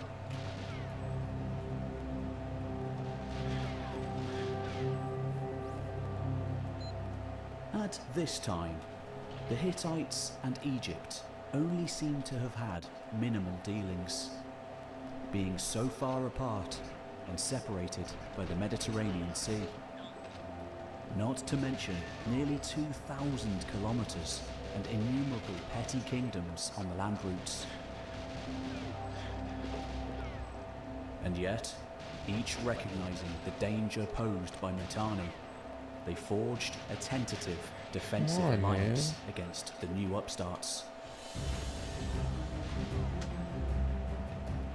Even in this murky epoch, Hatti being powerful enough to be treated as a worthy ally of Egypt.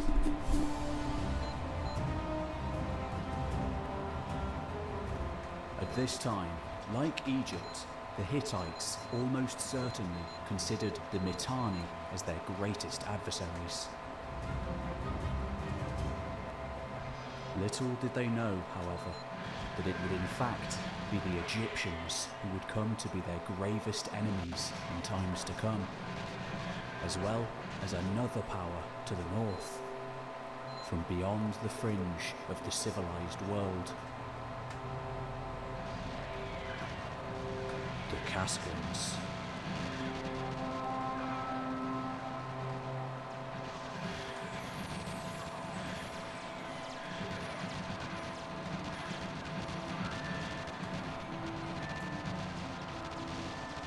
To stand outside the walls of Hattusha. Wasn't peace, obviously. LOL, yeah, it wasn't peace though. Of a great army. C-120 is really shit. Bronze armor glinting in the late summer Shit sun. game. No, not Thousands of spoked war chariots ready it's to a roll force out stuck. to the That was a west, force stuck, right? to forge allegiance and crush the petty states of the western grasslands. For this It was gave an some age of hope. great I don't think it was military peace, though. successes and expansion. The malaise of the Middle Kingdom having well and truly been shaken Might have off. been like 141 or something.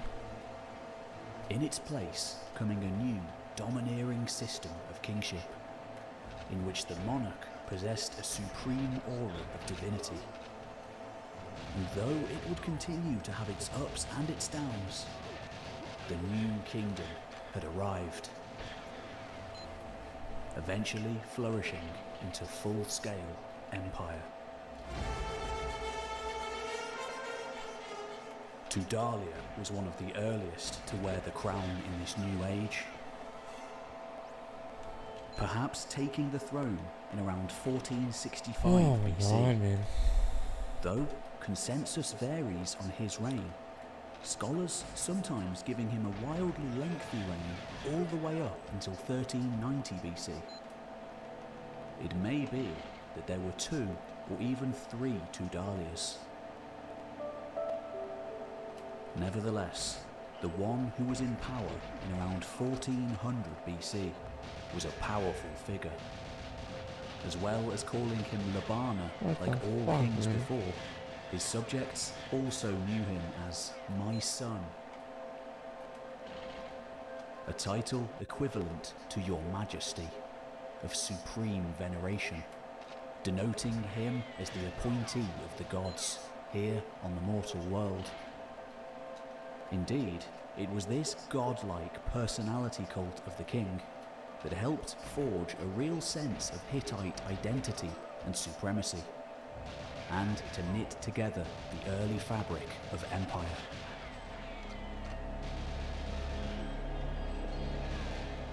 Tudalia would have served as the high priest of the kingdom too.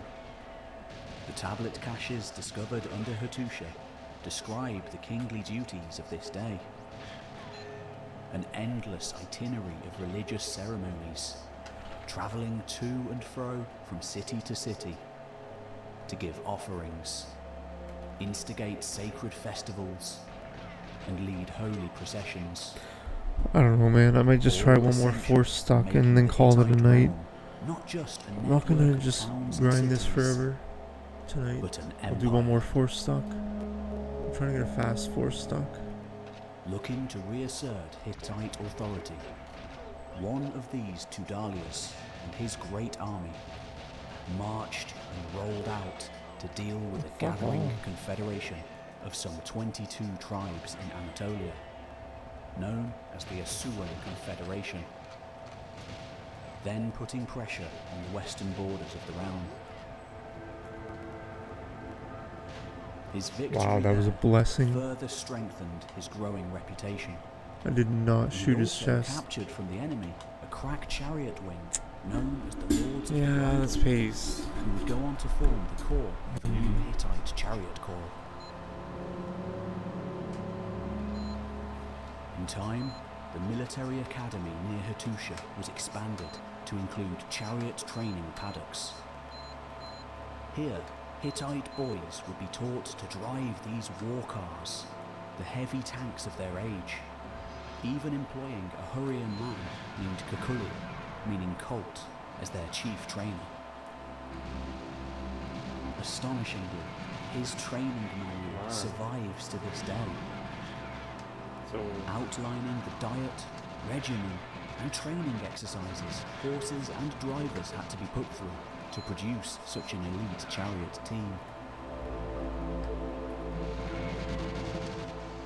He also introduced the concept of interval training of horses to gradually build up their stamina, of warming down, and of feeding them a specific ratio of hay, oats, and barley to maximize their potential in war. This was an age before cavalry warfare. Horses of the Bronze Age were not yet large enough to carry armoured men at a charge. Later breeding would change this, but before that revolution, chariots were the shock weapon of the day. What was it? The dark or the exhaust bay? Yeah. Fucking I hate this shit. Fucking hell. Teams and their horses.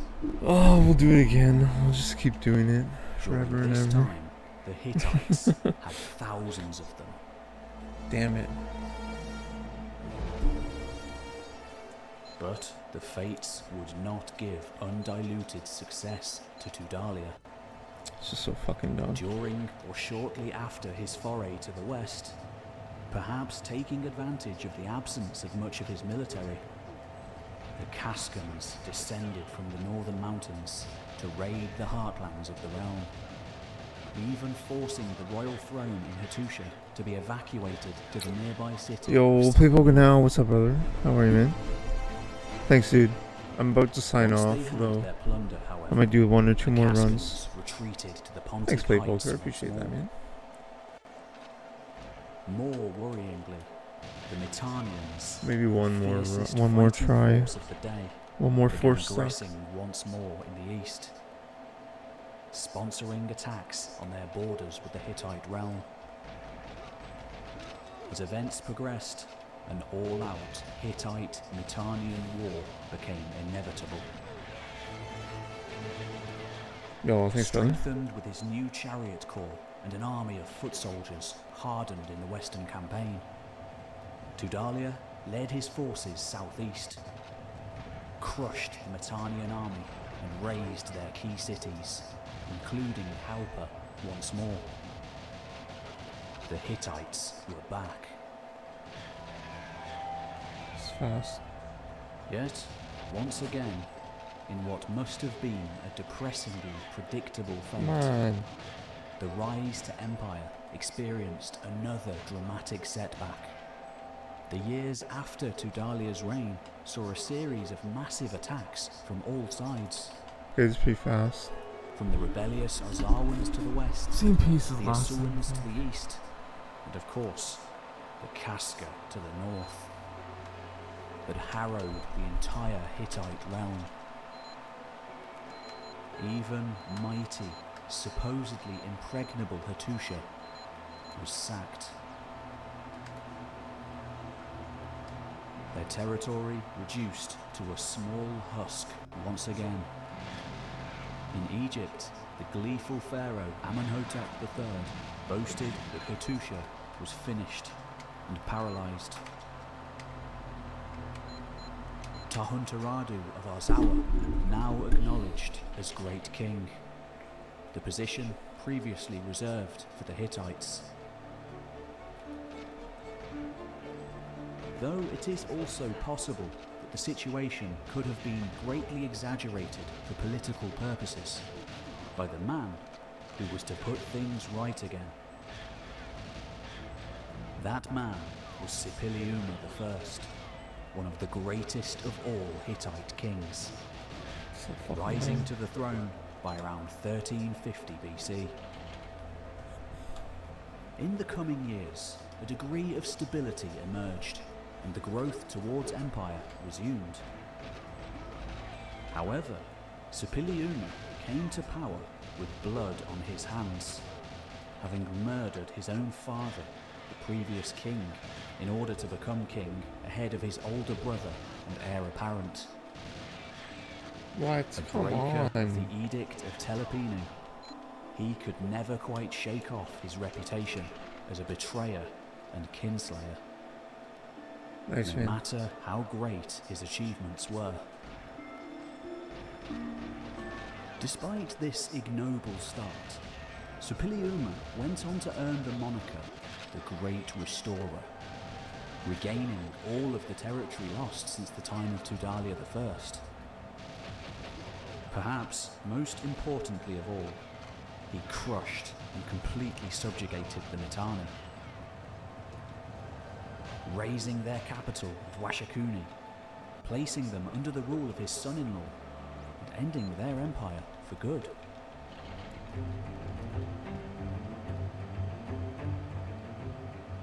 This was a pivotal moment in the Hittites' own journey toward empire. Previous wars had been punitive, with conquered lands being left to recover, allowing new dynasties and threats to arise there.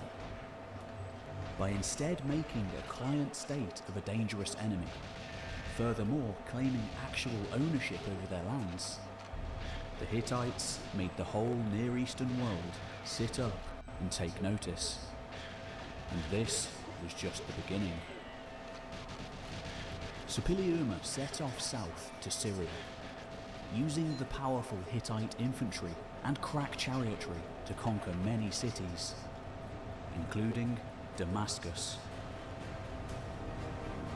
But, like all the truly great kings of the ancient world, he was wise enough to sometimes recognize the advantages of diplomacy over military force.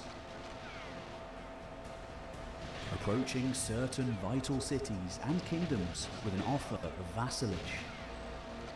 Like this, he brought into the growing Hittite Empire the trade-rich coastal kingdom of Ugarit.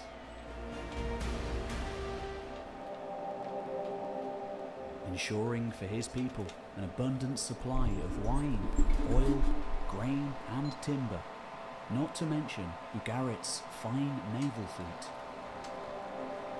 Along with Nuhashi, Amuru, and finally, Kadesh. As we shall see, a conquest that would have ominous consequences.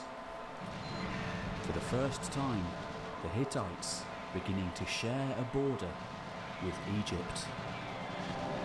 Come on, go through it!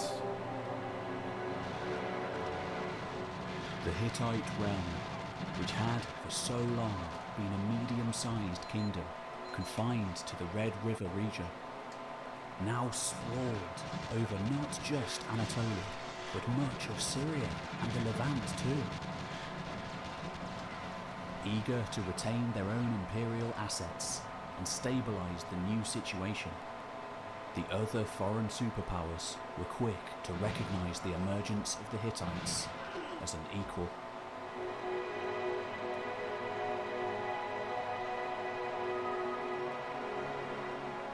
Not only would envoys from Azawa and the Mycenaean states of Thebes and Pylos have now travelled thousands of miles to acknowledge the great king of the Hittites, but dignitaries from Assyria, Babylon, and Egypt. Whatever. I might try one more time. Their journey 40. through the We at least improved. would have been eye-opening. No So fucking longer dumb. was this a small capital I just tried some based food on today. I did, my dude. I did province. eat, my bro. Thanks, my bro. Thanks, dude. Just like the empire, Hattusha had grown. Like, it was so Upwards fucking of just ripped it off, 50,000 man. people now walked the streets Fucking- of this huge lower town that had spread out around the Acropolis Mount. Sporting scribal schools, great grain pits, barrack houses, and near innumerable So fucking temples dumb. to all manner of gods. Yeah, right. The greatest of all was the Temple of the Storm God, a holy structure spanning some 20,000 square meters within the lower town. Staffed by hundreds of priests, guards and oracles. I appreciate it, man. And like the Acropolis, the lower town too was shielded by a miles-long circuit of huge defensive walls and turrets, many of which can still be marvelled at today.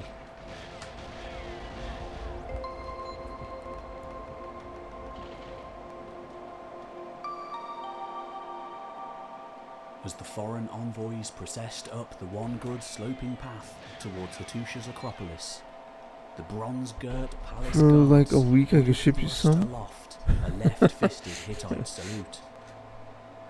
Within, Wow, that'd the be travellers insane. would have shuffled up to Can you Sir send Palladium's food across the throne border? to offer him gifts, Sure, I such accept. as gilded ostrich eggs, elephant tusks, We could always just and try it. meteorites containing a strange and as yet little understood metal called iron, the secrets of which would soon begin to be unravelled.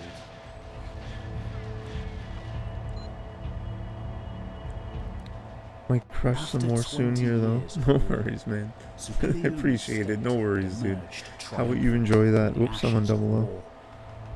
Yeah, I don't know, man. I might try one more time. The force Pushed stock. back the Kashgar, conquered Azawa, crushed the Mitanni, and formed a long-lasting Maybe. and lucrative alliance with Ugarit, which would survive until the end of the Bronze Age, leading his state to its greatest ever territorial extent. But he could never escape the blight of his bloody rise to the throne. justifiably, according to some, dying of plague, brought back to his homeland from his many journeys of conquest.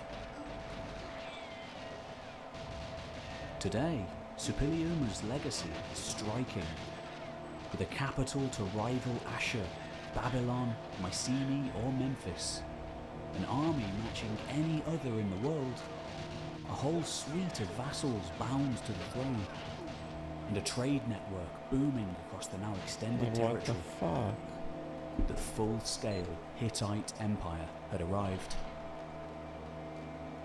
One of the most powerful that had ever yet existed on the face of the earth. Now would come its greatest test of all.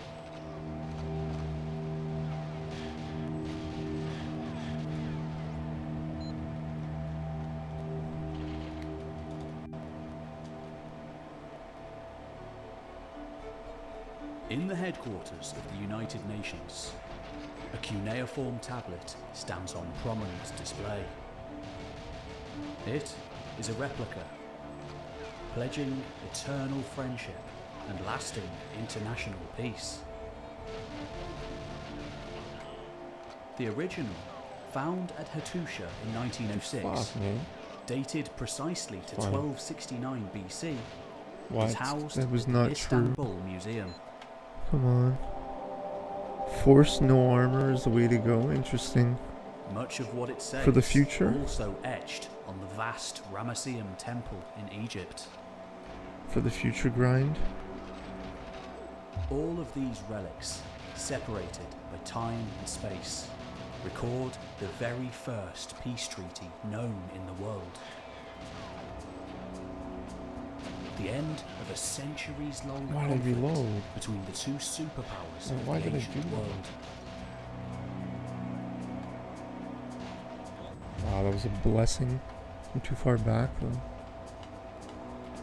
But of course, in those martial years, I don't think it's faster. before such a treaty could be made, for me, yeah. A great battle had to be fought. Oh yeah, for sure. But I mean, not tonight though. Or maybe right now.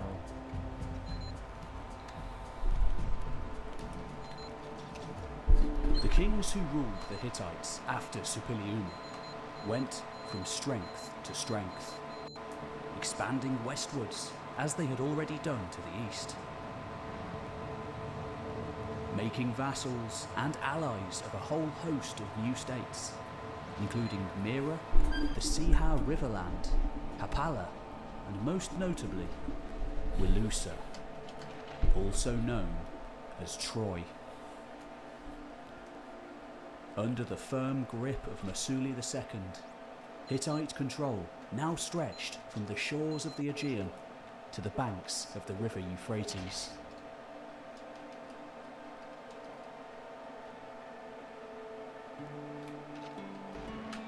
Upon the king's death from disease in around 1295 BC, he was in turn succeeded by his son, Muwatalli II.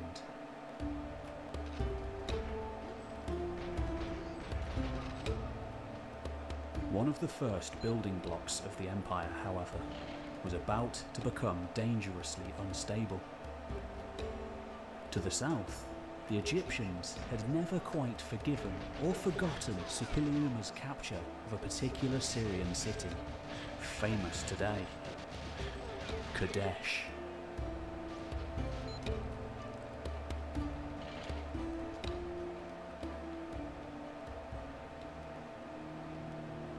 A relatively small fortified city on a fork in the river Orontes, Kadesh was strategically important to both north-south movement between Hittite and Egyptian lands, and right at the heart of the east-west trade routes for tin.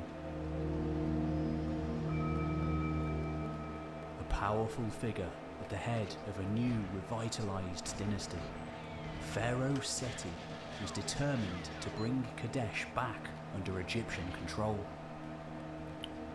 As far as he was concerned, every day the fortress remained in the hands of the Hittite king was an affront to Egypt. The Egyptians and the Hittites had never directly gone to war before. Any conflict thus far played out had been done by proxy. Yeah, I think I might be done. With each power honestly, sponsoring one of the many smaller might be done for kingdoms in the tonight. Levant, a huge stretch of territory that had once separated their empires, to attack or unsettle the other. But now, the Hittites had expanded right up to the edges of the Egyptian world. And so, the next conflict between the two great powers would have to be direct.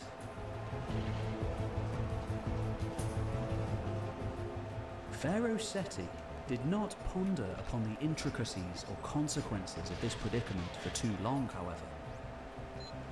In 1294 BC, setting out with his 4 great divisions of chariotry and infantry.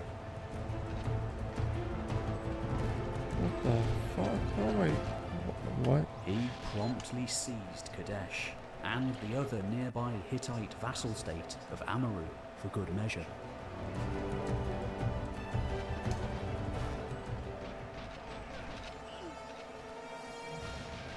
When the news reached Hattusha, King Muwatalli was in shock at the swiftness of the conquest, and the danger that his empire might be starved of tin, never more vital in this age of dwindling reserves.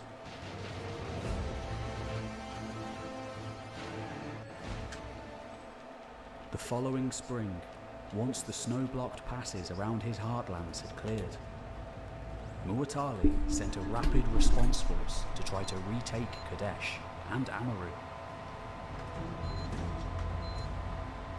The mission failed. Due to pressures in both the Hittite and Egyptian homelands, an uneasy truce ensued for the next 2 decades. In the case of the Hittites, this was largely due to unrest in their recently won western borderlands. Trouble was stirring on the Aegean seaboard, with the Hittites' Trojan allies reporting increasing aggression from the upstart Ahiyawan powers, very likely to be Mycenaean city-states across the waves. Events would continue to build over the next century to come.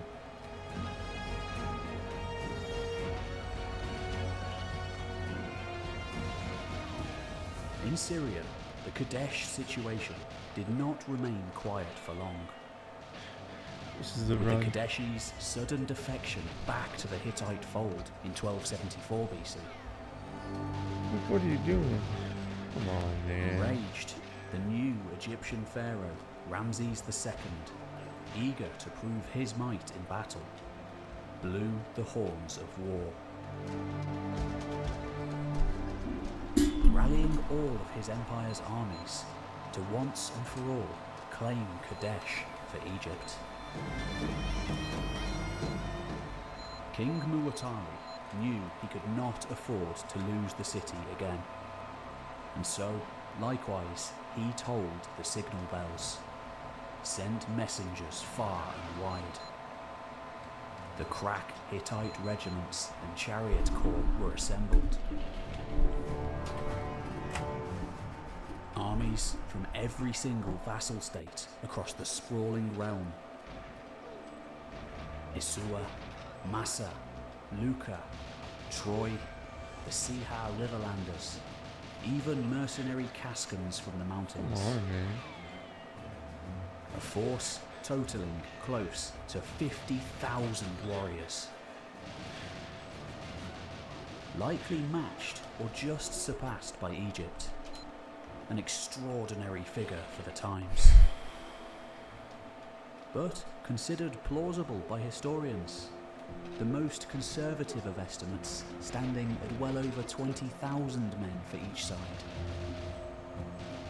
This was to be a gigantic confrontation. So, in 1274 BC, with his younger brother and chief bodyguard, Ogal-Masidi Hattusili at his side, Muwatalli led his huge northern army towards Kadesh, while Ramses approached from the south.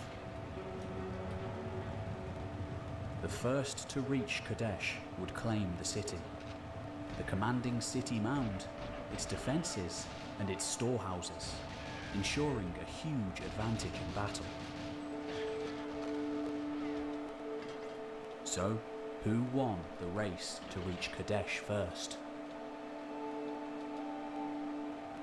Pharaoh Ramses, it seemed.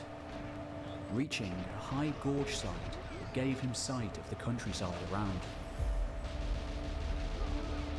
While camped there for the night, 2 Bedouin tribesmen arrived from the wilderness and came to him. They explained that the Hittite army was still far away in the north, near Halpa. It was better news than Pharaoh could have hoped for. Kadesh was within a day's striking distance. He could seize the city well before the Hittites even reached these parts. But his thoughts must have been tinged with caution. For in his haste to reach Kadesh first, he had arrived here at the Gorge camp with just his principal army, the Amun division. Meanwhile, the Ra, Ptah and Sutek divisions were strewn out many miles in his wake. Some scholars debate that this was not rashness, but prudence. Leaving such a gap between armies would mean resources such as springs and pasture lands would have a chance to partially recuperate after one army had passed through. In time for the next to come by, perhaps. Regardless, Ramses' dilemma was the same.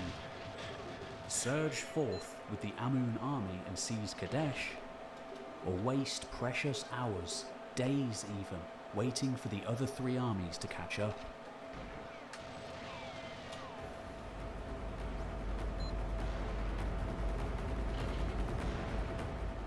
Ramses, young and eager to prove himself, opted for haste.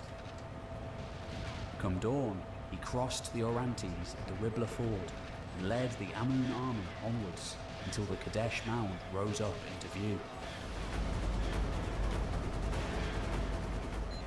Just northwest of Kadesh, he halted and ordered his Amun soldiers to make camp.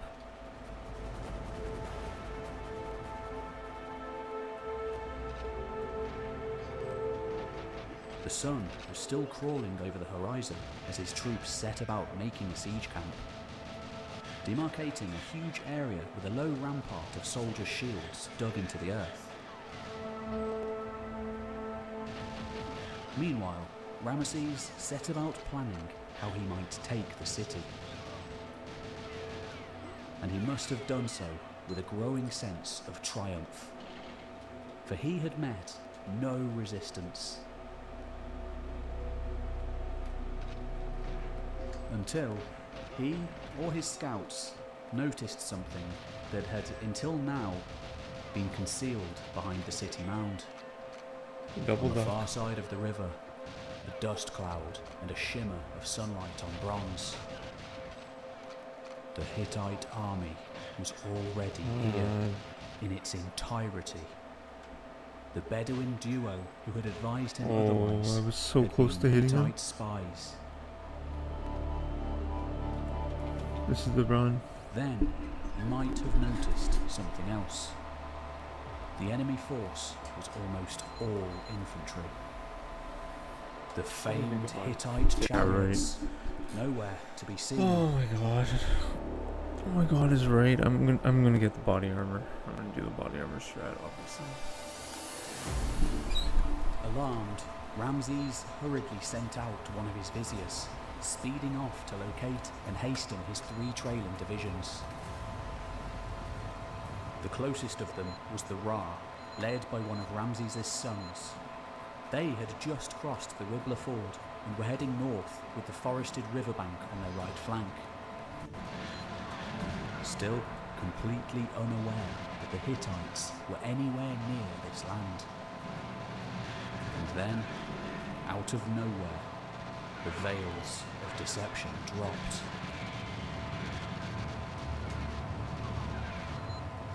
From the wooded riverbanks, some 3,000 war chariots exploded into view in a blaze of light, slicing through the last curls of dawn mist. What? Come on, man. You didn't even give me the Z press? Like, come on, dude. Instead of the typical 2. 114, that was fast. Fuck me. With swarms of Fuck allied me, chariots man. thundering alongside. From Troy, Halper, Come on. Ugarit, Ozawa, and more. Whatever. Prince Hattusili It's fine. led this devastating attack first, swiftly hammering through and It's so obliterating dumb, the man. Ra flanks. We can do that, sending like... thousands fleeing This back is to the so dumb. south in panic. It's The fine. plan had worked perfectly. The Hittites had effectively cut Ramesses and his Amun army off from 3/4 of his entire campaign force.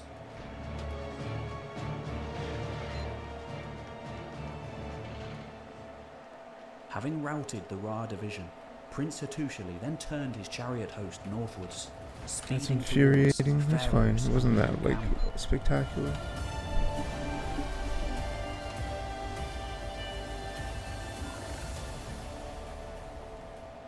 Within the vast and as yet incomplete camp, Ramesses would no doubt have heard a strange rumble in the south. Then noticed the heat-warped horizon there shaking and sparkling.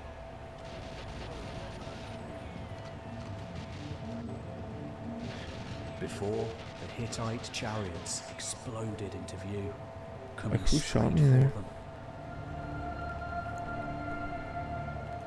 By all accounts, the Hittites ripped the Amun camp to shreds, surging over the half-finished earth and shield rampart, and harrowing through the sea of tents and men within.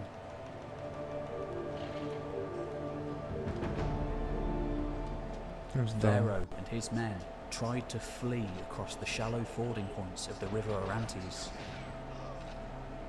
where the chariots would struggle to follow.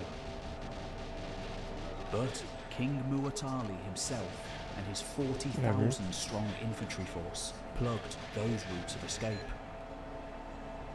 Accounts tell of heavy fighting in the river shallows. Trapped between this infantry anvil and chariot hammer, Ramesses found himself on the cusp of a complete rout. Yet, somehow, on the brink of total annihilation, the Amun army rallied. The Egyptian chronicler Pentor describes Pharaoh Ramesses in the midst of it all, standing firm, riding his chariot alone, reins lashed around his waist, bow in hand. The serpent that glowed on the front of his diadem spat fire in the face of his enemies. Come on, man.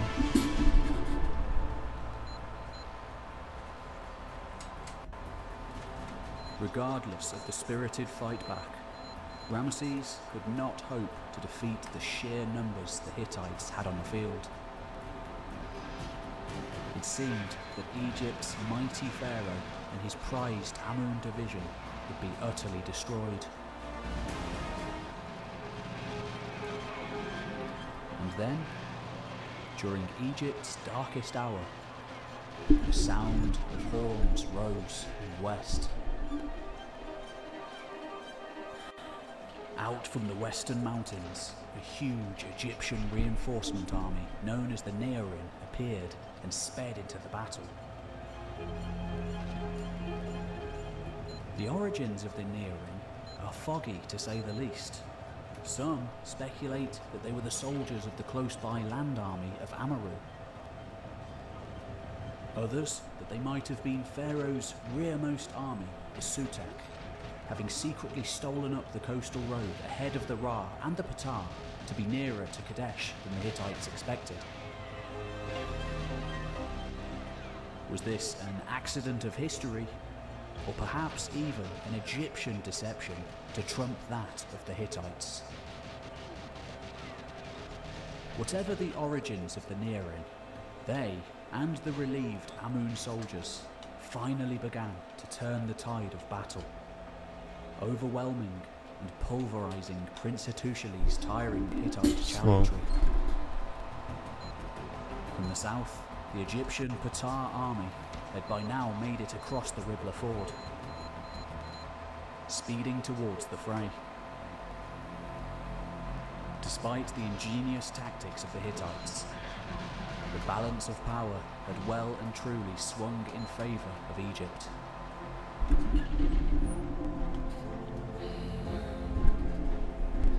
King Muwatalli, seeing the death trap in which his brother and the Hittite chariotry were ensnared, led a small reserve force of chariots and elite foot soldiers into the fray.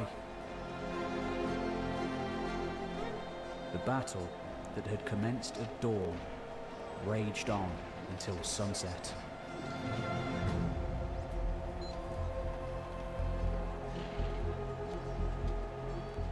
Egyptian records describe Ramses' war lion, foe slayer, prowling through the combat, savaging Hittites. And the Egyptian supremos horn-helmed Sheridan mercenaries, perhaps hailing from Sardinia, hacking the hands from Hittite casualties and stringing them to their belts as a kind of grim kill tally.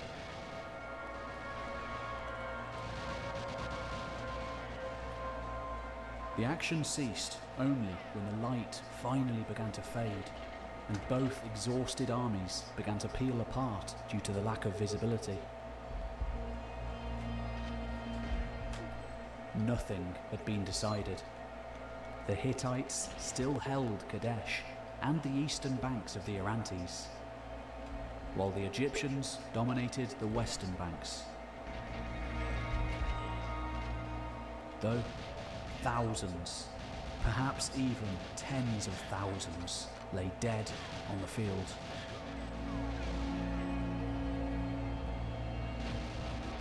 In the blackness of night, as both sides gathered up their dead and kept an anxious watch on their rivals across the river, another day of battle must have seemed certain. But then, most unexpectedly, either that night or early the next day, some kind of talks took place. And just like that, it was all over. Never again in history did Egyptian and Hittite swords clash. And with that, we are left with the earliest detailed record in the world of a large-scale pitched battle. But who was the victor? Well, that depends on which side you ask. Perhaps giving some hint as to what was agreed at the peace parley.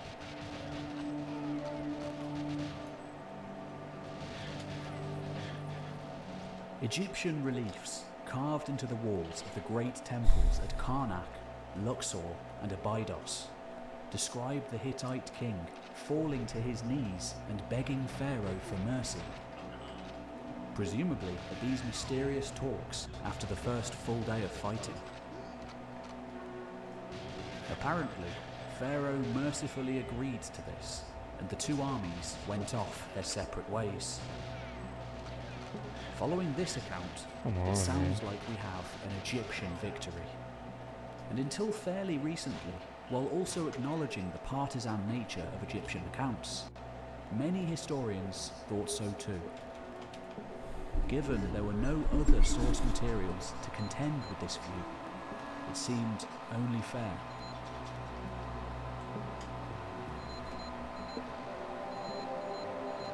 However, in modern times, the tablet cache under Hattusha has begun to shed a rather different light on that day in 1274 BC. When told from the Hittites' point of view, they clearly considered themselves to be the victors of Kadesh and of the ensuing talks.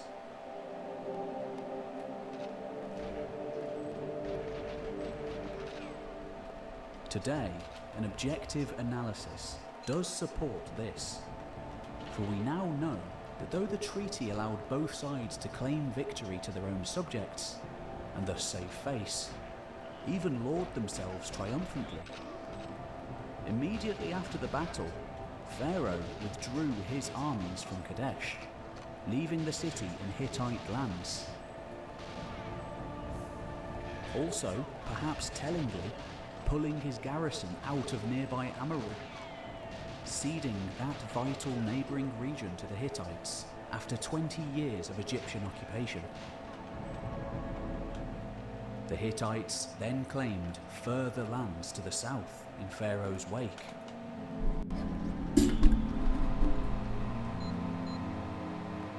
Ramesses and his armies headed back south to Egypt, having won not an acre of land, and having lost a great deal of it.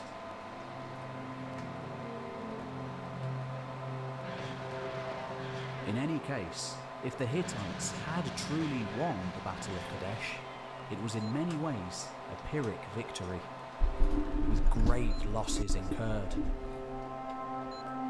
Some 7 allied kings and huge swathes of allied and Hittite men had died over the course of that brutal full day of fighting.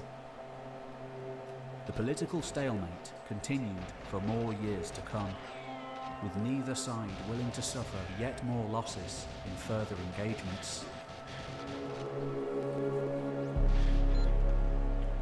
By the time the Kadesh Treaty was finally concluded in 1259 BC, the Hittites had a new king. Prince Hattusili, having overthrown Muwatalli's heir to become the ruler of the land, justifying his actions in the famous document known as the Apology of Hattusili. His wife, Puduepa, was also a very famous figure. Once a priestess of Ishtar, just like Hattusili, there is a good argument for her ultimately becoming one of the most influential women in the entire ancient world.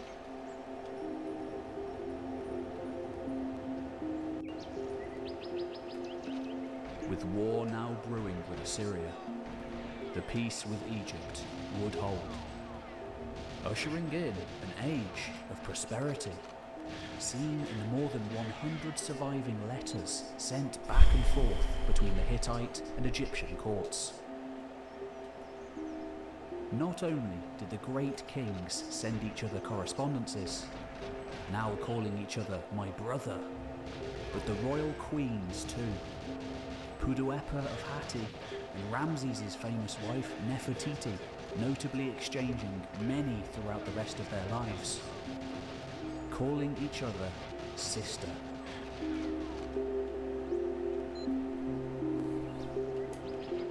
Where warfare had failed, diplomacy had been key. The lasting peace of the Treaty of Kadesh, still lauded in the modern world today.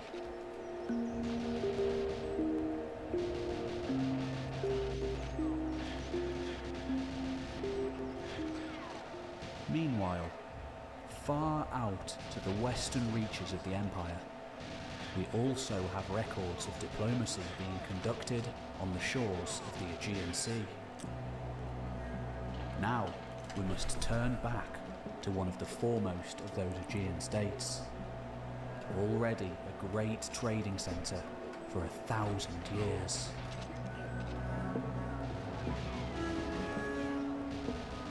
We know it today as Troy.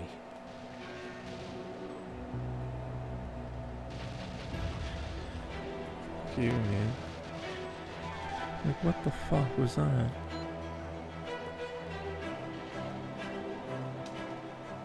Even in our modern world, it's no understatement to say that the Iliad, epic tale of early Greek literature attributed to the poet Homer, is a revered text. In the ancient world, it was the very crux of classical literature, foundational to the history of Western civilization itself.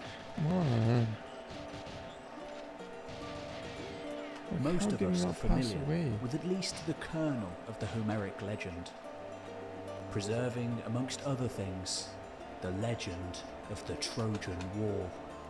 Oh, it's slow.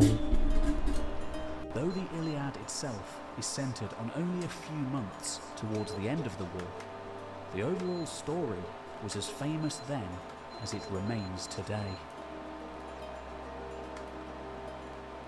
Beginning with Prince Paris of Troy's abduction of Helen, Queen of Sparta. Incensed, the Greeks, under the leadership of the mighty Agamemnon of Mycenae, gather together a great army, land at Troy, and besiege King Priam's city for 10 years. After the death of the Trojan hero Prince Hector, the city finally falls, thanks to the trickery of Odysseus and his Trojan horse. For a long time, the story was dismissed as just that, a legend. But over the last 150 years, archaeological evidence to the contrary has continued to stack up, tipping the scales for many in favour of Troy being a real city after all. Almost certainly the site of Hisarlik in northwestern Turkey.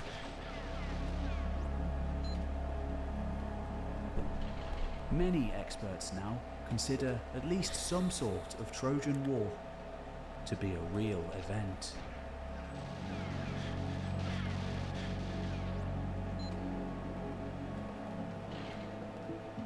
But what is not always realised is that the Hittites were almost certainly involved too.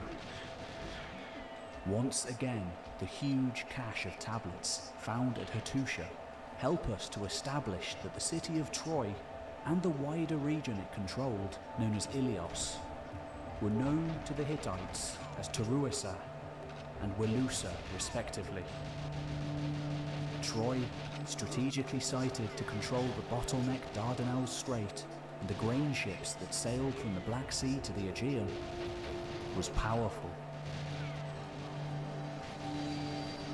What is this? Had been already for 1,000 years. And yet, compared to the vast Hittite Empire, it was small. By the 13th century BC, for generations the city had been either a vassal or a close ally to the Hittite throne, providing military and fiscal aid to the Hittite kings on several occasions. Even sending its warriors south to fight in Mu'tali's great army at Kadesh.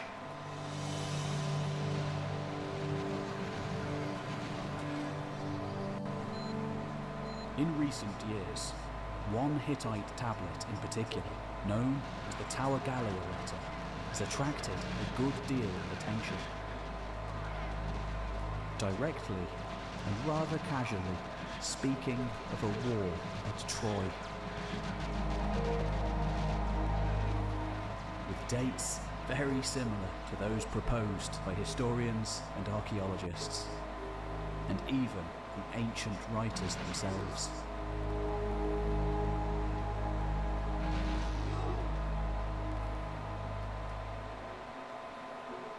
Written by King Hattusili in around 1250 BC, the warlord who'd led the chariots at Kadesh as a prince some 2 decades earlier. I don't think it's phase, maybe like 139, maybe. An unnamed Ahiyawan Great King is addressed. Wow, 143? What? Almost certainly a term reserved for insane. Mycenaean Greeks. How? Darkroom? Or Now exhaust we've come bay? to an agreement on 143, over which that's we really went to terrible. war. Why? Not Okay, only that does might this be letter it confirm for a war tonight. at Troy, it also precisely dates this conflict to some point in the 2 decades between Hattusili's coronation in 1268 BC and the date of the letter, 1250 BC.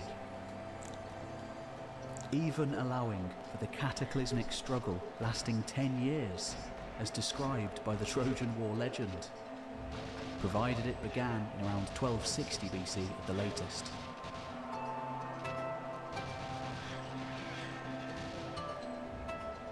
There is even some archaeological evidence that could support this idea. In addition to the very real late Bronze Age metropolis excavated over the last 150 years at Hisarlik, the sloping walls there, dating to around 1260 BC, sport the scars of destruction, perhaps inflicted by war. Frustratingly, the Hittite tablets translated so far have not shed any more light on the events of a real Trojan War from a Hittite perspective. The painstaking nature of translating these texts, combined with the extreme lack of trained Hittitologists, means thousands of tablets are destined to remain untranslated for a long time to come. That 143 was a little discouraging. Tantalizingly, okay. Calvert Watkins of Harvard University next time, I think. suggests that some of these as yet untranslated texts thank you for being here. might yet contain the remnants of what he called a possible Seleuciad. So dumb. Joining many other We got another Hittitologists PB though. hypothesizing on the existence of See who's another alive. historical epic about the Trojan War. This one written not from the perspective of the Greeks, but of the Hittites or Trojans themselves.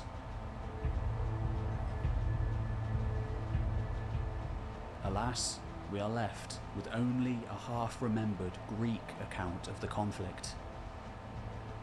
A story that has undoubtedly grown horns and many tails during the centuries through which it was passed down via oral tradition.